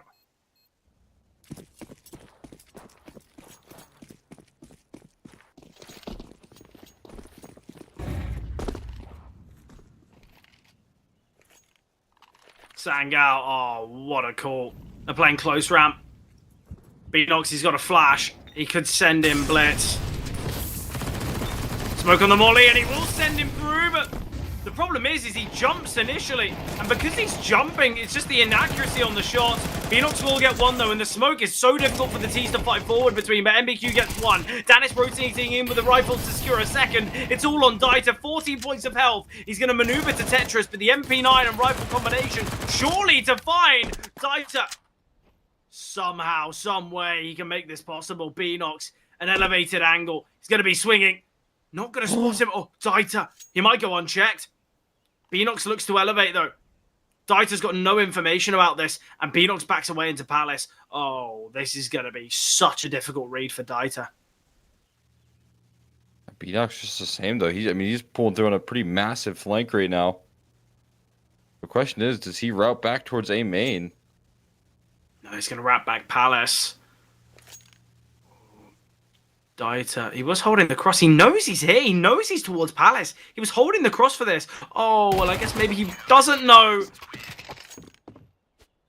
Yeah, obviously he could have crossed back to CT. Very true. But Sangao, they will win it. It's a rotation in from Danis, though, that's so key. The rifle strengthening up the MP9s, the 5.7s on the bomb site. It's this jump, though. Blights finds them both here. He's not just jumping through. Either way, though, he does enough to kind of contain Mikey. But yeah, as said, Danis rotations, excellent hit. Yeah, and having that extra time buying measure, the fact that there was a molly down in towards Palace, it doesn't allow for any sort of extra prong to that approach to that A attack. So they just get shut down at the inbound of that play. They can't make it out of A main without that help from Palace facilitating. Yeah, exactly. Base and helping them clear out that ground. So just a really good execution. Open it up for that CT side. Good enough distraction. Oh, okay. Oh, he does realize here what's going on. Gets spotted out. Holding on to his utility for as long as possible. Finally. Throws it down here. About a minute mark. This is it, though. DNE, they lose this round, they probably lose the game. Loss bonus, non-existent. Finance is non-existent. Mikey, he's got himself a hero AK, but with the close-range weapons of the Tech 9s and the Mac 10s, quite easy to understand that it's going to be this play through B. Master's got a lot of utility, though. He's going to drop this smoke. And the T's are going to go pushing through, but the MP9, close quarters, could work out nicely. A TK comes through. Master, he's going to drop the molly to try and keep himself alive. And fight there with the bomb carrier, but it goes the way of Mangus. And now Mikey, this hero rifle has to come true, but Danis can find the molly spreading, and the MP9's finding. 12 found by Sangao. And Dynamo Eclop. They went 0-3 last Swiss stage. And it looks as though they're going to be going 0-2 in this one. It's devastating to watch. It's like a car crash. You don't want to look, but you can't take your eyes off it. Dynamo Eclop. They were so well fought and so kind of in the driver's seat throughout train. This series should have been all said and done. We should have been waiting in the break for this next game, but they couldn't take it on train, and now they're looking absolutely lifeless on Mirage. Yeah, simply out of gas right now. In the closing statement, up 3. They might look to come alive. I mean, MBQQ, that is unbelievably challenging for him to win. But he makes it look easy. Smoke spam comes through from Blitz and the rest of the cavalry arriving on the scene. It is 2 rifles to try and save this one, and maybe they can do just enough to get them there. I don't know why Fozzie's backing away. Where is he going? Teammate is committed on the site. He's repositioning to Palace, I guess. Right. I mean, sure, but why? Also, why? And now how? If Mori gets this kill, Mari's watching. yeah, if Mori gets this kill, the bomb's dropped in Palace, and then Mangus has to go fight him for that. But Mangus gets one. Forzy now fighting off against a low HP Blitz. Oh, he's down to 2 health.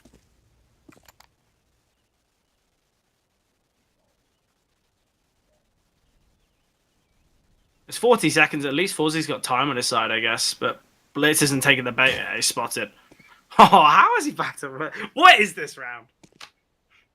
I don't know, man. He's going to double back to ramp as well. He's not going B. Oh, Never mind. you would be... Maybe he's doubling back to mid? No, it will be B. But he should be able to get the bomb down. And that should be a pretty comfortable win now. Forzy's got all the time in the world to reposition where he needs to be. You know, there's a smoke and a kit for Blitz, but He I'm taps talking it. about positional strength here for Blitz, and he's not A. 6 seconds left. You gotta Why is rotate, he you gotta- shifting? What is he doing? Yeah. He's not I got don't reload know. off either. Okay, fine. There you mate. go.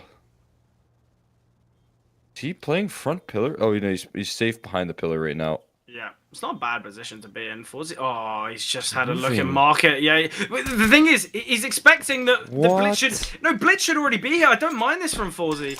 Blitz should have ran off that A bomb site the second it got to 10 or 6 seconds, as we said, and he didn't. And because he didn't, if he was still on A or if he was still towards CT, he would have already gotten to market by now. I actually don't think that's massively Forzy's fault for it, but Yeah, I'm with you on that. It was just so slow, right? When 6 seconds is on the clock, it's not A. You know that if you don't hear any footsteps or the bomb planting right next to you. it's the But fact yeah, he was. that makes sense. It's the fact he was deep at firebox as well. He was kind of as far away from that rotate as possible if you're defending towards A. But yeah, look, incredible from Sangal. The fact they come back on train, they're victorious there, and then obviously double down. But a great performance on Mirage, and I think it kind of just solidifies as to why they let Mirage be that third and final. It was an excellent performance. I was very impressed with Danis, actually, a player who was maybe a little bit quieter throughout this game. So obviously very important there. But Dynamo Eclot, it's unfortunate for them, but it's kind of their own doing. They still had so many rounds on that train game to close it out, unable to do so. Mirage, they look very lifeless. It's clear that train loss, I guess, played at the minds there of the Eclot side. But kind of any final remarks from you, Exner? Yeah, I think they're going to be replaying that, forced by a loss that they felt in train and just running a little bit out of gas. But I will say, congratulations to Sangal. Looking forward to seeing if they can carry forward. It'll be an exciting story for them to try and roll through the Swiss stage. Yeah, definitely. Obviously, though, we have got a game kicking off in about 10-15 minutes' time. It is Fireflux against Saber, and you'll be joined by JRT and Hayes. So if you guys are staying tuned for that game, make sure to show them some love. But that's been it from me and Cole. And look, enjoy the rest of what CCT has for today. We'll be jumping to a short 5-minute break, and then we have that next series up and coming.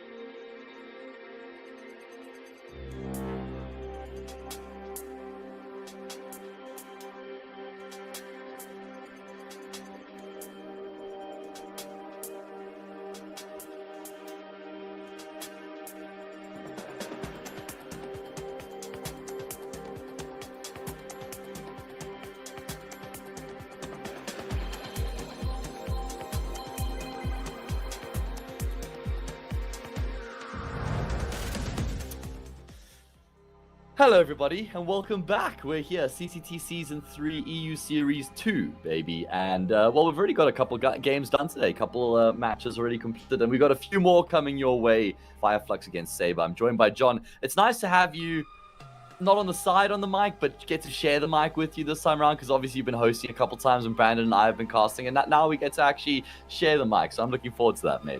Yeah, it's going to be fun. I mean, we've got some interesting matches coming up. I think, first off, we have Fireflux up against Saber, and that one in particular, we're going to see the schedule come up here. And we already saw Copenhagen Wolves up against Astrum, Dynamo Eklot against Sangal, and Sangal kind of controlled that last map that you guys just saw, so it was pretty one-sided. But let's see here. I think we could get a closer affair between Fireflux and Saber. It's two teams that are going to probably meet in ECL next season, right? So with Saber qualifying and Fireflux already being there. So it should be interesting to see how they fare against each other here today, which could be a preview of what's to come. Yeah, it's a good point. I Fireflux, got quite a lot to say about them. So maybe we could actually even just bring up the roster and we can get into the conversation about this team. They were playing with Skrunk obviously for a very long time. There was a period where they were using Maze as an IGL. Can we throw the Fireflux roster up? Yeah, perfect. Thank you, guys. Skrunk he's been the IGL of this team for a long time, and I saw they were using Maze, and I thought maybe they were considering replacing Skrunk. Turns out I think it was just like a stand-in period, and I was enjoying Fireflux so much more under Maze than I have been under Skrunk, because he's just lacking in like the firepower department. They do seem to still win some games with him, but I think the problem is trying to break that glass ceiling and go up to the next level. Like, they'll beat a team like Saber, that's fine, but I just feel like there's limitations on this team with Skrunk, in all brutal honesty. No, I do agree with you. I actually didn't catch him with that much. It was mostly Maze that was playing. It was like 23 maps that Maze played. He was playing for quite some time, and I thought, okay, this is probably an upgrade over what Skrunk was bringing to the table, but now Skrunk is back. I don't know. Like I said, like you said, I guess it's not unsure whether that was temporary or whether it was just a trial that didn't work out. Now they brought Skrunk back in. Who knows what the case may be, but Skrunk is indeed back, so we'll see what Fireflux are able to achieve here. I agree with you, firepower-wise. I mean, the numbers say it all. You know, Maze at 0.96 rating, sure, it's not great, but that's not, compared to the rest of the team, he was keeping up with them, and then Skrunk at 0.85, so there are concerns there. Yeah, certainly. But I mean, on the opposite end, Soulfly, I mean, this guy is doing work right now for Fireflux. He is putting up really good performances consistently. Banjo has looked okay in the anchor role. He's looked fairly stable, you know, more stable than he has been in recent times, which I'm happy to see. And then Dougie, still kind of an unproven quantity for me on the AWP. I actually really liked Sensi as an AWPer. I thought Sensi was pretty damn good, so I was surprised to see him get cut. But yeah, I'm keen to give Dougie a bit more time before I make any sort of decisions about what I think about my own personal opinion. But anyway, let's move things forward. Let's have a look at Saber. Have you had the opportunity to catch the Saber team in action before? Yes, I have. Yeah, I think I casted one of their. It was either an advanced match or actually might have just been CCT. Either way, yeah. I mean, they didn't really have an opportunity to impress too much because I think they were blown out in the match that I happened to cast them in. But overall, I think that Fake Reality had some strong moments when I was watching them. Jackass as well. I mean, those two guys tended to do well in their engagements, but I don't. There's not much that I'm aware of on this squad outside of that.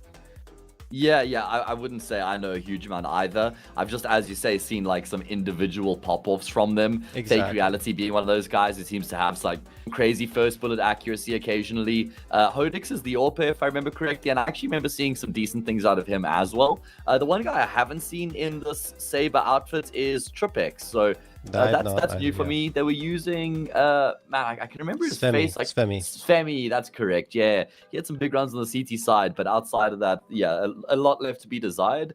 And this Tripex guy, well, yeah, new to me. How many games has he actually even played with this team? Because he's got a 1.15 rating. 9 maps, so probably 3. So it's an okay sample size. Yeah, he's got a couple games under the belt. Lost to Copenhagen Wolves 2-1, got a win there on the map at least. Beat 8 Sins as well. So yeah, I'm looking forward to seeing this team in action. Yeah, it should be interesting for sure. And I mean, if you look at their results in advanced season 52, it was actually really good. They were 11-3, 7-2 in the playoffs, ended up going to the grand finals, lost to Ruby, in fact, which we've seen a lot of recently, at least I'm sure you have, Hayes. And Yes, yeah, the fact of the matter is these guys have been competitive, at the advanced level. I think it's been more of a question mark once they've gotten to that tier 2 or even flirted with tier 1.5 competition anyway. I'm not saying they're at that level, but yeah, it's a little difficult for them, I think, to crack through in some of these qualifiers. Yeah, we're just wanting to see like signs of improvement, right? Because it feels like we're seeing this name quite a bit lately, I'll say, for Saber. So let's start looking at like signs of improvement instead of just kind of getting blown out the water. Anyway, let's have a look at the Vita. In fact, apparently, for a change, John, it is cast to start the game because players are somewhat ready for us, as far as I can tell. So we're just going to take our time here to quickly waddle through the Vito. Now, Inferno picked by Fireflux has been a reliable map for them, even in some of their rougher times of form. And that makes sense because firepower isn't as important on a map like Inferno, so they can kind of just like plaster over that. Ancient into Mirage, some firepower heavy maps there, but with the disparity between these two teams, I don't think that'll be a problem for Fireflux this time around. This is a Fireflux leaning veto no matter which way you slice it. More experience playing at this level. They've had those tougher matchups. Inferno is the best map that they could possibly pick based on the performances we've seen from Saber over the last 3 months. 1-4 for them versus 9-7 on the Fireflux side. And then you go to Ancient, and that's, the map that obviously Saber have had the most wins on, but still they've suffered their losses and significant ones. Lost 6-13 against Passion UA, for example. So that's still not going to be a guaranteed win, although there have been struggles for Fireflux as well. Even then, though, I feel like they're even, right? Hayes going on that map, and then finally Mirage. It's Mirage, could go either way. I still feel like just because 24 times this map's been played by Fireflux against some rough competition sometimes. So, and they did beat Z10 here 13-3, who I consider to be pretty established at the tier 2 level. So yeah. Looks good for Fireflux when you put it that way, and I'm right there with you. And the game is live, so we can actually jump into the action. It's going to be Inferno where we open up in the series. Now, of course, this is just the 0-1 matchup. I say just the 0-1 matchup. You lose this, you go 0-2, and then you have no lives left remaining. You have to win your following 3 best-of-3s. Not at all an ideal place to find yourself. So actually quite important, especially for Fireflux, because with all due respect to Saber, this is one of the more favorable kind of matches you could have gotten, so they have to take advantage.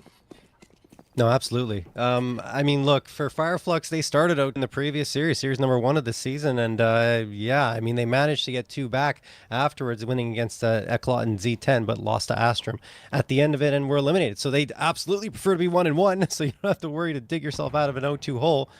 And then 2 series win streak would lead you to the playoffs. Anyway, let's see what's going to happen here for Banjo, who's managed to work his way into window. Odix has to find him. You know he's here. He's here, but it will be Skrunk in the meantime, striking on Night Turf. Fake Reality does get the trade, and somehow Banjo is still alive here over in the apartments. They haven't over-engaged with him, and Skrunk's just taking advantage of the space that he's gained. Banjo finds himself another one. We've got a 4v2 in favor of Fireflux.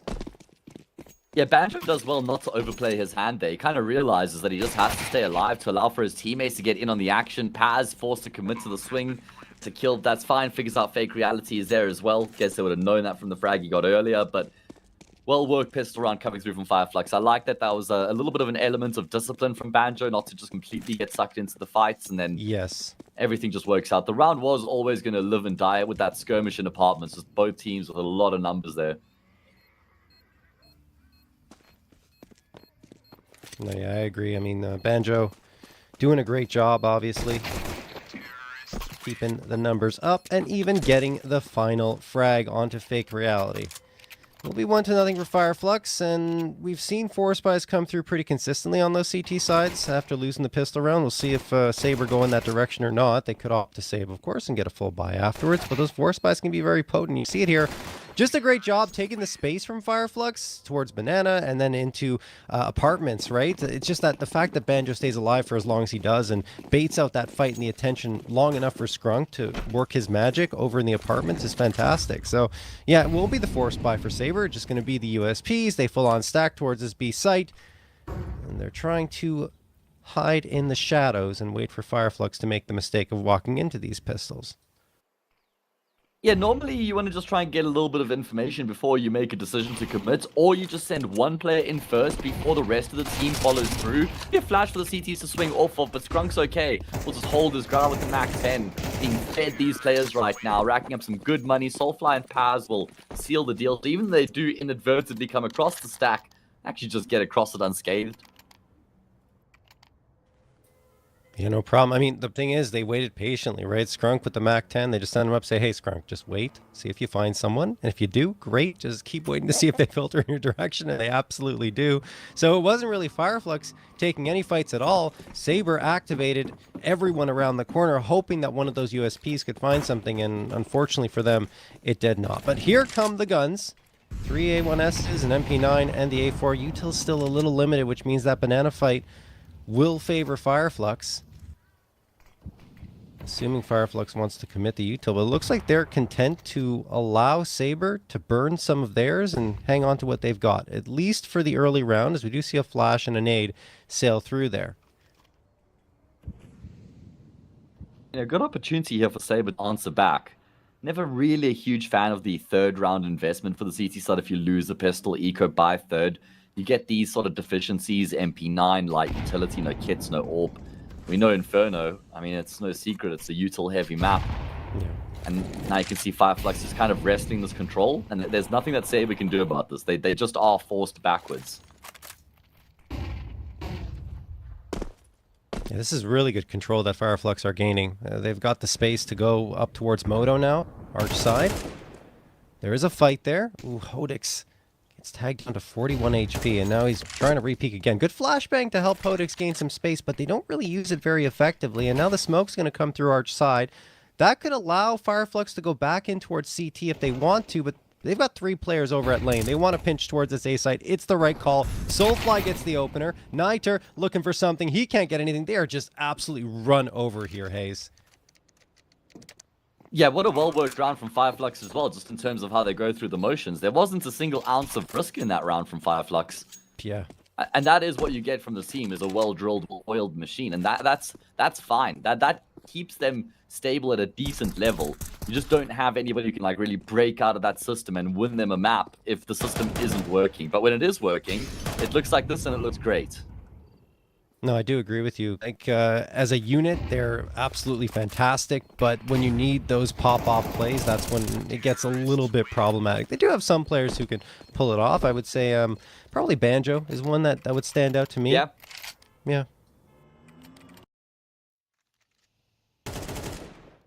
Well, I just heard something collapse in my lounge, and there's this cat who likes to come and visit me. I don't have a cat.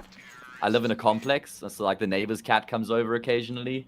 And he's just definitely like knocked something over. So I don't know, man. I'll just go check that out just now, I guess. But I don't think it can fall any further by the sound of things. Hopefully not. That sounds troubling. Yeah, I'll that's be honest. true. Hopefully. Yeah. Oh, yeah. I'm God. sure it's the cat. I'm sure it's the cat. Either way, here we go. Aggression my down middle from God, Saber. Hayes. They actually You're putting getting some me pressure. worried, man. Yeah. Don't worry, man. You know, all good. I'm sure. No, jokes aside. Saber, I like how Saber play on the front foot in this sort of a round, try to take the fight to Fireflux, but yeah, and they do inflict some damage, get a kill, but Fireflux look robust right now. You're not going to catch them off too easily. Yeah. Okay, Apex. That's nice. That is At a nice range as shot. well. Skrunk's the trade, though, so it's a 3v3, but still damage has been done over to Fireflux. This is very much a winnable round for Saber. And it looks like Nitro wants to continue getting aggressive. The scout is here. Oh, what a shot and a clear from Soulfly. What do you do about that if you're Hodex? Fake reality. Type NS in chat. Yeah, exactly. Ooh, some spicy pistols still from Saber as Fake Reality drops past 2v2 here. And now Skrunk will probably take care of business. Nitro's managed to get an A1S, though, so this is still in doubt for Fireflux. You also never expect him to come through from apartments here. Yeah. He just killed Fake Reality. Nathan has to try and take advantage of that, but now he's been spotted. Oh, that gives up his position. Oh, man. Soulfly with the fiendish angle. What an important multi-kill coming through from Soulfly. Absolutely. And what I also liked about the way Fireflux played that is they just tucked into corners, right? They didn't really expose themselves. Yes, maybe you could argue True. backside was spotted for a moment, but they made it so that if there was an unexpected angle, they'd be able to recover from it. And I appreciate that type of setup coming through from them. So, yeah, and you see Soulfly here getting at 3K on the round, and agreed, even though it was just the eco round coming through from Saber, he managed to fend them off in a very difficult circumstance as they take a 4-0 lead.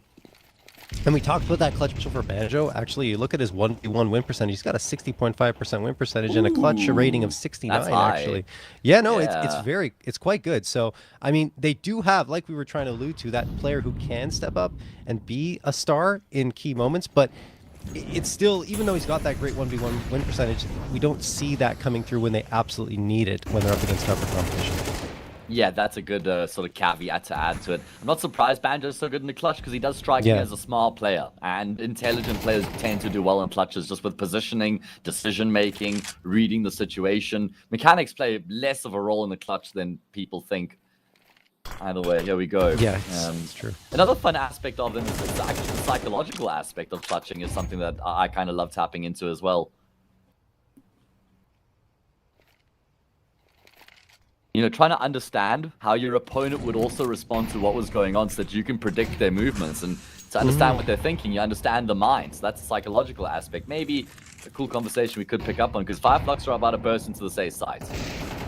Yeah, Fireflux getting ready to go, and Banjo, just talking about him, finds another frag for his shot. Already 2 down for Saber, and they've only got 1 in return. It's going to be a 4v2 in favor of Fireflux, and it's Inferno, so guess what? Saber are saving. It's going to be Surprise, Fireflux getting a surprise. 5th. Yeah. How good is the util usage from Fireflux, man? I know they Yeah. caught a huge chunky nade, but that was almost the lion's share of the damage they took. It was just Dougie who goes down. Their util usage, their nades to force the players back, their flashes to actually execute into the bomb site, pinpoint perfect, everyone blind, crossfire is broken, rotators can't do anything because of the smokes in play as well. Yeah, very good level on just from Fireflux. It's good to see that they've come out the gates and they mean business. They're not disrespecting Saber and thinking they can just win on raw mechanical ability alone. No, absolutely. And I think the only risk I would say for Fireflux in this situation is they went all in on the util, which means no post-plant utility if things might go wrong on the initial execute, but it didn't. You know, they got everything done, and they were, not that they used it badly, I don't want to say that at all. It was very good, like you were illustrating there, Hayes. Just, you have to be careful with the way you manage it, given that things might not go exactly as you're hoping for. Anyway, I mean, as it stands right now, I can't really criticize Fireflux too much because they've played a very solid first 5 rounds here of Yes. Inferno. That's a good way to describe it. Solid. That it has just felt solid. Even when they've been tested with some aggression, they've been able to withstand it. Their executes have looked really good, risk averse, nothing too crazy. No one's just trying to be like the man to win the round. It's all within the system. And then, you know, I have banged on Scrunk a couple times. He's 8-0 right now, and he's calling a really good T side. Got to give credit where He it's due. is. Absolutely. Doing pretty well for himself, and here they have another, I would say, anti-eco situation, but you do have the Hero M4 for Tripex, or was that saved over from the previous round? I guess that was saved over. Either way. It is something. Yeah, it's something to work with. Where is he posting up with that? It's tough to tell because of the blacked yeah. out minimap pictures. So I think he's the one rotating through CT right now. Yes, that is him. You got it. All right, and he's on the right side of the map where the action's going to go down. He's going to get smoked off and then could get boosted up here. Hodix could to provide the scaffolding. This is not bad for Saber. They've got 4 players over towards the speed bomb side. A fresh smoke as well will be frustrating for the T side. They have a nade to break it open, but then they run into what could be the jaws of death right now. Molly was a straight up burnout fake reality. That's the worst possible start. Hodex looking to rattle off the shots. Problem is that sure they get 2 kills, but the previous couple players don't get anything, so Fireflux can trade their way forward from there. Talked about the utility. We'll talk about it again here, Hayes. 3 flash assists coming through for Fireflux in that round. Just beautifully done. Even though Saber has the stack, couldn't see anything. So they're just standing out in the open without really any visibility as to where Fireflux might be. And they get their clocks cleaned, right? So it's really nicely done. for Fireflux once more. 6-0 in their favor. Niter just going to save the armor in the 5-7, or maybe try to get a gun upgrade here towards bottom banana. Soulfly spots the shoulder. Niter knows it, and Niter's dead. Nothing saved through, and no frags for him either up to this point. A tough start Yeah. for them. I mean, frag's hard to come by in general for Saber right now. I think they're at 6 kills in total across the board. Oh, 7. Okay, Hodek's got 1 there. 7 frags in 6 rounds is not going to cut it, I'm afraid. Doesn't matter what the map is. This isn't like a map-specific thing. You can see that No, yeah. Fireflux is just outclassing Saber. I think Skrunk took it personally with what you said pre-game. You know what? I'm all for it. I'd love to be proven wrong. I like him. I think he's a very cool guy, you know, but he's a chill guy. At the end of the day, I can have my opinions as well, as long as I'm objective. You know, I don't have an agenda. No. And I like the team. I want them to do well. I watched them quite a lot as well, so get a general idea. And like I said, as an IGL, as far as IGL capability goes, like, he's still got it. He's 11-0, but he's not stopping. Crazy. Guess I got to give him the apology. Yeah, it's just crazy. He's the one who hasn't died yet, right? Paz. Going to get the 2K transfer. That's insane. How does he even have the time through the barrels? Manages to get that second one. 4v3 in favor of Fireflux after the opening frag goes the way of Saber. Hodix waiting with the op towards B site. He's alone. He's got 3 players headed in his direction. This is going to be very difficult for him, especially from this angle. He might get one. Oh, great flashbang. Util on point again for Fireflux. It forces Hodix through a Molotov and right to his death as the crosshairs land on him from Paz. 4v2 in favor of Fireflux, and the save is called. This is just domination. I mean, what a brilliant round there from Paz. I'm convinced that was greater than a 90-degree spray transfer. It was. Like the it angle. might have been. Yeah. I hope we get to see that back in the replay. I'm thinking like 100, 110 degrees or something like that. That was almost an obtuse angle coming through from Paz. Honestly, that is very, very impressive. But on the flip side, how was he not killed by that second guy? It feels like that time to kill for Paz was quite long. I think he should have died. Yeah, I think he had the cover of the barrels there, so maybe that's okay. Part of it, right? Maybe, yeah. But then he gets the frag through them, so I don't know if that's an argument either. So it's hard to say. We'll have to see it. Yeah. We'll have to see it. I hope we do get to see it here. Production, grace us with the replay of the Paz transfer. That's the first kill. Yeah, that's more than a 90-degree angle, I think. Definitely, yeah, for sure. Yeah. That's insane. And he actually dipped his, he peeked around the corner briefly, just a jiggle peek to get more visibility, and then found that frag. So yeah, he probably should have been traded in an instance, especially with the utility raining down and everything.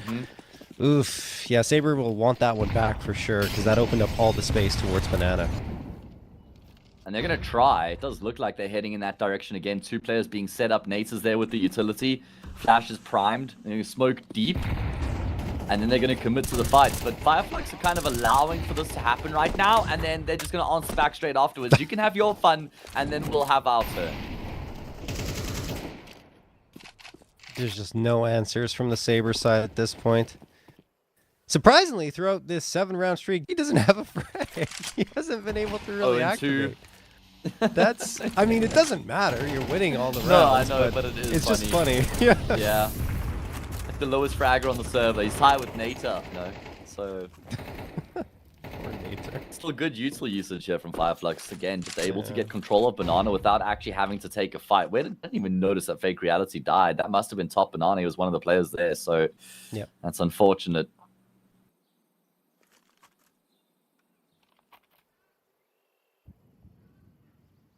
They're going to reaggress. I'm not sure if they're here for Fireflux to cut off rotations or... Oh, well, it doesn't matter. Paz just going to get 2 frags like it's nothing. Niter they're not even and committing. Tripix denied. They don't They're have not even running in. I know, but it's like the discipline's impressive. 7-0 up, 5v2. They're not just like, oh, 2 kills, run in, knife out. It's like, nah, they're covering all their bases. Okay, 1 dies, but Skrunk will get the trade. He continues to be flawless. 12-0, what's that? Is that Chopper Gunner? Apache helicopter, I think? I think so. Kill streak? Yeah. He's Oh on my the way God, to an EMP. Nuke at 25, brother. Jeez.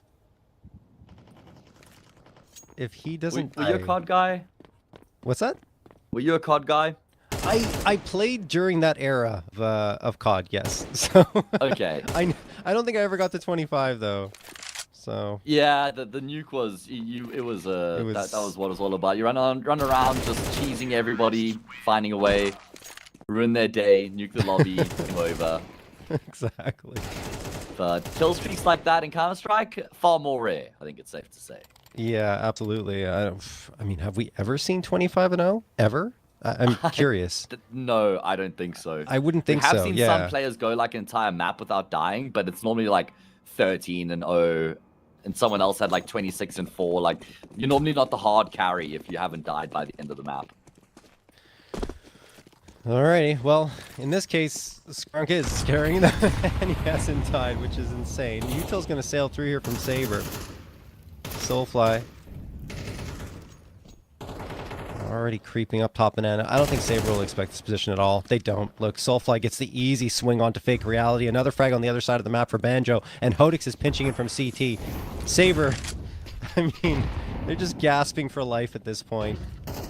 Hodix. Yeah, and Fireflux are not giving them any opportunity to catch their breath. Yeah. I love the pressure here. Complete and utter smothering coming through from Fireflux all over the speed bomb site. Volley's going to be forcing Hodix to commit forward. Paz is steering in that direction. He's just going to swing through the smoke. Okay, Dougie will get the kill there. He's on the board with a double. Oh, he got a kill at the end of the last round. I didn't even notice that. All right, he's comfortably off the mark now. Can't say the same for Saber, though, I'm afraid. Dougie's just waiting for CT side and he'll get up out, but he might not have many rounds or even get the up out, actually, considering the scoreline. If it doesn't get better for Saber, there won't be an op, probably. We'll see.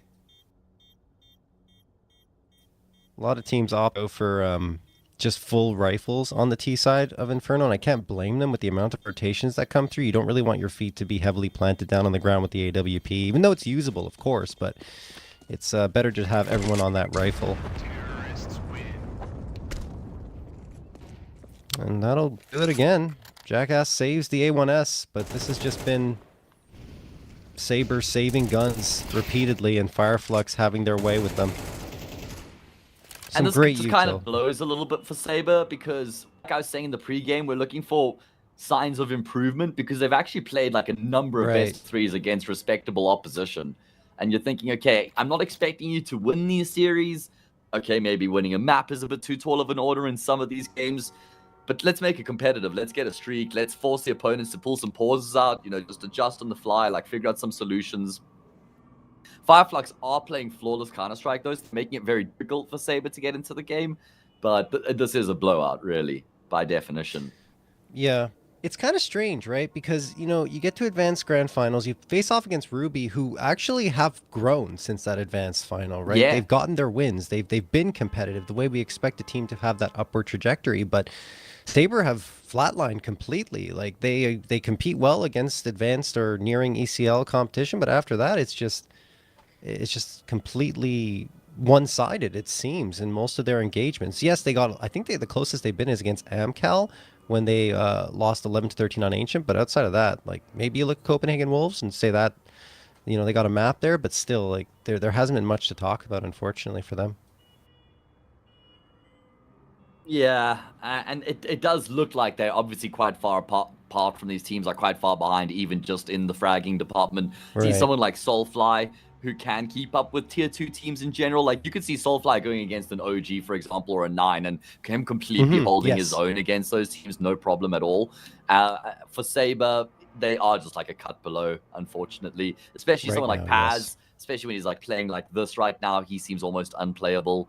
So it's a tough draw. It sucks. At least it's not their map pick, I guess, if that's of any saving grace. I don't know. I don't know either. We're going on to, what is it, Mirage next?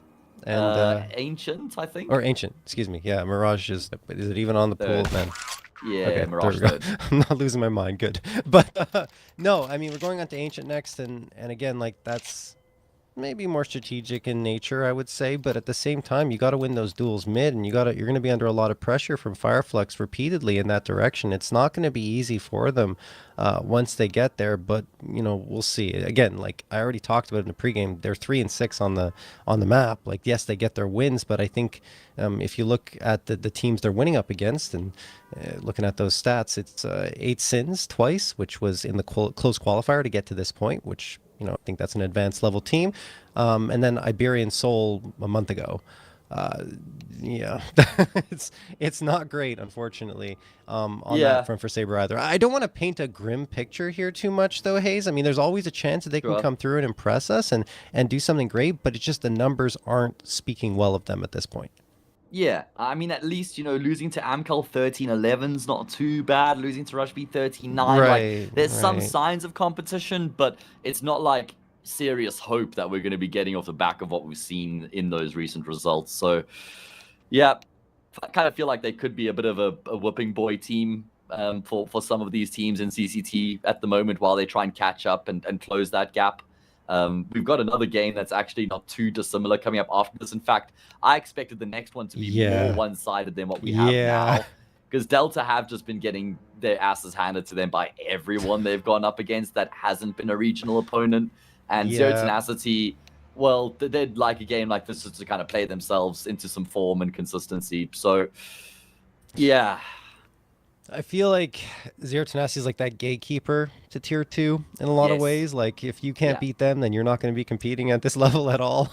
So, yeah. And at the time you already talked about it, it's just been miserable, unfortunately, for Delta, heading up here at the CCT events, at Thunderpick, pretty much everywhere. So maybe they'll change that, but I don't know. That's like a long-term thing, Hayes. I don't know if it's going to happen in this next series. Let's see if maybe something can happen here. We've got a bit of a tech issue. Trying to find out what exactly going on. Yeah, he came back and then he left again. In and out. Yeah. Let's see. Hopefully, this is going to be him to stay. Match medic, reset the money. Finances for Saber. Okay, yeah, Hodik saved in the previous round when everybody else spent their money. So he's like, well, I've got the money for an AWP now, so we're going to buy now. Jacket can drop an M4, so it's an okay buy. I guess it's not going to be like a huge difference whether they have 2 extra rifles or not right now. I feel like they've also tried different things. They've tried to take deep banana. They've tried to contest molest. I do feel like that's where they're just hemorrhaging because Fireflux are just taking banana control and execing B like 5 rounds in a row now. I feel like it might almost be better for them not to use any util towards banana and just wait for the fights. Let them take the space because you're not doing anything to stop them by taking those fights. Maybe you throw a smoke or a Molotov here, or incendiary, I should say. But outside of that, well, they're not going to listen to me anyway. Here comes the full-on util from Saber to try and gain that banana control and again aggressively take the fights. I think the one place where they might want to explore a little bit further is down mid. They haven't really tried to apply the pressure there. Maybe a nade stack or something could be interesting for them to stop Fireflux from taking the space, but again, they've been kind of stuck on the A site and more keen to take fights towards B site banana than anything else. At least they haven't lost any opening deaths just yet. Or any opening duels. They're trying to just play a little bit more reserved, stay on the back foot here, as you suggest. Probably a good idea not to give up these fights. Maybe try and hold on to some utility and disrupt the execute once it comes through. And Fireflux are going to venture back in towards middle, at least preliminary stages of the round here. I don't know if this is where they're going to end the round. They still have Soulfly top banana. Can always revert back and fall back on him. That chicken was fighting with death. It just walked right up to the fire. Oh, what's this? Brazen. Yeah.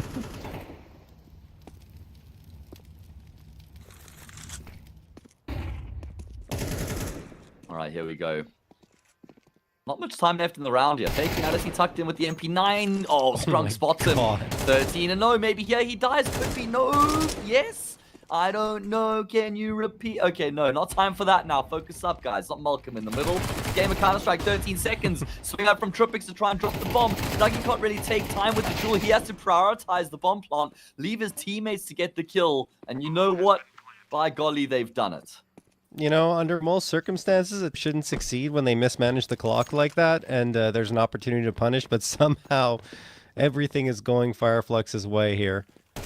And look at Scrunk. I mean, that's just, there's no chance for Fake Reality. After that pass takes care of Tripex wall, there's a lot of pressure on. And I think Tripex had a chance to punish, as we mentioned. Just, I think there might have been a little bit of util left for Fireflux to guys off that angle, and that was enough for them to go and get that bomb planted. Now they're going to chase. You have to imagine, look at the money. Oh my God, how often is it that you see everyone above 10K after That's buying so rare. up? Yeah, that's crazy. We're going to have a good couple 16Ks. In fact, there's 3 of them now on maximum money for Fireflux. And that right there is the reflection of how dominant this game has been. You know, often you do get these fairly one-sided score lines, and it feels like it's not really so accurate in terms of how competitive the game actually was. This one is. This one could be 20-0, and it'll still be like, yeah, that checks out. You know, that seems right, yeah. Yeah. I say let Dougie buy the op. Let's see what he can do with it, because he's just been hanging out in the back lines like, hey, I'm here. Don't need me, but need you know. me. Yeah, exactly. I can tap in. Yeah. Well, we're gonna see some Ute sailing forward again towards Banana. Saber, you see Nater looking for an opening duel. He's probably gonna find it, you'd imagine here. Yeah, some shots fired on Fireflux's end, but they don't connect. Jackass has a beat on Banjo. He's trying to play the timing game. Oh, what? Speaking of timing, falls off and will eventually die. Okay, I thought Jackass had him the first time, but he ends up finishing him off. There's an opening frag for Saber, but immediately afterwards, Soulfly catches Hodix over peeking from CT side of B site, and now they're going to get a move on, you'd imagine, to pincer forward into B, or maybe it's just a fake. It's just a fake. They're trying to draw the attention. In the meantime, Nater is going to get that frag onto Scrunk. Skrunk's perfect record is broken, and maybe Fireflux's will be as well, as Nater finds the follow-up. Oh, Fireflux are all over the place. They've kind of overcooked this round as far as I can tell. Jackass finds the timing on Dougie, and maybe this is where we will see Dougie locking in. He caught a glimpse of Fake Reality. Can he get the kill to combine with Soulfly? No, he can't. Needed that frag so badly. Soulfly now left alone in the clutch, and Fake Reality is not going to give him a chance. He just swings into Soulfly. Saber on the board, but honestly, Fireflux didn't do themselves any favors in that round. Just so many moving parts back and forth where they didn't really have the control. Yeah, Banjo gets caught out in an untradeable position in that, because it was very odd to see him on top of balcony railing for so long. And then he drops off and doesn't really have the ability to fight forward. Afterwards, Dougie, you know, it felt like 5 individual plays, right, going on for Fireflux versus what their success is working together. So it feels like maybe some overconfidence coming in there a little bit. But right here, speaking of individuals, Paz has been so very good. A 3K and makes it look easy from Underpass. Fake Reality and Tripex, last 2 standing. Just an aberration, it seems, that last round on what is a dominant first half. Yeah. Why have they gone and done that?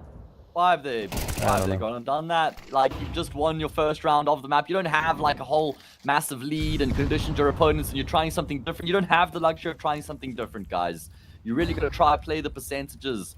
Try eke out every little advantage in the round that you can. Try force it deep. And then just gave it to them on a silver platter. Well, Tripex does get a frag here. Though? Yeah.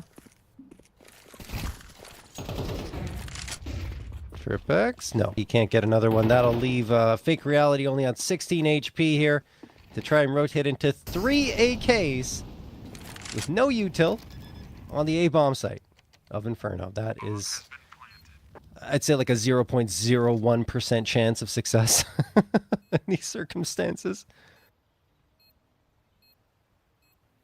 Yeah. He's got a kit. He's got a kit. He's got 16 health, and he's got a dream. But unfortunately, I reckon that's about as good as it gets. Nade not going to be what finishes it off, but Soulfly will with his gun. 12 and 4 half from him. Everybody coming to the party when needed for Fireflux. That was a very convincing first half from them.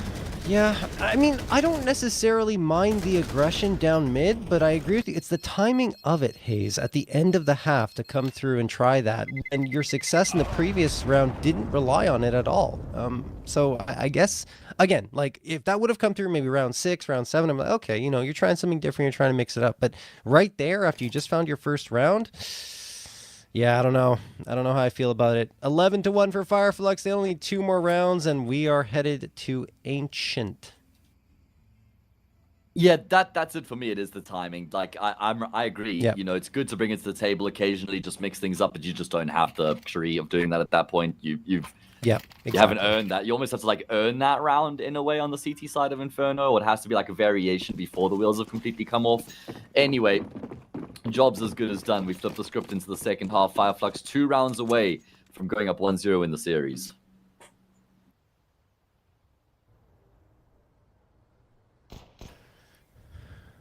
Well, if a pistol round were ever important, it's here.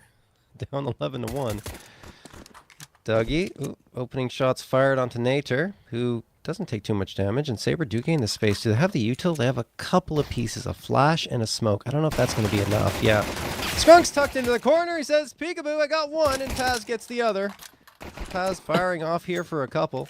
And it will be a little bit of a response on the Saber side. It's still a man advantage in favor of Fireflux, but they're now tucking in and waiting for the fights to come to them. Paz misses the shots that time, so some space opened up, and the player on A is kind of isolated here, Hayes. Well, Paz is just toying with them right now. However, Saber are going to try and isolate Paz. He's realized that. He knows, okay, I've seen one cross already. They might try come through library. It's exactly what Hodex has done. And now Paz has the info, and he's actually been hunted down by Jackist. Okay, that means the B-bomb site's now completely open. So that's going to give Saber a very good avenue of entry into the round. Soulfly, quick to respond, though, is going to arrive on the scene in time. Oh, what a shot from Soulfly onto Jax. That leaves Hodex alone. The bomb hasn't been planted yet. Soulfly closes the gap as a result. And now it's up to Hodex to hit the headshots. Can't do it. Soulfly gets his 14th frag on the map. A 2K on the round and a 12th on the board for Fireflux.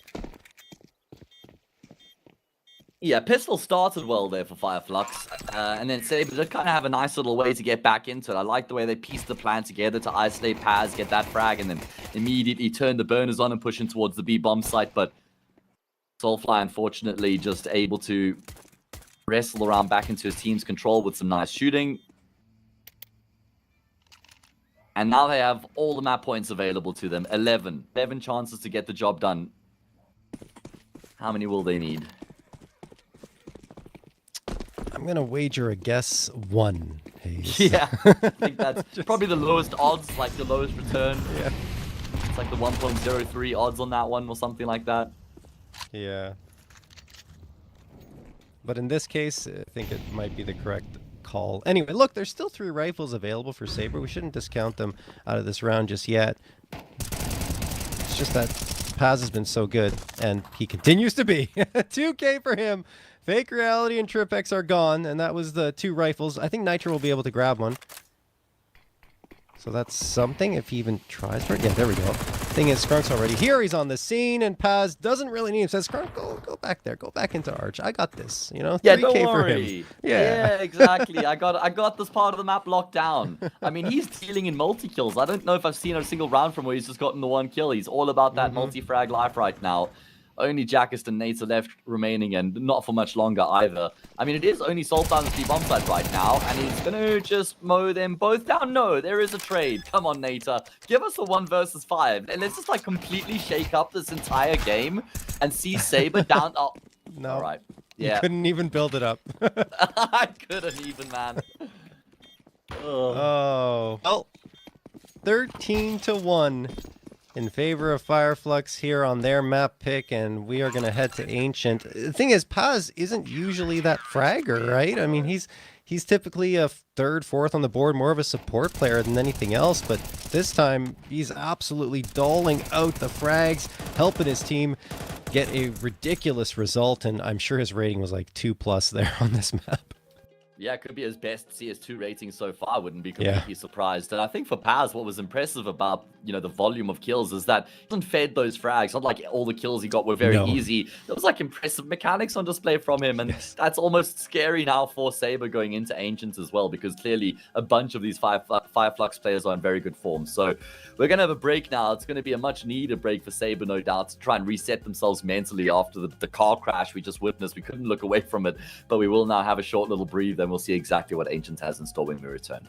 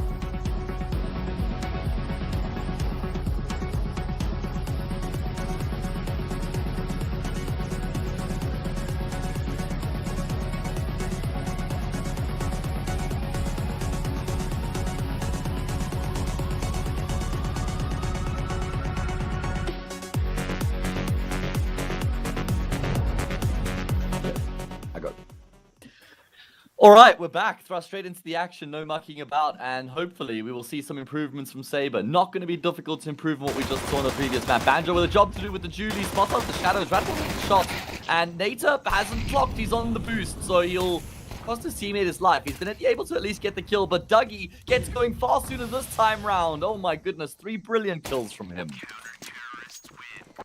All right, well, this one has picked where the previous... And Saber just gonna have to full eco here, unfortunately. Surely they're not using 2 of their tactical pauses after they've just lost the pistol, right? Like...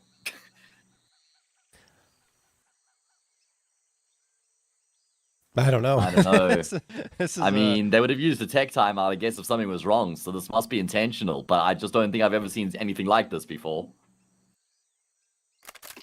Maybe they really need to get upset at each other right now. I don't know. It's really weird. I've never seen that other than, I mean, maybe in like late game situations I've seen it before when it's 11-11 or something, right? And you call double timeouts because you have them available to you, but I've not seen that at the beginning of a match. Especially like going into a Glock round. It's not like it's before the gun round even, but okay. They've used 2 of their 3 tactical timeouts. Let's see, what have they cooked up? What has the entire discussion been about? The joke is we'll only see in the next round, but can they get a bomb plant here at least? That would be nice. Looks like that could be a possibility. Well, it was until Banjo and Soulfly got a couple of frags, and now Nater and Jackass, last 2 standing. It doesn't look like that bomb plant is in fact going to come through here at all. 2-0 for Fireflux.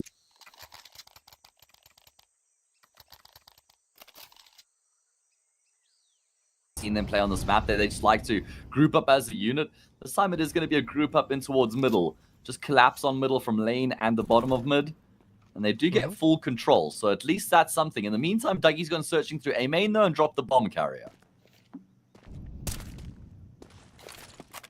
Oh my god. What? How does he get that shot and immediately flip to util? That's crazy from Dougie. A tap to the head, goes and gets the nade. Unfortunately for him, he does get traded out. That's pretty crazy. Look at Scrunk. He's all the way in towards T-spawn from double doors B. He almost gets caught on that aggressive push.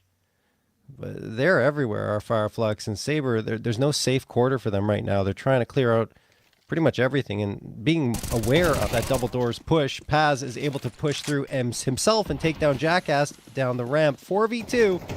Favor Fireflux, but maybe a bomb plant? Well, not anymore. Fake Reality is alone in a 4v1. That sucks so much because Scrunk is a player who is so low. He's going to go searching his Fake Reality. Nice swing there from Paz to get the trade. I mean, Paz actually plays that really smartly, leaves the B bomb site, but doesn't overlook the fact that they could be pushing through cave and wrapping around onto B. He also knows how much focus would be on Scrunk in that moment, so him pushing down ramp is what's going to catch Saber off guard. And then he gets that kill, which allows Scrunk to trade his MP9, because Scrunk still had an MP9 at that point. He picks up the AK, and that's the weapon he uses to get the wallbang kill.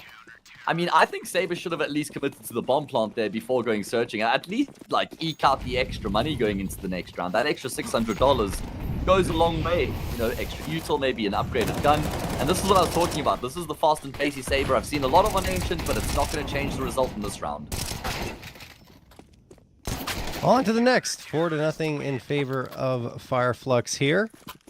And I mean, I agree with you. A fast certainly can work. It's just that Fireflux are ready for it. And with pistols only for Saber, it just doesn't really materialize into much. Lack of util obviously having an impact there as well. Maybe with a full util execute, they'll have more success in those types of situations. And now is the chance that they'll have potentially to do exactly that. Although Hodix opting for the AWP means that maybe they'll try for a pick first with a boost up onto the box here towards B. And then explode outwards if they can find it. We'll see what their decision making is, but it looks like, yeah, that boost does come in as they're hoping to catch one. Shot fired as soon as that flashbang comes up. Skrunk's under pressure here, and nice shot, Fake Reality. Okay, so they do go fast again. They find the opener they need.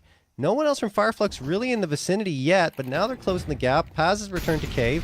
Banjo from B, long B, excuse me. Paz manages to get one back, and Hodix misses a big shot on Banjo, and it cost Tripex his life. Oh no, Paz! He knows fake reality's here. He's just waiting for him to come around, and yeah, Soulfly will take care of it before Paz even has to activate. That's such a shame, Hayes. Oh, it really is. It's such a shame because it looked like a round where they actually had themselves some decent positional control. Soulfly on the jiggle will land the dink onto Nater as well. 13 health. I can't believe how quickly this round spun out of control for Saber. It was looking really good, all posted up on the box. Fires off the shot. Okay, they know the orb's there. We're not going to hang around unnecessarily. Just immediately activate up ramp. Get the opening kill. Looks great. And Paz has the lineup to deny the bomb plants, and it just all cascades out of control from there. Felt like they had the control, but didn't deploy the util effectively enough. They should have smoked off cave. They should have smoked off long B and short B at the same time. It should have been more of a proper set play. But instead, you know, they go out for the push, and Paz denies with that spam through the wall, and then, oh my god, okay. Well, I didn't realize that had gone down. Right, it's 2 through the wall that go down on the Saber side, and that is kind of tough, but still, should have been able to recover regardless and get that bomb down to dirt. Alright, well, they're going to try for a push out towards mid, and they walk right into Soulfly, who does get a couple. Jackass one back. Come on, Saber, you got it in you. Jackass the upgrade onto the A1S. Fortunately for him, he will soon be... No, not alone. Hodix does connect onto that frag on Banjo, so now it's a 3v2. Some space here should lead to a bomb plant. This should be Saber's first plant of Ancient. Yeah, Jackass wants to go back searching in towards middle before he fully commits to A. Paz smartly hasn't overplayed his hand, though. He's trying to delay his commitment until Saber have committed to the bomb plant, because he knows Jackass has to then cover Hodix, although... How does Paz go about this? Actually looks like he's picked up the AK. If Jackass can win this gunfight with Paz, then there's a really good chance for Saber, but Paz is not missing a beat. Hodix has to free fire. That's going to give up his position. Orp is just going to toy with him. Flash blinds him up out in the open. Dougie will seal the deal. And that's 6-0. It's like they're playing with their food at this point. That is really rough for Saber. Paz is ridiculous, and as we mentioned before, he's not usually that player that's going to pop off and have these crazy maps, but he's already up to 7. Dougie actually able to activate more now because he's got the op in his hands. CT side Ancient. Actually, a lot of those frags came before he had the op in his hands, I think, in the pistol round and the anti-eco. So, I mean, he built up his stats there, but you see him hitting his shots and being able to have an impact on the defensive side pretty early on here. I say early, though, but it's already 6-0 in favor of Fireflux. And if you're Saber, you just want to find a way to get around on the board. You finally got the bomb plant down. Now you need to convert that into a win. Something. I mean, we've played 20 rounds of Counter-Strike in the series so far. Saber have won 5% of them. They've won a single round. Soulfly's in middle. And thankfully, the flash on Nater was really good because Soulfly only spots him after the initial burst into the smoke. Fake Reality tries to get in on the action, but he just follows suit. He goes down as well. And Fireflux are all over Saber like a rash.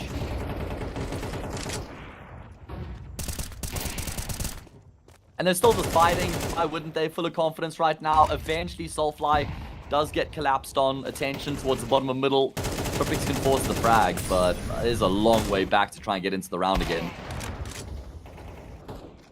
That's some very quick math. It's like 5 cents. I'm impressed. Cheers. They say never do maths live on stream, but I like to live dangerously, you know. So Nah, you nailed it. Hodix is the last one. Well, I mean, I could criticize, but you rounded up. But I'm still going to give it to you because I appreciate how quickly you're right. you did that. That's true, right? I mean, it's what, like 4. Wait, hold on, because 10% would be 2. Wait, is it not 5%? 1 out of It's 20. 4.5. I rounded up to 5. It's okay. No. You got it. You got it. I rounded up to the nearest. I'm never doing maths live on stream again. No, stop. You got it.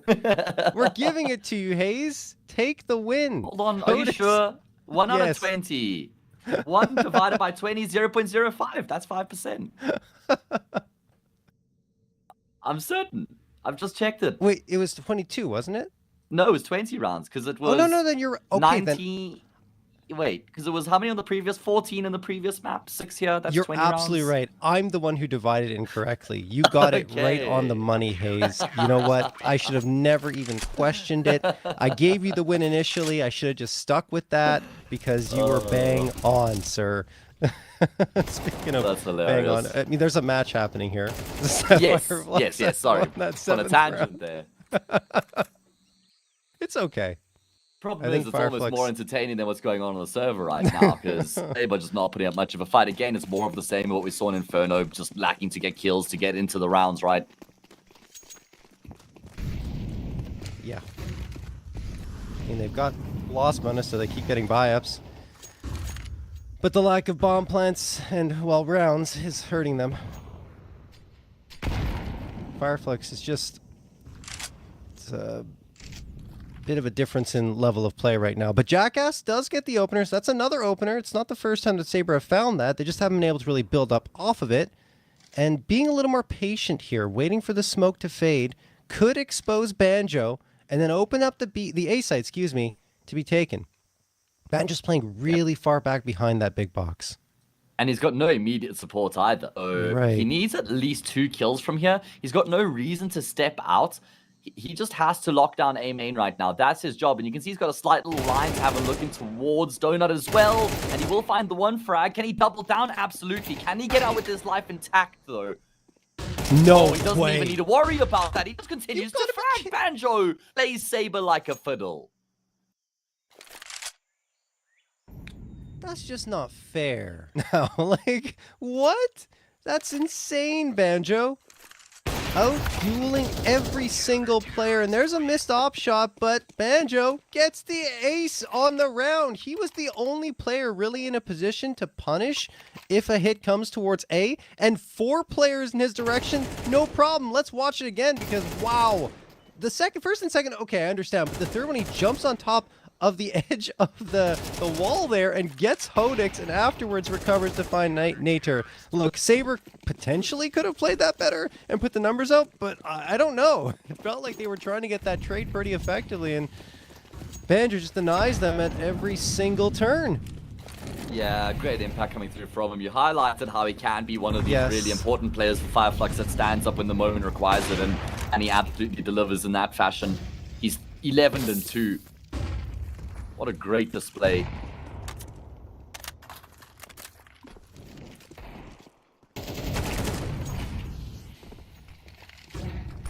Oh. I literally thought I timed out. Okay, I'm muted on VMix. Terrorists win. Okay, I refreshed VMix. We're back. We're good. We missed a round. But probably didn't miss much action. You back with me, John? Yeah, I'm here. Okay. It's, I honestly thought I timed out because it just happens to me so often. I was like, oh god, I was about to message on Discord saying, sorry mate, be right back, internet dropped. But no, we're all good. Saber aren't. Yep, just had the technical issues on our side. But yeah, Saber are not good. they're not feeling great up to this point. Still trying to get around here in this first half of action. As the smoke goes into the Molotov thrown by Soulflight. All right, Pete's around the corner, gets one, only one. Okay, good trade. And then Tripix and Jackass Drek, here we go. 4v2 in favor of Saber. Skrunk and Dougie, the last two standing. Skrunk towards the B site, and he's going to peer in towards Cave. That could be a mistake on his side. Tripix? Yeah, it isn't. Skrunk actually gets that frag on the Tripix, makes it a 2v3. I mean, Saber, they just have to work together. They just have to go into this B site together and not give 1v1 fights, to Skrunk.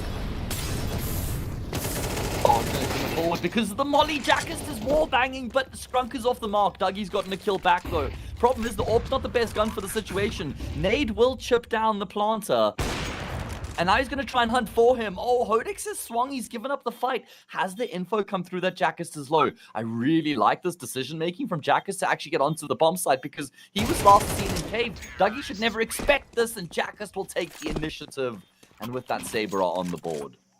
Nice. Finally, Jackass the 3K, and they manage to isolate Skrunk. They go together to take him down, and, that's just getting the trade. It's the most important thing for Saber. Fundamentals, right, that do come through finally here, and they get that first on the board. The problem is the money is absolutely phenomenal for Fireflux, so they're just going to have to do that all over again. And one thing they did right, I would say, Saber, that is they isolated some fights early on towards mid, and were effective in ensuring that Fireflux didn't really have a response with the utility that they were throwing forward. But Soulfly He's just going to charge out, get aggressive on his terms.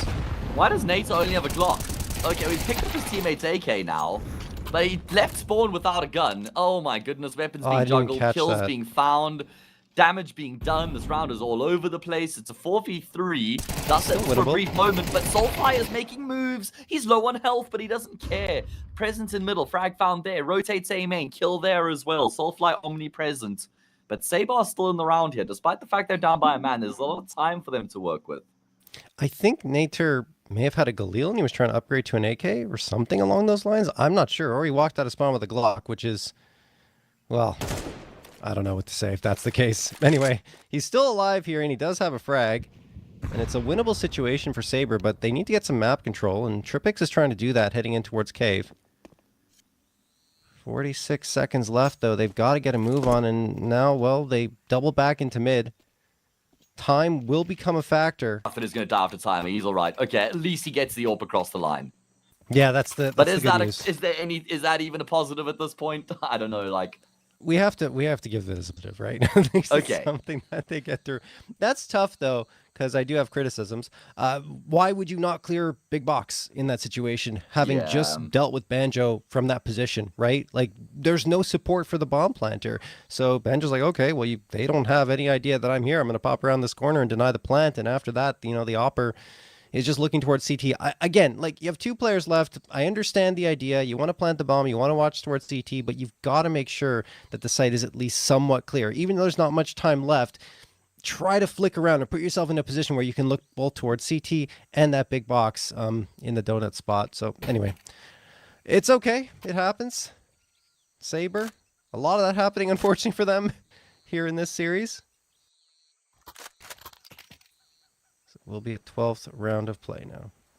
Yeah, I mean, 13-1 was the scoreline on the previous map. If you're just joining us, it was Inferno, picked by Fireflux, dominated by them as well. And we mentioned it didn't really feel like it was a map-specific beating coming through. It just felt like it was too big of a disparity between these two teams. And I guess that's certainly rung true here. It's just proven to be the case. This is Saber's map pick, and it's the exact same result. And at least up until now, no reason for us to believe that anything's going to change, though. Fireflux 3 rounds away. Ancient Hodex's AWP is also behind the pillar right now. Shots being missed, but that's not the end of the world. They will actually be able to finish off the job and get themselves that second round. Well, that's good for them. I mean, every round counts, right? Better than 1, of course, having that 2 on the board here in this first half of action. So, and 3 players left alive is pretty promising at the very least.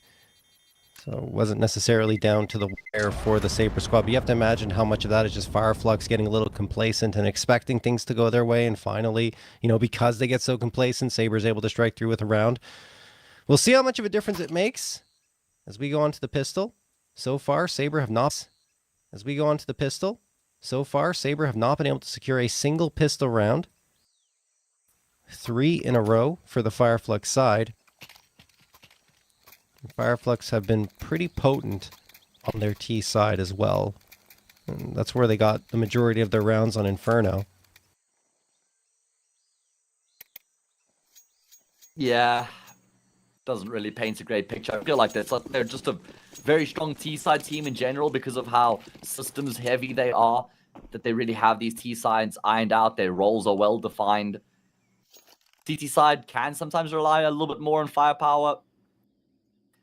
Anyway, can Saber win their first pistol round of the series? They're 0-3 so far. And Fireflux have been able to get a little bit of a foothold in towards middle, but it's going to be moves made by Saber. This is being watched right now, but that's only going to get info. No kills. Fireflux now to start to file into this A-bomb site. Damage is being done, but Fireflux gets the control. Oh, pass actually overlooked. Doesn't punish for it.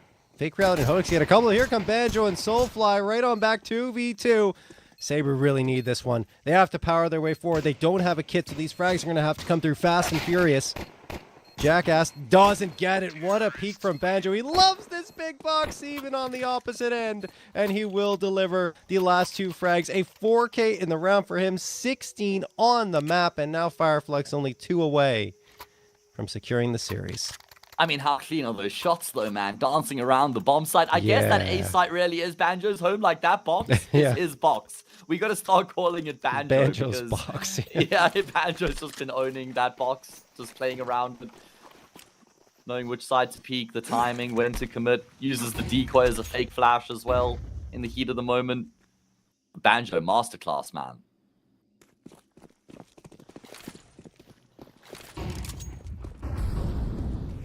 Here come the flashes in towards the A site. No one's home. Saber gambled wrong, and I'm just... I don't know if it's just me, Hayes, but you can answer this question. Do you think they should have forced here, like being down 11-2, take that chance? I love that you asked me this question, actually, because I really like what Saber have done. I don't think there's a huge disparity between trying to make a 2-11 comeback and a 2-12 comeback.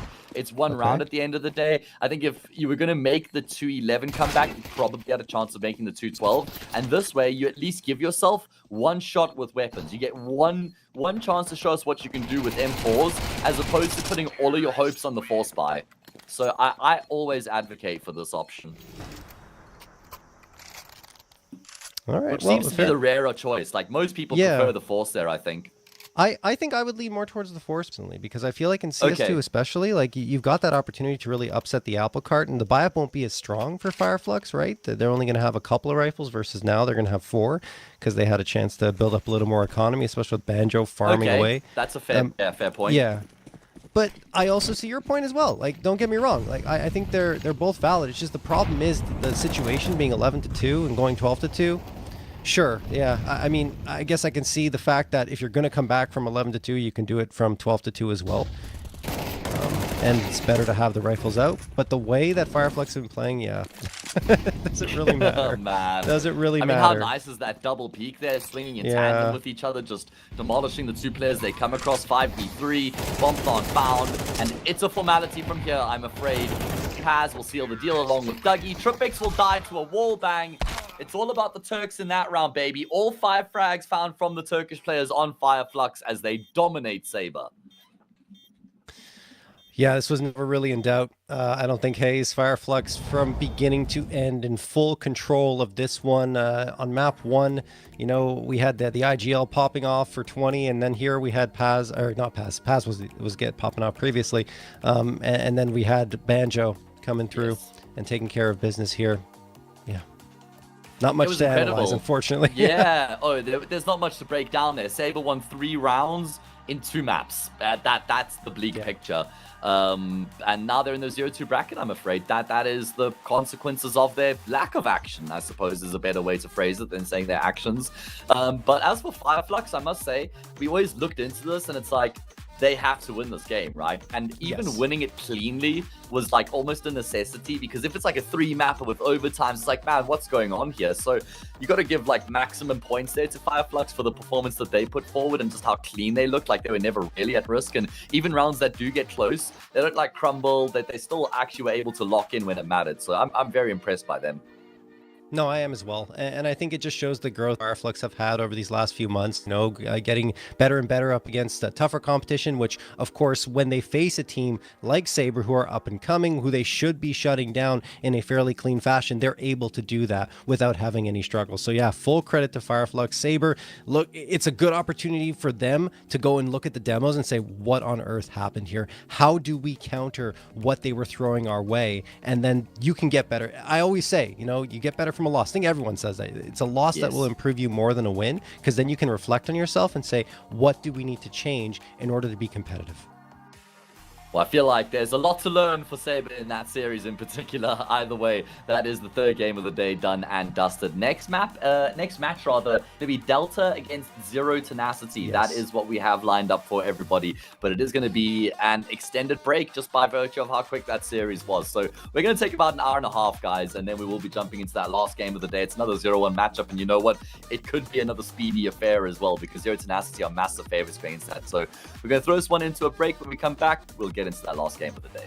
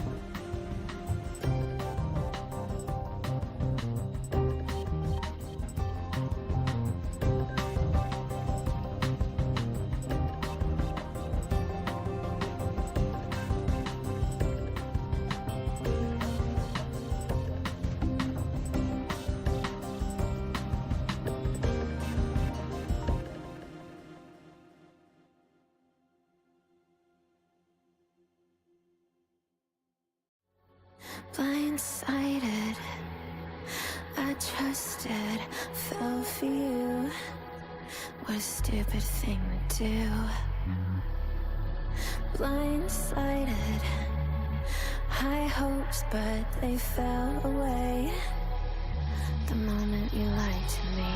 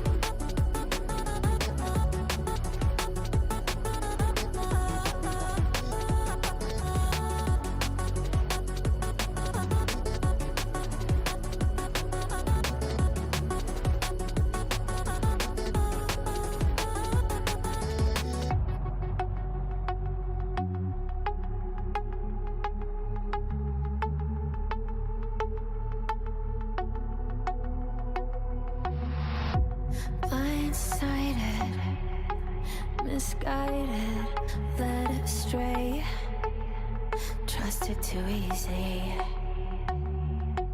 Blindsided, strung out on the smallest string, had me questioning everything. I don't know where I am now. Pedestal I had you on is crumbling down on the ground. It was all illusion.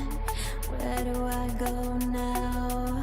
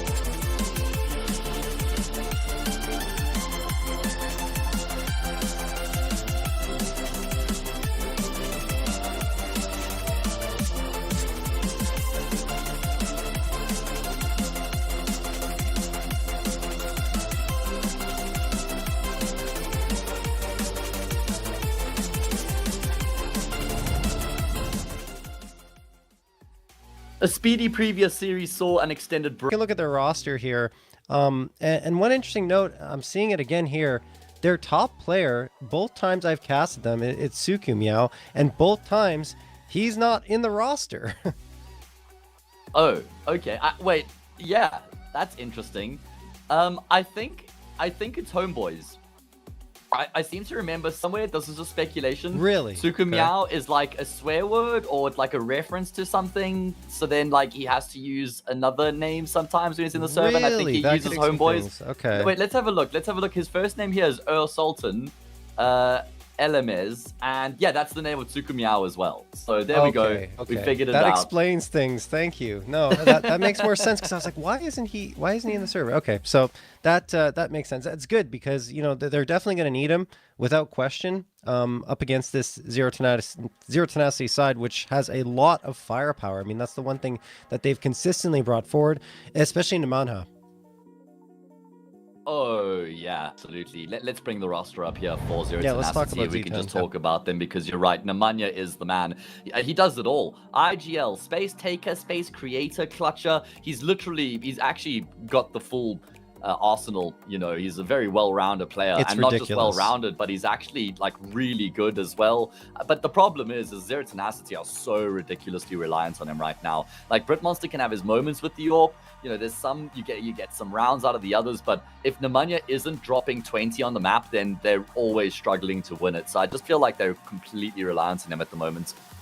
Yeah, I don't disagree with you. I mean, the numbers tell the story there for him. He's got a 1.11 rating, which leads the team in that category. Then you look at flashes. He's second on the team in flashes thrown at 0.56 and has the highest success rate of his flashes thrown at 0.69. Then you look at his openers. He's taking them 31.3% of the time, very much the majority of the team there, with a 50.1% success rate and 1.19 rating. So he leads the team in every single stat category, which is and on top of it, he's the IGL, like you said. So there's so much reliance on him, and that needs to be eased off a little bit if Z10 want to find success against that tougher competition and crack through to higher tiers of CS.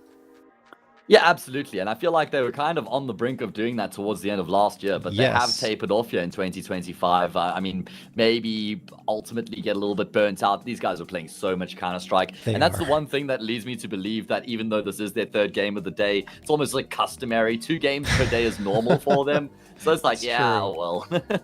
well. But yeah, I used to really enjoy watching this team play. I think you made a good point earlier about how they're almost like the gatekeepers of tier 2. If you can't beat them, then you're really going to struggle to keep up with that level. If you can beat them, okay, like you deserve some attention, pretty legit at that point. But for me, Zero Tenacity, they wanted to transcend that like gatekeeper title and actually be a team that wants to follow the path of like an OG, qualify for some sort of a tier 2 LAN, like get to really level up and grow and progress, because they've not really stagnated, they've actually regressed. That's the unfortunate thing. You're right. They have regressed a little bit, losing to Nexus and Astrum, teams that I think they can very much beat in their prime. And then earlier today, lost to Sinner. So it's not looking that great over the last little bit. And you'd think maybe it will get better over time. This team has been together for quite some. I think it's been 2 years and 8 months Longer, for the current core. Yeah, for the full team? AVN. Yeah. For AVN, yes. And it's 3 years and 7 months for the full team, which is a long, long time in esports. And yeah. Yeah, go ahead. I was just going to say, it must be the longest standing group of 4 players that are still in the team together in the world. Yeah, so See Did if they can- ever win a CCT? Like out of the 20 EU series played last season, did they win one? Because I could wager they must have played in basically every single. They didn't win pointed because they certainly have the potential. But yeah, maybe something we can have a little bit of a look at. Scrolling back through it now, and I'm I seeing don't think plenty they playoffs, have. plenty Lots of quarterfinals, playoffs, yeah. plenty quarterfinals, tons of 5th to 8s. You know what? There must be like 6 or 7 5th to 8 finishes for them, which is just here's one semi-final berth. So it's like, how can you play in so many CCTs as this team and not actually have like one title to show for it? Yeah, no, I agree that it's really tough, and that's the thing. That's what you have to start with, is getting those titles at the CCT level and managing to find a way at least into the semifinals or the grand finals, right? And you kind of think, I mean, I don't think, you can see that there's the pieces are here for Zero Tenacity to find that success, just about them having them activate all at the same time around Nemanja. Anyway, let's check out the veto and see what it's going to bring us. I'm not sure it, I don't want to be rude here, but I don't know if it's going to really matter for Delta, because they have been struggling so mightily lately that I don't know if there is a good pick for them. I suppose Mirage, you know, if you're looking at their map pool, you say, okay, you know, that's where they found the most wins, which is 5 over, I think it's 13 times they've played the map. And then you look over at the Z10 side, I think Mirage has been kind of a mixed bag for them as well. But then they go to Anubis, and there really isn't an Anubis on the Delta side. So that is very much a Z10 lean. And finally, we end up on Inferno, and it's the same thing. It's Z10 lean. So this is a Z10 leaning Inferno veto. Yeah, I guess we would have said that regardless of what it was, because sure. Mirage is the one map that Delta have played. But when you look at the games they've been winning, it's only against regional opposition. You know, outside of teams from Kazakhstan, they've played the map 5 times and they've won 7, 12, 13. They've won 17 rounds in a total of 5 times having played the map. So that's not a great look, I'm afraid. But same sort of spectrum we looked at Saber earlier, we would like to see signs of improvement, right? That's kind of the lens we're looking at the Delta team through.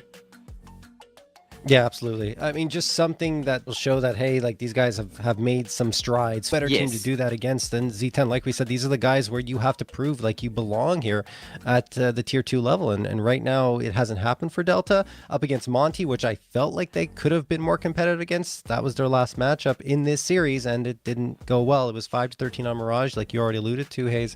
And then Dust 2 is 4-13. So we'll have to see.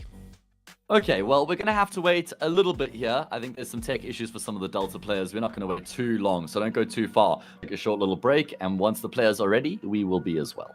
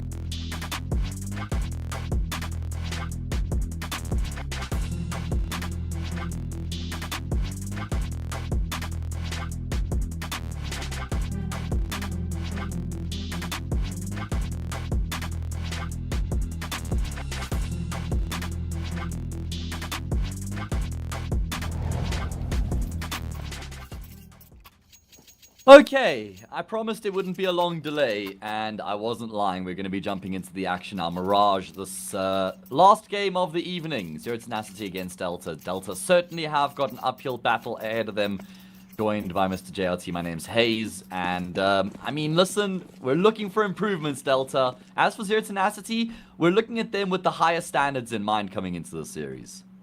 Yeah, definitely. We're expecting bigger things to come from Zero Tenacity because they feel like they've been climbing up the ladder of Tier 2, or at least were at the end of last year, and now it's kind of stalled out a little bit. We'll see if they can. And now you're get playing things Delta. going. Yeah. You gotta show us like some dominant kind of Counter-Strike. This can't even be close. Not only should it definitely be a win for Z10, it shouldn't be that close. Let's see if Delta can find a way to make it close. This is going to be impossible to cast. We've got 5 black dots on the minimap. How on earth are we supposed to know what's going on, John? Well, that helps. Well, we just know they're on the site, right? That's the key thing here. Dosick, along with Homeboys. Great take of by Delta in the opening round, though. I mean, this is a fantastic pistol round coming through from them. Simca, AVN, and Jofo don't really have that much of a path back into this site. I mean, they do get 1, but 2 right on back, and what an explosive start out of the gate for Delta. Obviously, they're a team with something to prove here, no question. And it looks like, yeah, they will close it down, only losing 1 player.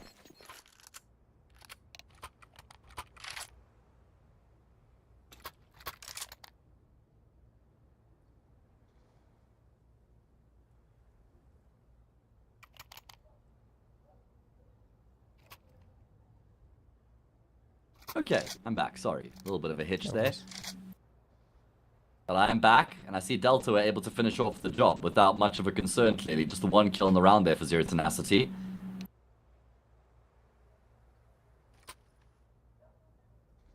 Plain and simple.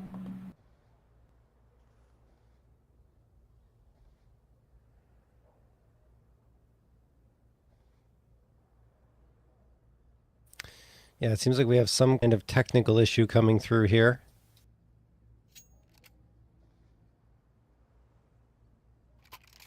Hopefully we can iron out these kinks nice and early before we get into the swing of things. Good lord, my internet is awful right now as well, so I'm hoping maybe it smoothens out while we do have a little bit of a delay, but the countdown has begun and we're going to be getting into the action now. Unsurprisingly, Zero Tenacity are going to spend their money here. They're going to empty their pockets.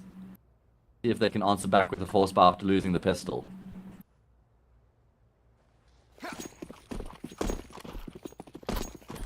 Alright, here we go. Number 2. Zero Tenacity, as you mentioned, are going to go for the force here. It's going to be 3 Deagles, the 5.7, and the MP9 on their side. And you see Delta, they're scrambling a little bit to get that mid control. They already kind of have it. Zero Tenacity are challenging a little bit. I mean, that smoke coming out of connector is going to obviously give Delta a little bit of information as to who might be nearby. As it stands, Zero Tenacity are setting up more firmly on that B site than anywhere else with 3 players positioned there. Yeah, it makes sense that you go for some sort of a gamble stack here with the force bar. If you're Zero Tenacity, you got to roll the dice, try and give yourself an edge in the round some way to make up for the fact that you don't have the weapons to go up against Delta.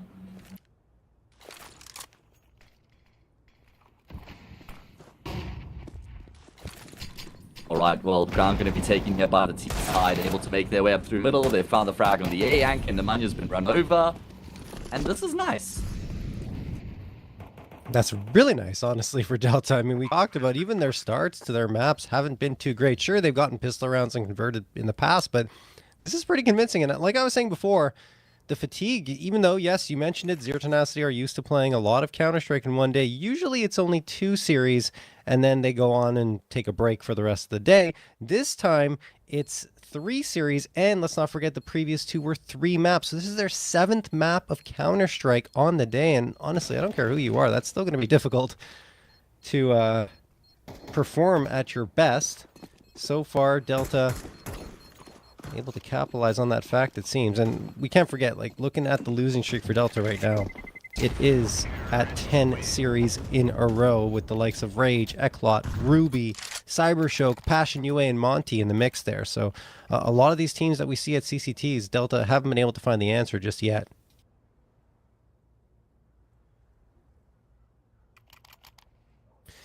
So we will continue on here.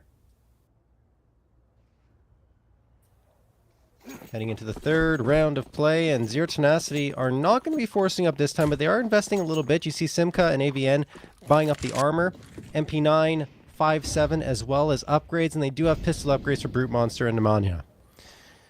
As we go in here, seeing what Zero Tenacity can do with this lighter buy-up. They have all 5 players leaning towards the A site, so the B site is exceptionally vulnerable, but even then they decide, okay, well, we haven't seen anything towards A yet. Let's rotate at least one body to B, and Brute Monster is likely going to join with Nemanja over towards the B site. As I say that, he leans right back into A. It would have been the right call in the end because it looks like Delta are going to lean towards B, and there you go. Mixmeister finds the first one, Dodoni onto Brute Monster, and it's all going the way of Delta. So it should be 3-0. I doubt that Zero Tenacity are going to try and engage too much. They don't have much to lose. At least I'd say Jofo doesn't because he's only got the USP. You could argue Simca and AVN want to save that body armor, right? Because that's $1,000 they've invested. It will be 1K less. They won't have to invest into the next round. And for Simca, he's already got the pistol upgrade. But you know what? They still want to hunt. Simca in towards T-spawn. I believe he's been spotted out by Dodoni. AVN's trying to join and collapse here. Oh, Simca actually takes a lot of damage. If I were Simca, I would just wait, but he's dead. He's dead now. That nade or the bullets, one of the two. Jofa around the corner, taken care of by Dodoni, and now AVN decides to come out and finally does strike for one. Not a second, though. So, great work from Delta again. Bomb will explode, and we go on to round number 4. Again, like I was saying, it didn't really matter if they saved. It would have helped their economy, especially... I believe that was Dune. No, Dosic probably. Either way. Delta. Toss that util out. Molotov sails in. Dodoni finds the opener on AVN. This is already a great start for Delta. Nemanja's walked through the smoke. Dodoni might have the edge here as soon as the smoke fades. Nemanja? Okay, no. As Dodoni's moving the opposite direction, it will be a freebie for... No, it's not! What a shot from Dodoni! Oh my goodness, Dune gets Brute Monster as well, and only one response here. Now 2 by Jofo and Simca, but still, they're a man down. They need to do work here, and Jofo's doing exactly that, what the doctor ordered here for Z10, but it's still not enough, as it's a 1v2 now with Simca rotating around, coming in from jungle, does get Mixmeister, but takes a lot of damage to the engagement as the bomb is planted. Now down to a 1v1. Dodoni and Simca. Dodoni trying to hang on here for one of Delta's best starts over their last 10 series played. Wants to find this for his squad, waiting towards CT. Simca's looking the wrong way. He's coming around, but the shot's missed by Dodoni, and Simca's got the edge on the peak, and he will win the duel. No 4th round, at least not yet for Delta, as Z10 clutch it out. 1-3.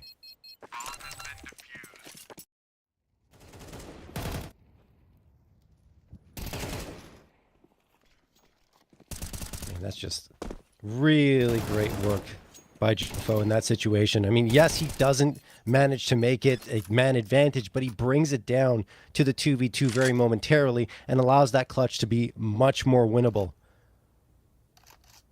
on the side of Z10. Timeout going to be called by Z10. They're probably seeing something they don't like. I imagine having gone down 3-0 in the early goings and having to rely on a clutch in that situation, they're feeling a little bit shaky here on Mirage.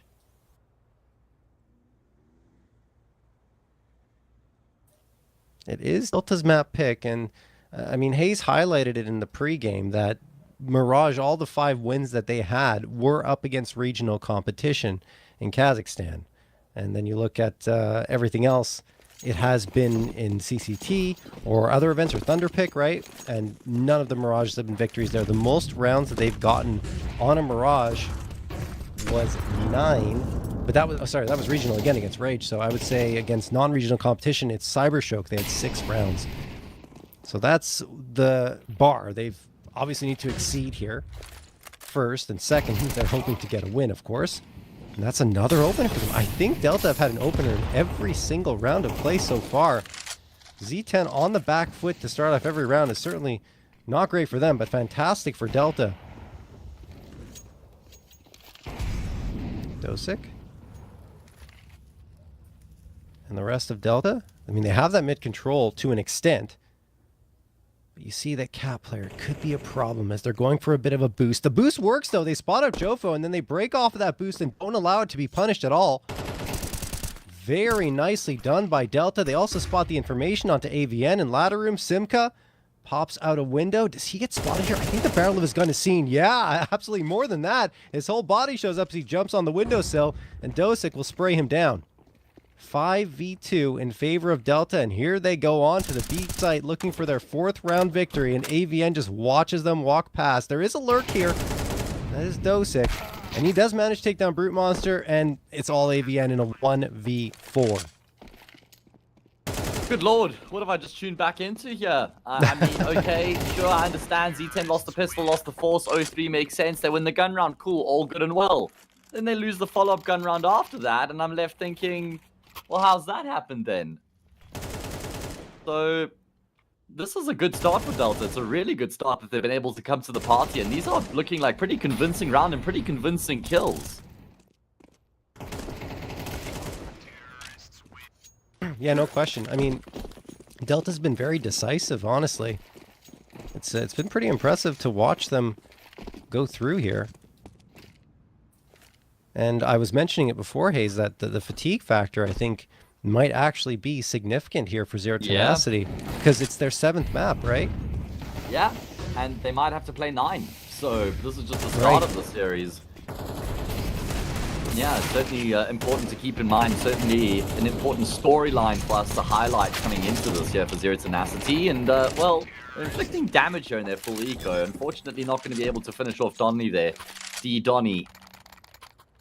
Double kill there. Used a couple frags to try and chip away at the money, but not a huge amount to get excited about. 5-1 for Delta. This is a fantastic start for them.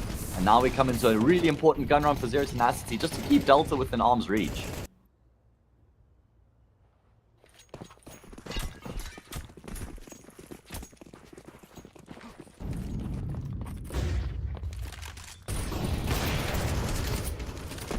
Alright, well, Bripmonster has been able to bring his AWP to the table here in this follow-up gun round, but he's landed the jump, but he's missed the shot.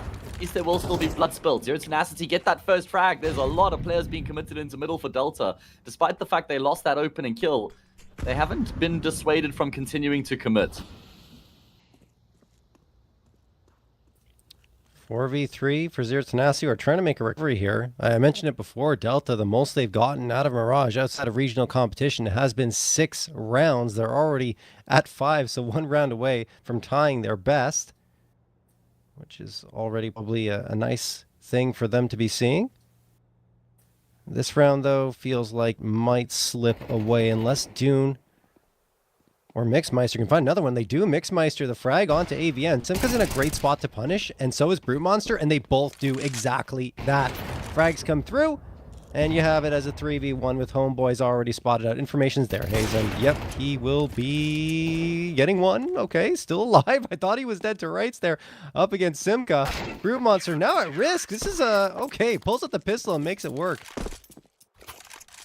I mean, that was scary for a second after he gets the first kill. Brute Monster's by himself. I'm thinking if Homeboys can just hit that instantaneous headshot, then it's a 1v1 from there and it's anybody's game. But Zero Tenacity prevail by the skin of their teeth. It really does get close. There's a lot of impetus in these rounds coming through from Delta. And I look at them playing this sort of style of Counter-Strike and how successful they've been in the opening of Mirage. And I'm like, how have these guys not won a map yet? They look like they have the individual ability. They look like they've got the capabilities of pushing some of these teams and winning at least a map.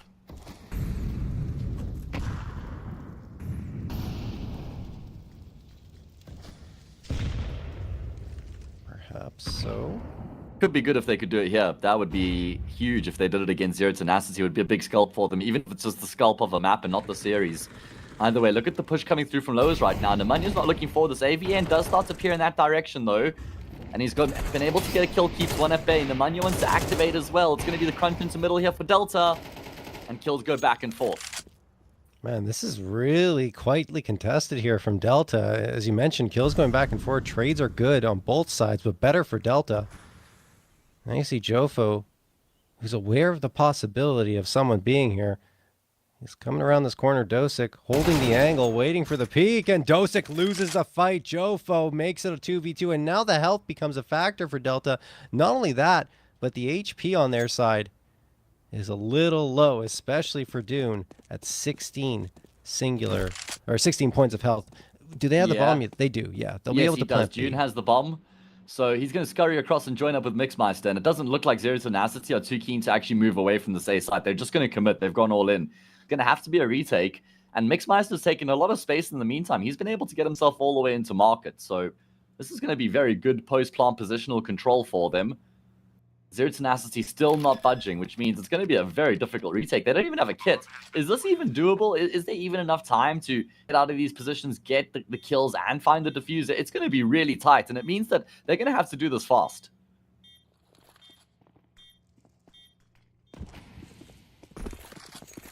Smoke flies through here. Forget it's the perfect smoke to throw, but a counter smoke comes through for Zero Tenacity to allow them to gain some space upwards. Half the time left on the bomb, but a shot from Dune, and he spots at the last player as well. Dune and Mixmeister looking to clutch us out for Delta and get a 6th round, and there it is. Mixmeister, the 4K on the round, and Delta have 6.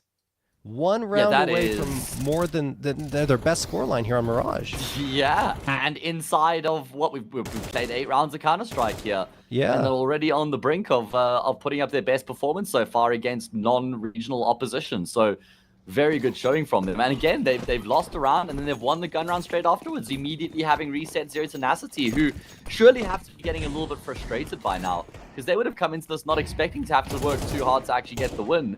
And now, well, they're about to... I mean, if they lose this round, which they should, the best they could do for the half is 7-5.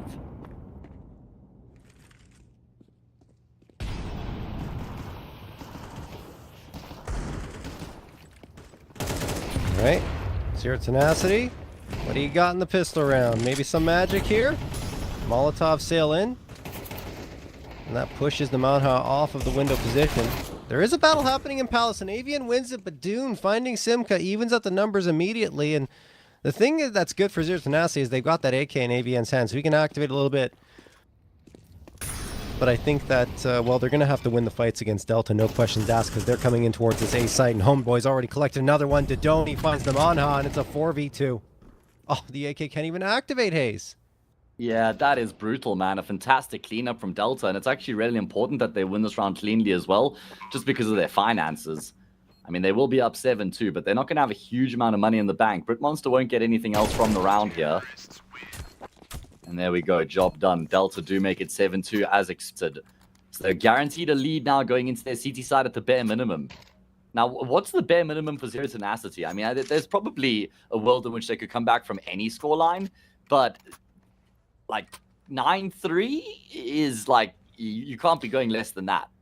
Yeah, I would argue give Zero Tenacity's tenacity, which interestingly enough they don't really live by their name, so to speak.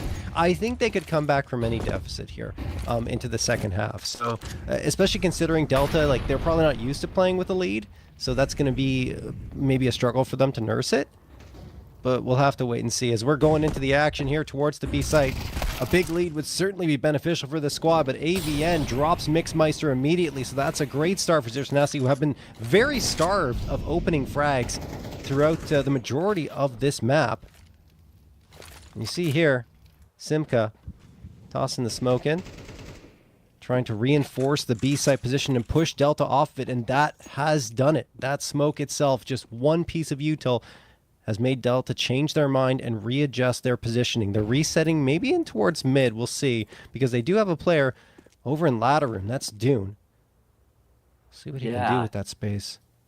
I thought him and Nemanja might cross for a second there, but evidently not. I guess Z10 also recognized the magnitude of this round here, and they don't want to take unnecessary fights. So they've contained Delta in towards middle for now. Where did Delta go? They've got no util, John. They've got, what, a single smoke grenade is all they've got to try get on A here. 2 smokes. Yeah. Okay, that might help. Well, now only 1, because they just lost a player, but look at that. They don't need the smokes. They don't need the util. They got 3 frags in a row. Brute Monster does manage to get one back, but he's alone on the site. And there's still that 1 smoke left for Delta that they didn't have to utilize in order to get those frags. Simka sneaking in from connector. That could be a problem for them, but the smoke is lasting long enough to make them comfortable. Brute Monster goes down for the count. What a shot from Dune. And Simka, last one standing, can't do it either. Dune the 3K, and Delta are on to 8 rounds. This is something else for them. Yeah, this has been such an impressive display because every time it looks like, okay, it's probably just a good start from one of these plucky underdogs, and as the game goes on, Zero Tenacity will start to just claw their way back, and then, you know, the kind of normality will be restored, but that's just not happening. That's straight up not happening. Delta winning yet another gun round. Consecutive rounds here. Looking very good for them. Just the way that they make their way up connector into that A bomb site without much going for them. Even just straight investment from Z10, which means they've got quite a bit of firepower. They've recovered some weapons, and okay, I mean, finally some respite here. It's going to be a bit of a let-off almost because, like I say, with it being a half investment, it would have been a great chance for Delta to go up to 9 here, but that's not going to be the case. And Z10 needed this. I mean, still not done, right? But the lack of util, the lack of time would indicate that probably Delta won't be able to get this. What is happening? Avian's wide swinging there, getting caught over at bench. Simka does make good of it with the instant trade, and now it's all up to Dune, who does have the bomb on his back. 13 seconds left, though. He's got to get a move on. Needs a quick frag here towards Ticket and won't find it. Z10 do get themselves a third, but again, you know, there were some moments where they didn't necessarily look comfortable. A wide swing from bench coming through from AVN, which costs him. Luckily, there was the trade there from Simka immediately, so a third round comes through. Last round to play in this first half, and I can tell you right now, there is no world, Hayes, where I had said, where I would even think that Delta would be up 8-3 at this point. Oh, no. No, me neither. No, absolutely not. But that is what they've managed so far. Can they make it 9-3, or can Z10 finally string consecutive rounds together? Something that they haven't done throughout this whole half. And, I mean, if it is 8-4, I still think Delta could be in some trouble, you know? And it would feel like they left a round or two on the table with how dominant they've been. Either way, that's probably just asking for way too much. Bit of a change up. There's been a lot of focus on middle for Delta this T side. This time they're trying to poke their way up ramp, and they have come into some resistance. AVN on catwalk for the job to do. Does manage a kill, and he finds that double down. Okay, kind of the way we expected things to go coming into the series. Yeah, this is the round that we thought we'd be seeing over and over again, right? But I mean, credit to Delta. They played really well in the early goings. They got the pistol round. They built up some momentum. They caught on to what appeared to be fatigue for Zero Tenacity after playing so much Counter-Strike already today. But now Z10 adjusting a little bit in the latter rounds. They get that fourth one on the board. And again, 8-4 for Delta. I already said it before. It wouldn't surprise me to see Zero Tenacity come back from this and recover. Just takes a pistol round and a couple rounds after that, and the lead is erased, right? So still very much not out of the realm of possibility that Z10 will get a comeback. But also, Delta, for the first time in I think every single one of their series that they've played over their last 10 series, they have a lead, and a 4-round lead at that, going to the second half. Yeah, and also the most rounds they've ever won on Ancient, and probably, on Mirage, and probably Mirage. any other map at that as well, against non-Kazakh opposition, right? So, yeah, there's a lot of boxes that they're checking, but that's not going to mean much if they don't win the map, especially to them, right? Because they don't just want to have competitive maps, they want to win some maps now. And they're going to have a hell of a job to do on the same bomb site. There's a massive storm brewing.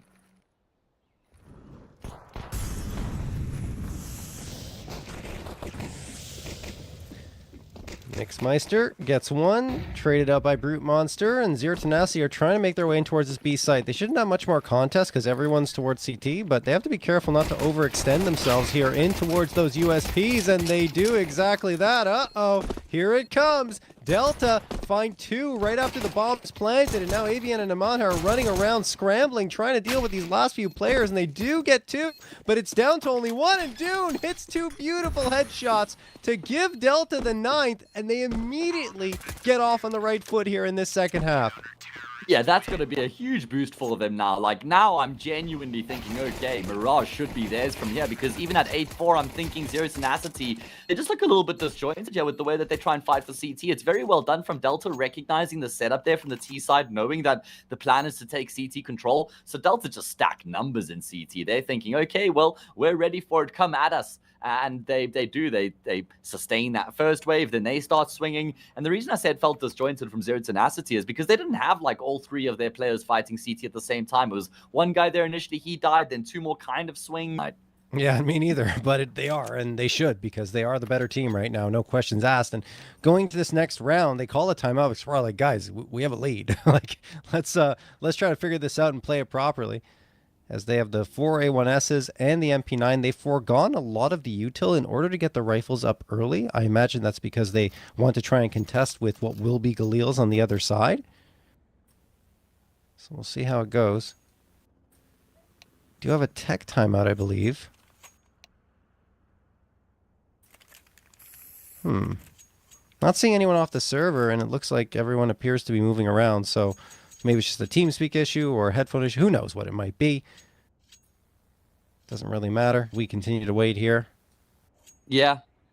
Well, Z10 are having a number of issues of their own right now. 9-4 on Mirage. This team used to be really good on Mirage. Like, this isn't a, let's not worry about it. Mirage is a,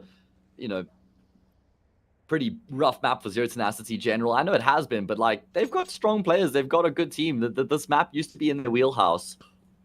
And now they're losing to guys who don't even have pictures.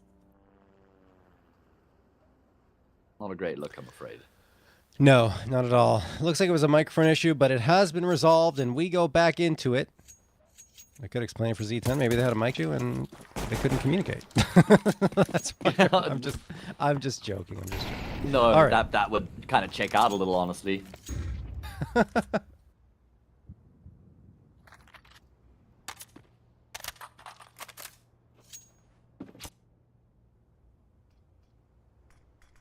Okay, well, Z10 have gone all in, because they did get the bomb down in the pistol round that they lost, but if they lose this force buy without a bomb plant, that's almost Mirage certainly over. So, awkward territory, really tough territory. They've got to lock in here.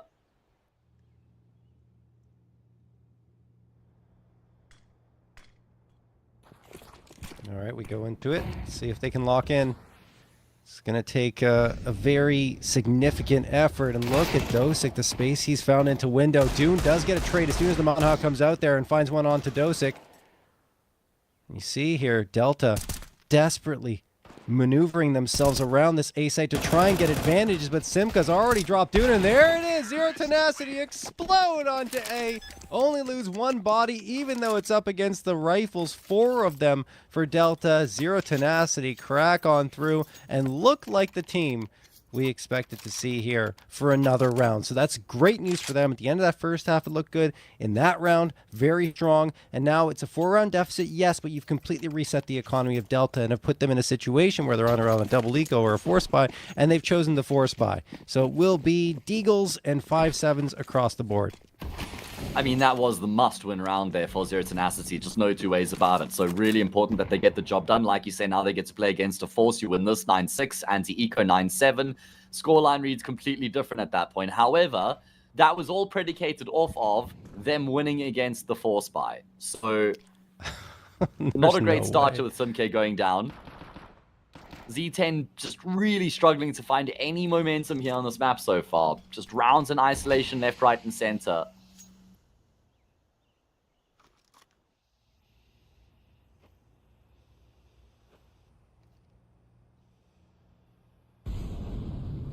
Yeah, and Dune's managed to recover the M4 off the ground. So that's even better here for Delta.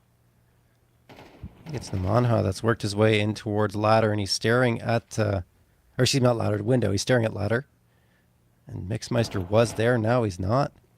Now he is again. Perfect timing. This is the shot though, but Dosic won't. He hits Brute Monster. Still not a frag to speak of for Zero Tenacity. Oh no! What is is going on? Jofo and AVN, and now just Jofo, it's over! They lose the Force Buy, the 5-7s ring true free upgrades for everyone on Delta, and just when we think it's settled in for Zero Tenacity, it hasn't. We have to come to the realization here that this very well could be a Delta map victory because Z10 look a little lost at the wheel. Oh, and every time Zero Tenacity are in a position where they can kind of regain control of the wheel, they just drop the ball. And it's like the ball's in your court even. You're the one, it's just a simple forehand, but they drop the racket. Oh, man. And it looks like frustration may have set in here, John. Look at the setup. This is going to be straight up ramp right now. And they go 1 for 1. Homeboys is out in the open right now. Nade damage chips away at Nemanja. Oh, Dosick, that is brave. Delta can put Z10 away if they win this round. Yep, no question. I mean, like, if they can take this, then Z10's probably cooked for Mirage. Nade sails through onto Brute Monster. They're committed towards the A site, but 3 members of Delta are here waiting, and that Molotov... Oh, my goodness. You're a lot of things, Nemanja, but you're not immune to fire. Nemanja needs to throw that smoke faster. It felt like... Talked about fatigue, yeah, definitely. Seems like a factor there, and Simka does manage to get one through the box onto the Donny. Just spamming there to even out the numbers, and health bars are very low for Delta. 53 seconds left, so still have the time to Zero Tenacity to get into this bomb site. AVN spots out Dosick. Trade is there, but now it's all up to Mixmeister in a 1v2 to clutch out the round and doesn't get it done. Simka recovers here on what was looking like another rough round for Zero Tenacity, but they pull it across the finish line. So they will get a 6. Their Force Buy works, but the thing is, we're in deep into these Force Buy wars, and Delta will be going right back to it.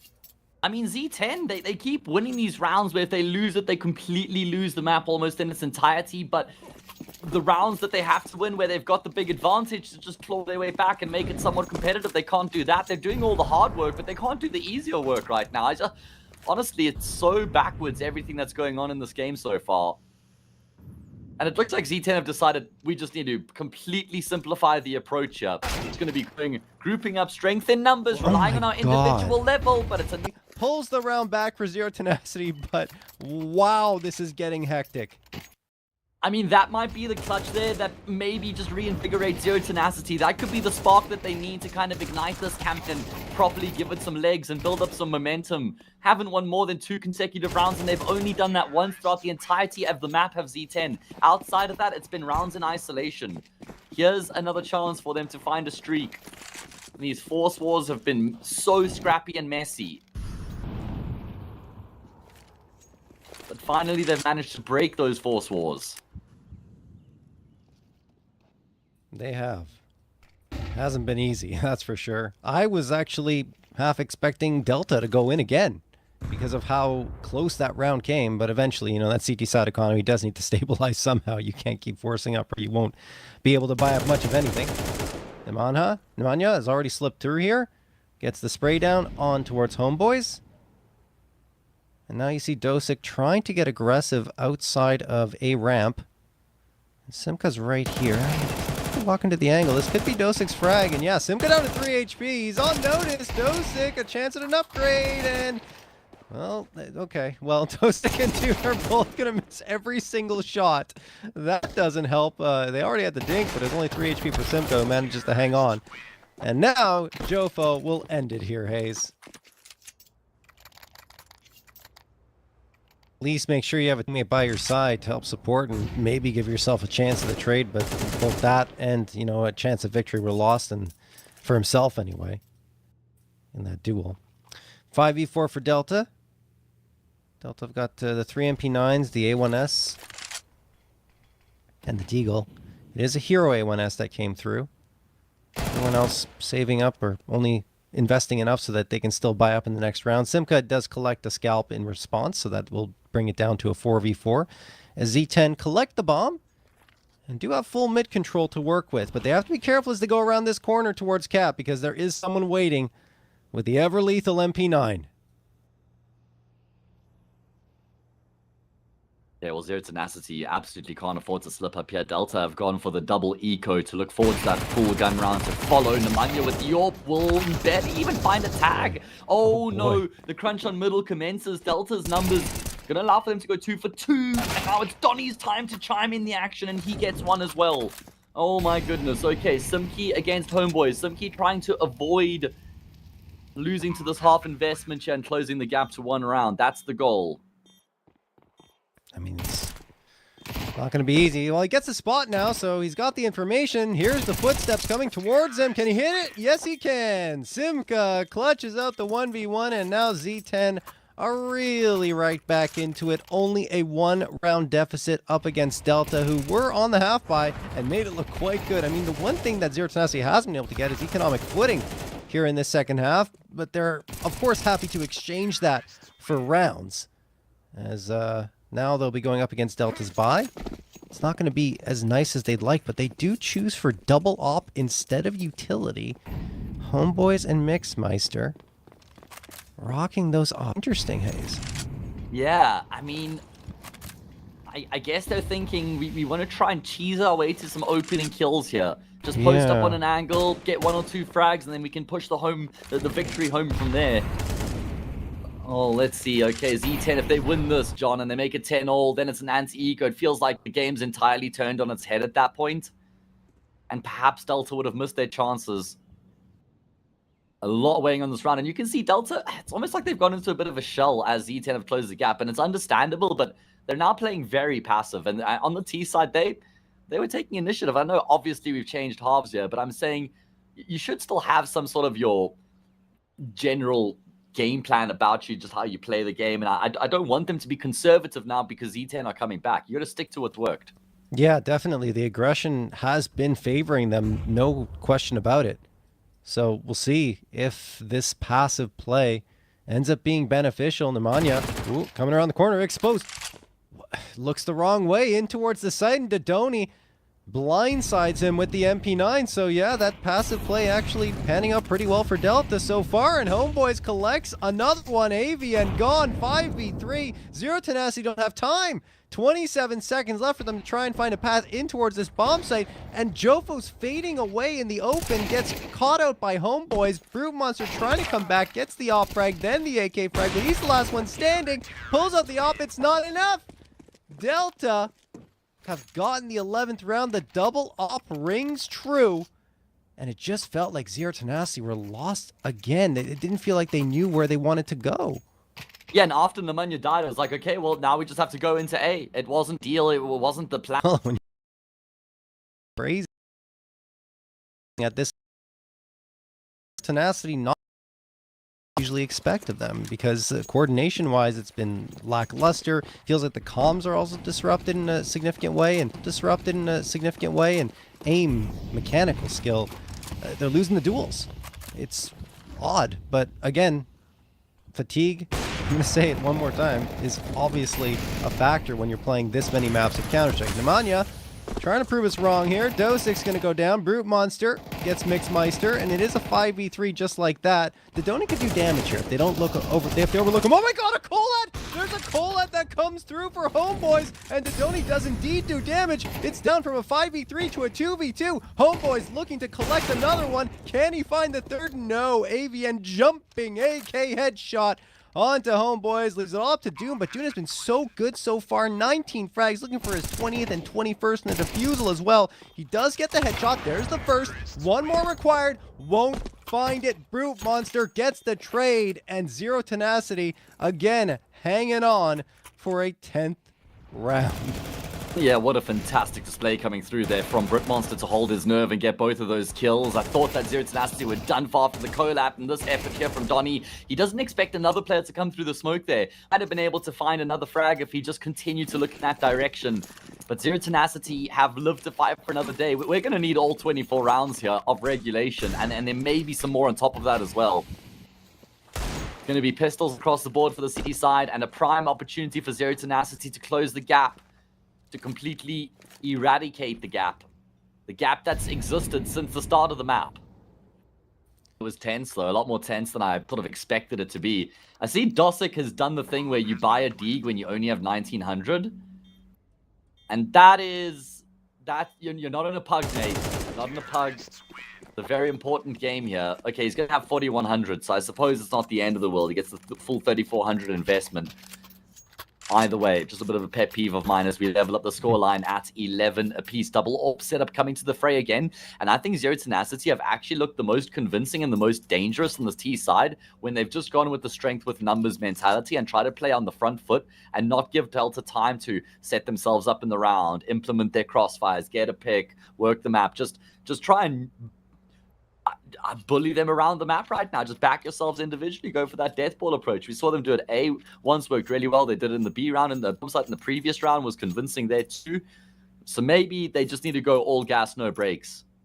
Yeah, I don't think you're wrong, because it's when they slow it down that Delta managed to find the gaps and sneak in on a flank or just pop through a smoke and get a frag onto Zero Tenacity and make life difficult for them, and then the chaos ensues. And it seems like in those chaotic rounds, Delta are gaining the edge. So I agree with you. If you're Zero Tenacity, just go straight up, take the fight, and that's it. There's going to be, this is interesting. We're seeing a double pause being called. We were just talking about this before in the previous series, Hayes, how it didn't make sense at the beginning of a map to call it in the pistol round, but right here it does. It was in fact my example. At 11 to 11, you want to use your timeouts because you need to make sure that you're going for the correct strategy, and that's exactly what Delta's doing. There we go. Right on the money. Yeah. Love it when that happens. I just get the opposite, you know, when I say something, just the complete opposite happens all the time. Like, oh, I swear, guys, I do know what I'm talking about sometimes. But anyway, 11 all. This is the round. Can Zero Tenacity get the lead here and now? Because then there's no money for Delta. Having said that, no money for Z10 either if they lose this one, because they only get 1,400. So at that point, it seems overtime is less likely than regulation, just because whoever wins this has a good chance of finishing it off in the last of reg. I don't know. I'm feeling Delta right now in terms of a win. Okay. I mean, they got the double op. Zero Tenacity struggled last time against it. They've slowed down the pace once more. We'll see. Gonna be the Dune's A been so fake good. into the B hit here. That's what's going on. Yeah. Some kid and Nemanja trying to dump utility into the safe bomb site. As you said, June's been very good. He's going to be on the front lines right now up against Simki, who is bested a number of times, but Simki comes out on top this time. It's all on Donnie. He's on the platform. Oh, I bet Z10 would love to have the bomb over towards A because they've got the full side control. Mixmeister with the AWP can try and shut them down on the cross, and he has been able to get one kill. So AVN's here by himself right now with the bomb. He has to stay alive for his teammates to rotate through, but he won't just survive, he will thrive. Wow, that's lucky for AVN to come through and get that frag. Dosic, last one standing in probably the least expected position, because this is where Z10 just came from. So I don't think they'll be looking apartments. Could lead to at least one frag, maybe two, if Dosic plays his cards right. Dosic, what do? What's the decision? Here's the footsteps. AVN completely overlooking this. Look at the discipline. Oh, but AVN actually does spot him. A little bit of damage done, but that's enough to get the spot and the frag for Nemanja. Zero Tenacity, after being down 8-4, they have managed to bring it back, but it has been a very, very tough road to these 12 rounds. I mean, this is the first time they've gotten the lead, though. The first time they've had their noses in front on Mirage. And they only need it for one round. They only need the lead for one round, and they could finish off the job and then breathe a massive sigh of relief and just completely forget about this map altogether. That's what Z10 have in front of them right now. We've seen them struggle against these kind of half investment broken guys already, though, so do not write Delta off. They've done well throughout the entirety of the map, but if they lose this round here, it could all be for naught. AVN certainly wants to leave nothing in doubt with an opening frag that is very convincing in terms of the aim.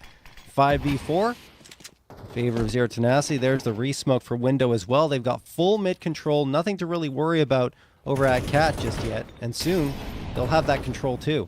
As they're moving up, there's the Molotov toss for ladder room, and indeed, Zero Tenacity, very strong map control. Uh-oh. Okay. They're good. Mixmeister takes care of it. Homeboys. Also, a little bit of an audio cue there. As he gets molly-nated. Wow.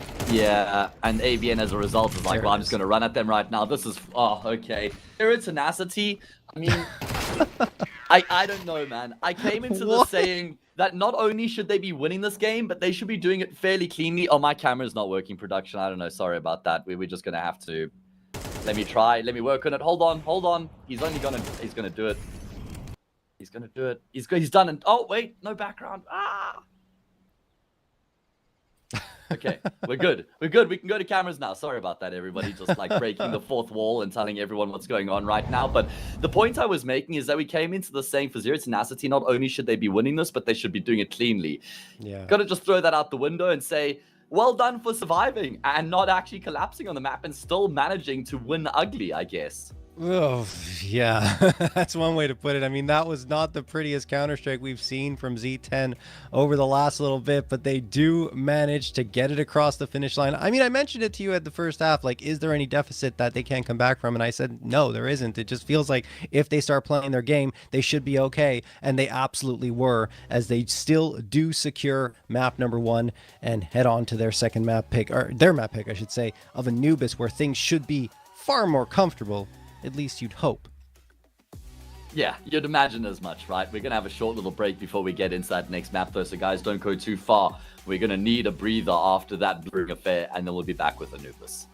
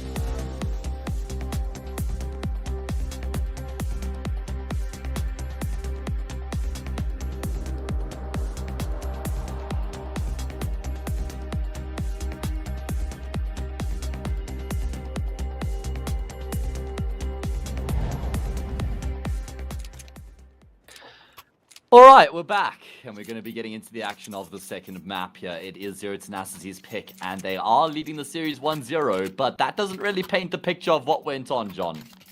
No, it absolutely does not. It was built up 8-4 at the half, and Zero Tenacity really weren't able to bring things together on their opponent's map pick until the second half kicked off. Even then, there were a lot of rounds, right, that came down to a 1v1. Most of them, in fact, that Zero Tenacity ended up winning were down to those situations. So it was closer than even I think that we can imagine it of being, right? Like, it's crazy. Yeah.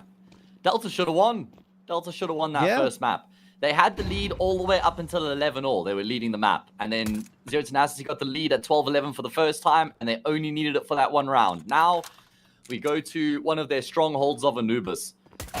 I was casting Zero Tenacity this morning, and I got to see them on Anubis, and they were pretty damn good. But that is a good start for Delta, taking down Nemanja in middle. Certainly the key player for Z10.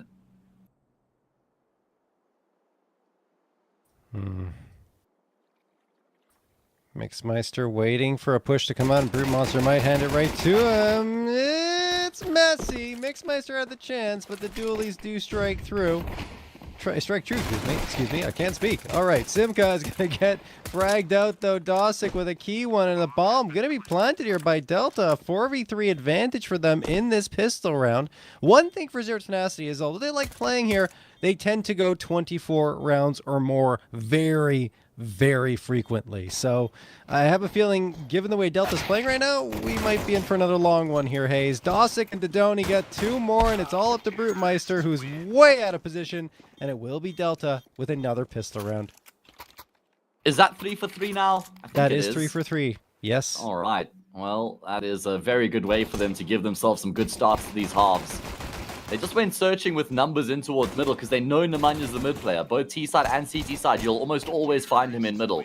So they just go searching with the group of 3. They get that kill. Then they know, okay, we've cut the map down the middle. Most they can be on that B-bomb side is 2 players. They group up again, strengthen numbers. And that's going to be them earning themselves a full anti-eco. No investment at all for the CT side in this round, and a chance for Delta to go up by 2. Delta still being cautious in their approach. By the way, Delta have only played this map one time over the last 3 months, and it was regionally. It was a 13-10 win, so that's good for them. And on the other side, for Zero Tenacity, 26 times, but an even 500 record. As I mentioned, a lot of their matches very, very close. Although they are on a 2-game win streak, and they have won 4 of their last 5. Only loss comes to Sashi. Who are a good Anubis team as well, so yes. It's not like a awful result. Lucky does really well on this map in general. Big stack on the save bomb side for Z10. Mixmeister is going to be the one to figure that out. Holds down the line with the Galil. Should get overwhelmed, but doesn't. Got a little bit of support that comes through from D Donnie at the perfect time. And in fact, not even a lick of damage done here. Only 1 player left, and not for much longer. At least he's able to get a kill, but that should be it in the round here for Sumki. And if it's not the nade, it'll be the Galil. And there we go. Job done. Nice and clean from Delta to build up some money against the pistols. Now only 2 frags so far for Zero Tenacity, both of them going towards Mixmeister. Now they'll hope that changes as they're going to have their rifles out. It's going to be the AWP already for Brute Monster. Then you have the 3 A1Ss and FAMAS that Jofo settles for because they need utility, and he's the one that's going to bring it to the table. Dodoni lining up his util. Smoke gets tossed.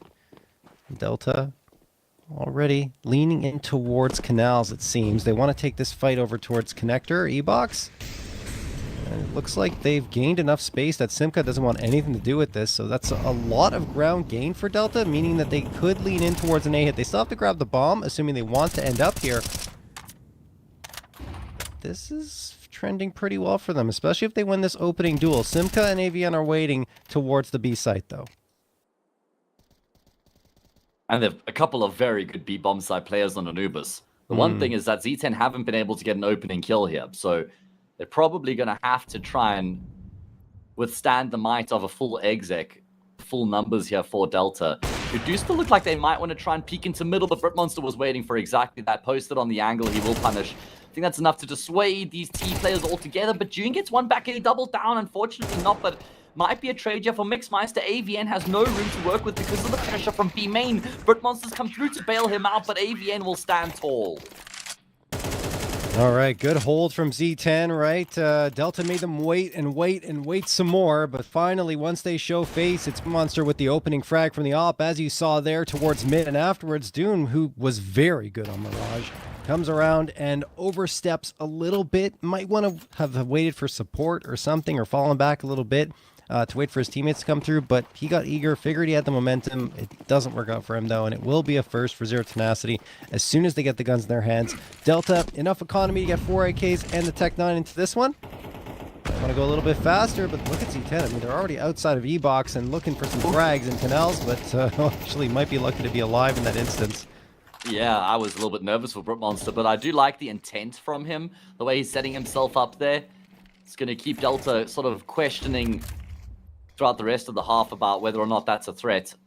Oh man, Tech 9 going to play the smoke fade. Simki has an idea though. That's such a nice little burst through the smoke as it starts to fade, and then just jumps into the angle. Just full confidence from Simki, kind of just bossing Delta a little bit, which is good. I think that's what Z10 need to do here.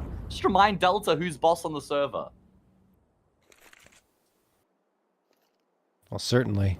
If you're on Anubis, that's what they have to do.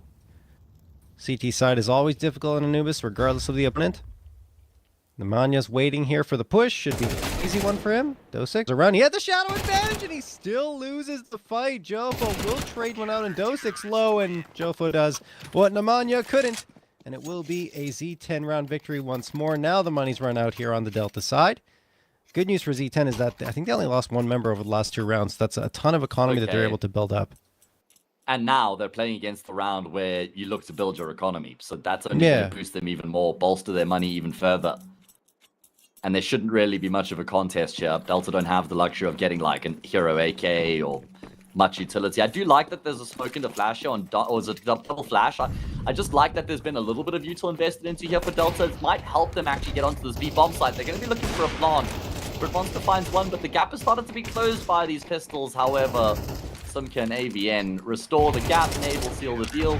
Like I said though, Chana, I just like to see that there was a little bit of utility invested into here on the T side. I think far too often you'll see someone get like a deagle and then 4 Glocks instead of a smoke double flash, having spent the same amounts of money to get the util. I think that util enables you so much more to get a bomb plant than what like a lone deag would.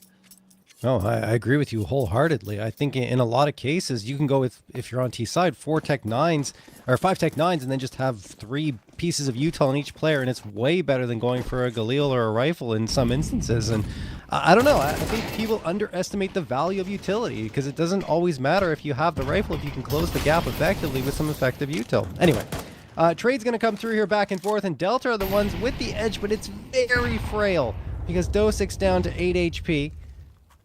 We still have AVN, Jofo, and Brute Monster to deal with. Brute Monster's holding court around mid, which is where Delta are kind of bunched around. So if they come in this direction, that could quickly become even number situation. Yeah, there's no one on A right now. Z10 have kind of just gambled. They've left that site entirely, and Brute Monster might start to head back in that direction. There's plenty time here for Delta to play with as well. And it looks like they've got the right read. They've got the inkling. However, Z10 have at least kind of poked through B main to get info, but Delta now have a move on. Brute Monster's definitely in the right spot. Brute Monster hits the shot, gets behind cover as well, and pretty much nullifies the flashbang that was thrown. Then re-peeks, gets Dune. Here's the bomb being planted, can't see them, and eventually falls, but see, Jofo is going to take down Dodoni. Or Dosic, that is. Dodoni's the one in the 1v2. AVN and Jofo. Ouch. Oh, what a nade. What a nade toss. That should be it for Dodoni. It absolutely is. They throw the smoke on the bomb, but that is not necessary at all, as Zero Tenacity have got 4 in a row. I will say, very nice recovery for Z10 in the round, because you did mention that HP was low, but it still looked pretty tough for them. That kill there from Brute Monster, I think that's the round-defining frag. He does overextend by going for more, but the fact that he gets the multi is what's the key there, to give his team the edge, the advantage in the round on the retake. So a really good work from Brute Monster to get both those kills. Yeah. Delta, probably a little bit aggrieved that they couldn't convert there. And now they're going to spend all their money because they're trying to keep the pressure up. But it means 3 Galils and light util.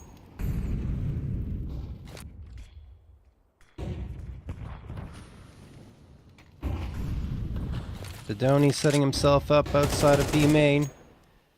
No bomb yet for Delta. In fact, it's like a 2-1-2 split here, so they're kind of defaulting, looking for opening frags and hoping something comes their way and they'll play off of that.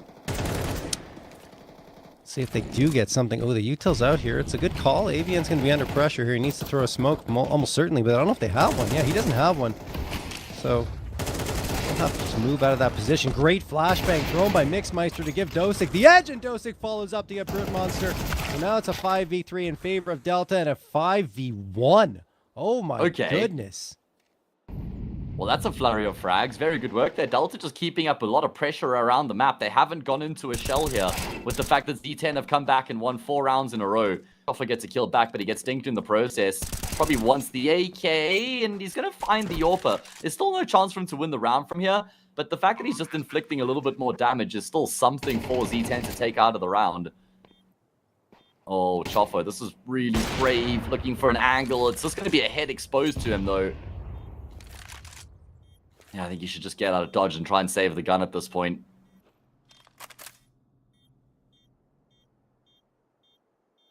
I'm not sure he'll be able to cape, though.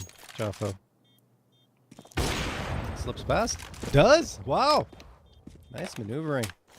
Catches homeboys. I'm sure they'll be hot in his tail, but at the same time, you kind of don't want to be if you're Delta because your money's really bad.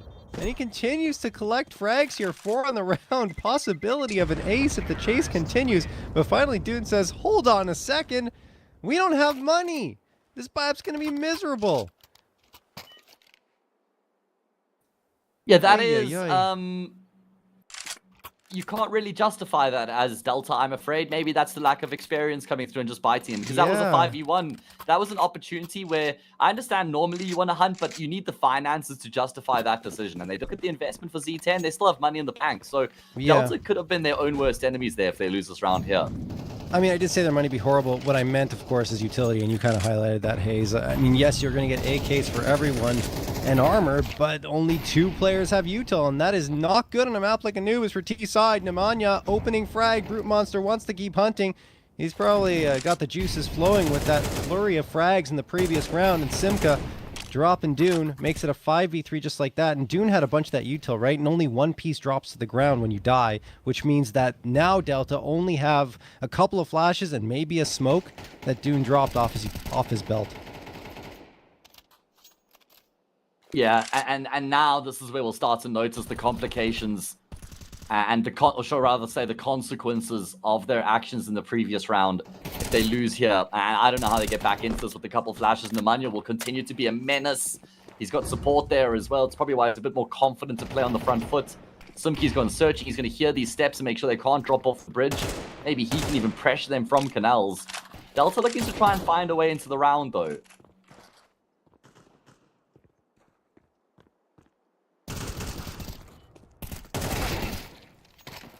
Jofo, oh boy, yeah, no way into the round when Jofo's there. He sets up a wall and takes care of business. Homeboys, last one standing, does get one. I mean, look, there's a lot of low HP bars here for Z10, so a possible, nope.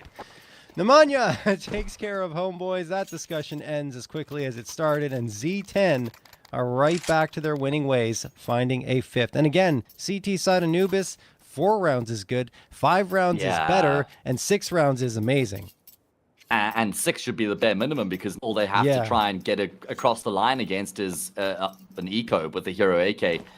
So you got to be careful now. Donnie forced to invest into Kevlar. Honestly, I think you just spend the extra 350 and get head armor if you have the hero AK just to give yourself the best possible shot in a round like this. Right. If 350 is the difference between you winning and losing a gunfight, then yeah, you got to go for it. This is fast. This is really fast with the Tech9 straight into the B bomb side. Tech9's leading the charge, and I thought they had done enough, but my goodness, Avian and Simki, I spoke about what a deadly duo they are on this B bomb side, and oh, Avian, are you kidding me?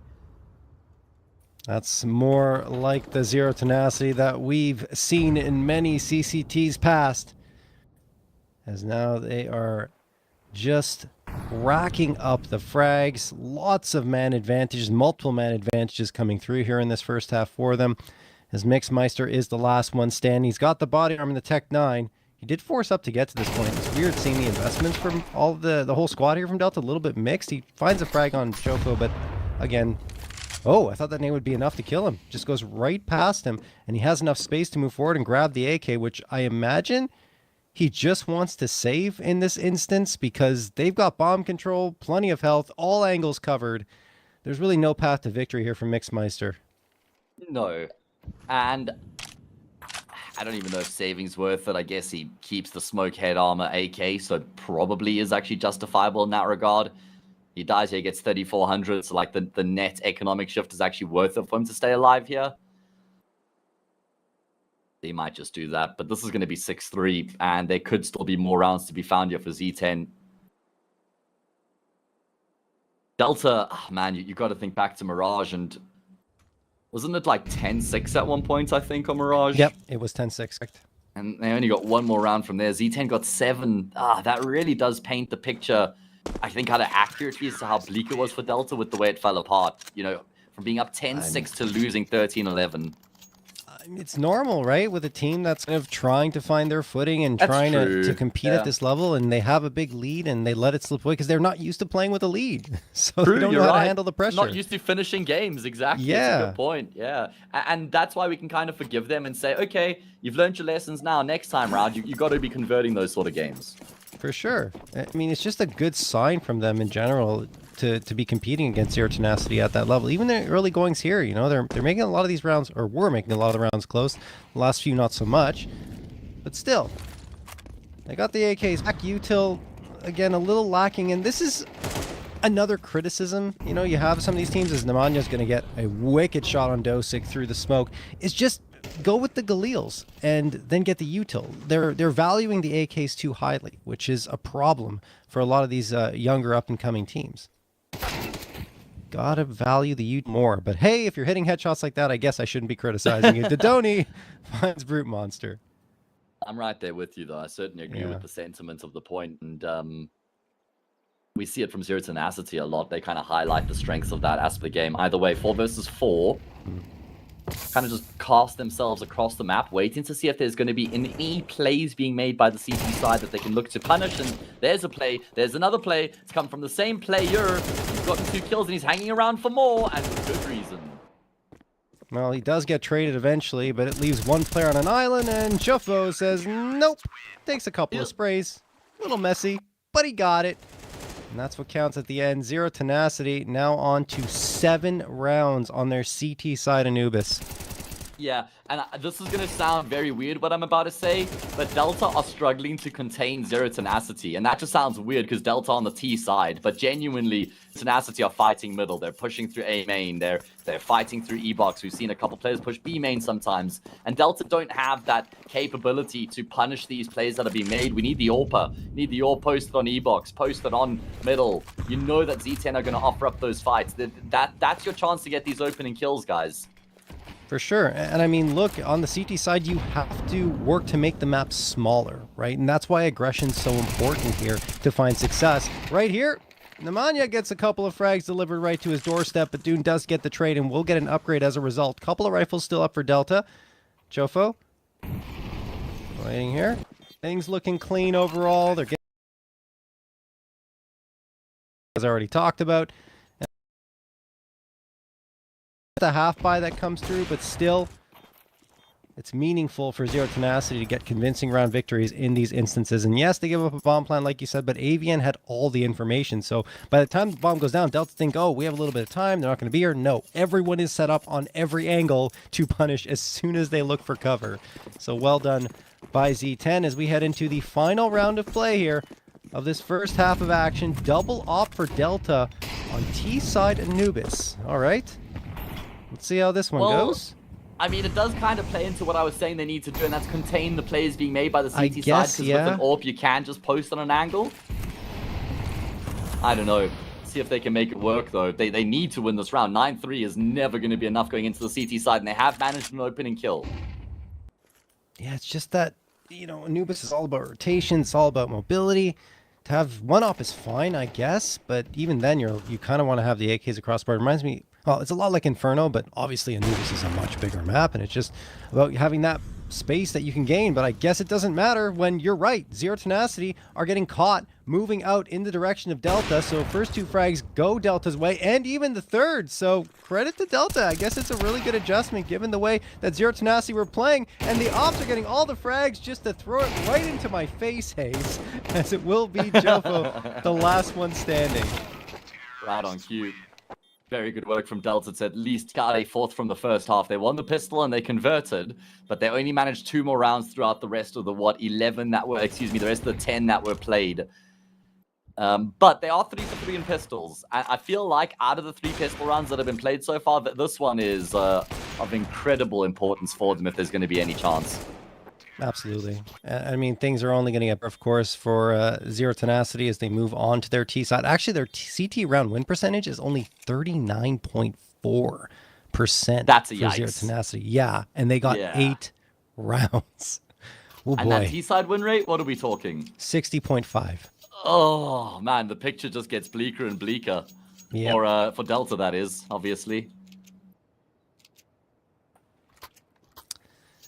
It's looking rough, let's say. But a pistol round victory, which Delta has looked good in, like we mentioned, 3 in a row so far. They make it 4. This is the most important moment for them to find that pistol round.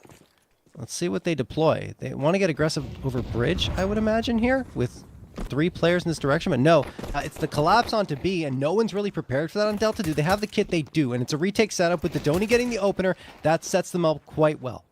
Oh, this kill here, this fight is out round defining, I think. Whoever wins this fight, their team should win the round. Okay, now that gives an anchor position for Z10 in the post plant. Smoke still in play. Like you said, there is a smoke and a kitchen for Delta though, so maybe the round's not as clear cut as I'd initially expected. And they're just going to immediately drop the smoke on that bomb, tap the defuse. Defuse being stuck, kill found from Chopo, but he's now the only man left alive. He's just seeking refuge in the smoke, knife out, stabbing and jabbing, looking to try and deny the defuse. He will. But he's emerged on the other side. He's gotten another knife kill. Chopo survived because he's run out of ammo. June's looking to stab him back. It's turned into a knife round. Chopo's just surviving. What have we just witnessed? Chopo will stay alive for long enough and Z10 finally win a pistol. That is the silliest pistol round I've ever seen, Hayes. I mean, like 2 knife frags? 2! Not just the 1. I appreciate the idea waiting in the smoke. Anyway, that was like the 1 out of 100 options for, the only option that would have worked. It was like 0 out of, wait, I don't even know what I'm trying to say. The point is that it was highly unlikely. It was. Well, Delta still have a good chance here. This is highly likely of them pulling this off. Yeah. Look at the pressure that AVN's under, right? Yeah, he eventually is going to get the frag, actually. Excuse me, Dosic is caught out by Chofo, and Z10 do recover, even though pressure was on. Chofo came to the rescue again, and a 10th round found for Z10. Goodness me. Honestly, well done by Chofo to drop off the bridge there to help AVN out, because he was in so much trouble. That's what allowed AVN to just focus on the B bomb side, because Chofo could cover the canals. And now it's a must-win gun round for Delta. Yeah. No, I mean, look, honestly, credit to Chofo, not only for that, but in the pistol round, Delta outplayed Z10 in that pistol round. Period. Like, that was a very nice execute.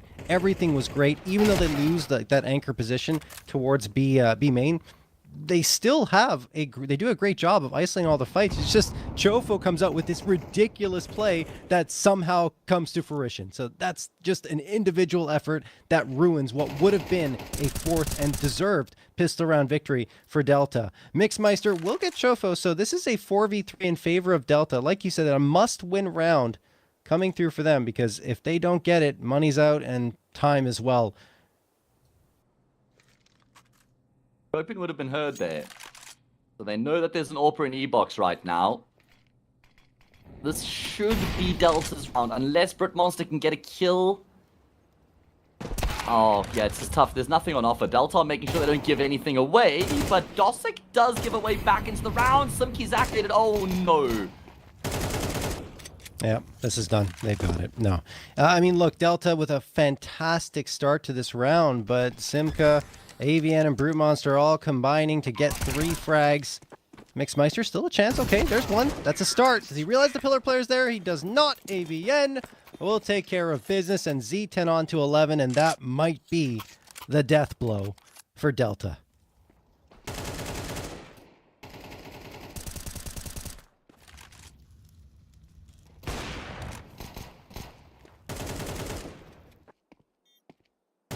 Yeah, that is a really rough round for Delta to lose because they were in a good position and it was such an important gun round and they just dropped the ball there, or more the ball gets taken from them by Z10.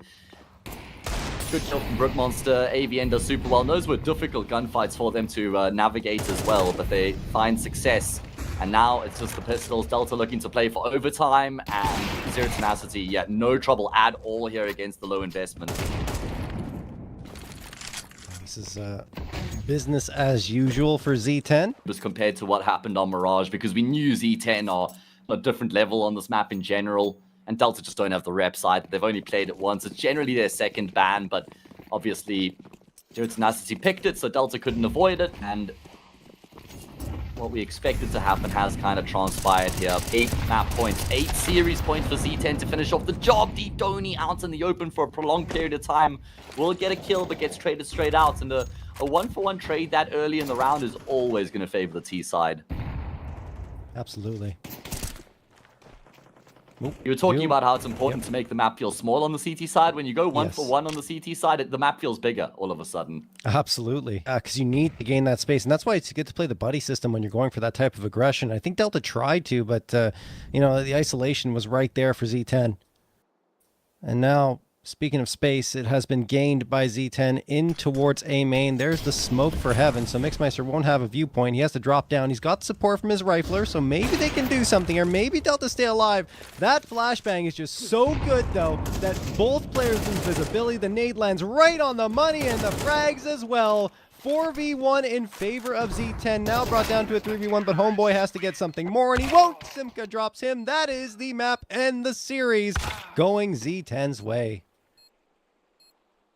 I mean, that is flawless, honestly, coming through from Zero Tenacity on their T side.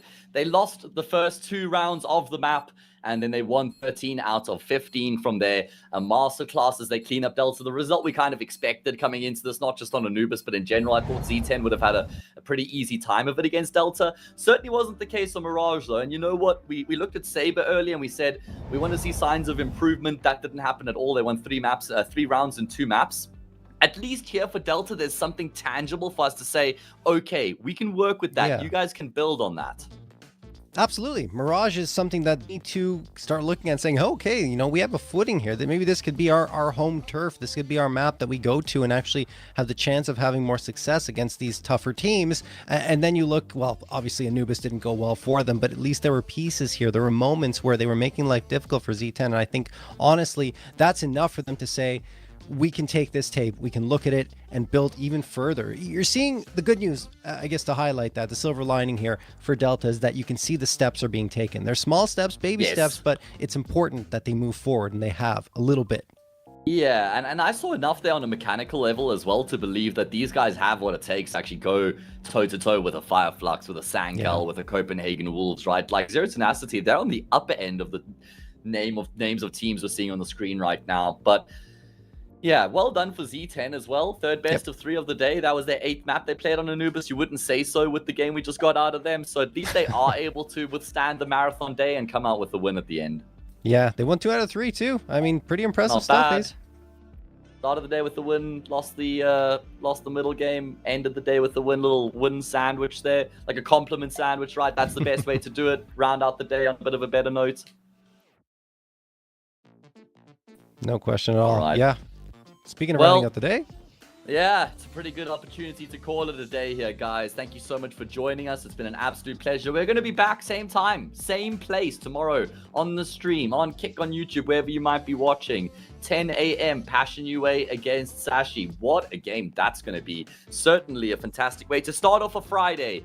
So be sure to clear out your calendar and tune in for that matchup and all the action to follow throughout the day afterwards. It's been John and myself, Hayes, taking you through it. Shout out to everyone, production, all in the backlines, admins, all the rest, making sure we have a show to provide for everybody. But for now, like I said, we're going to call it a good night. So thank you so much to everyone who joined, and we'll see you again tomorrow.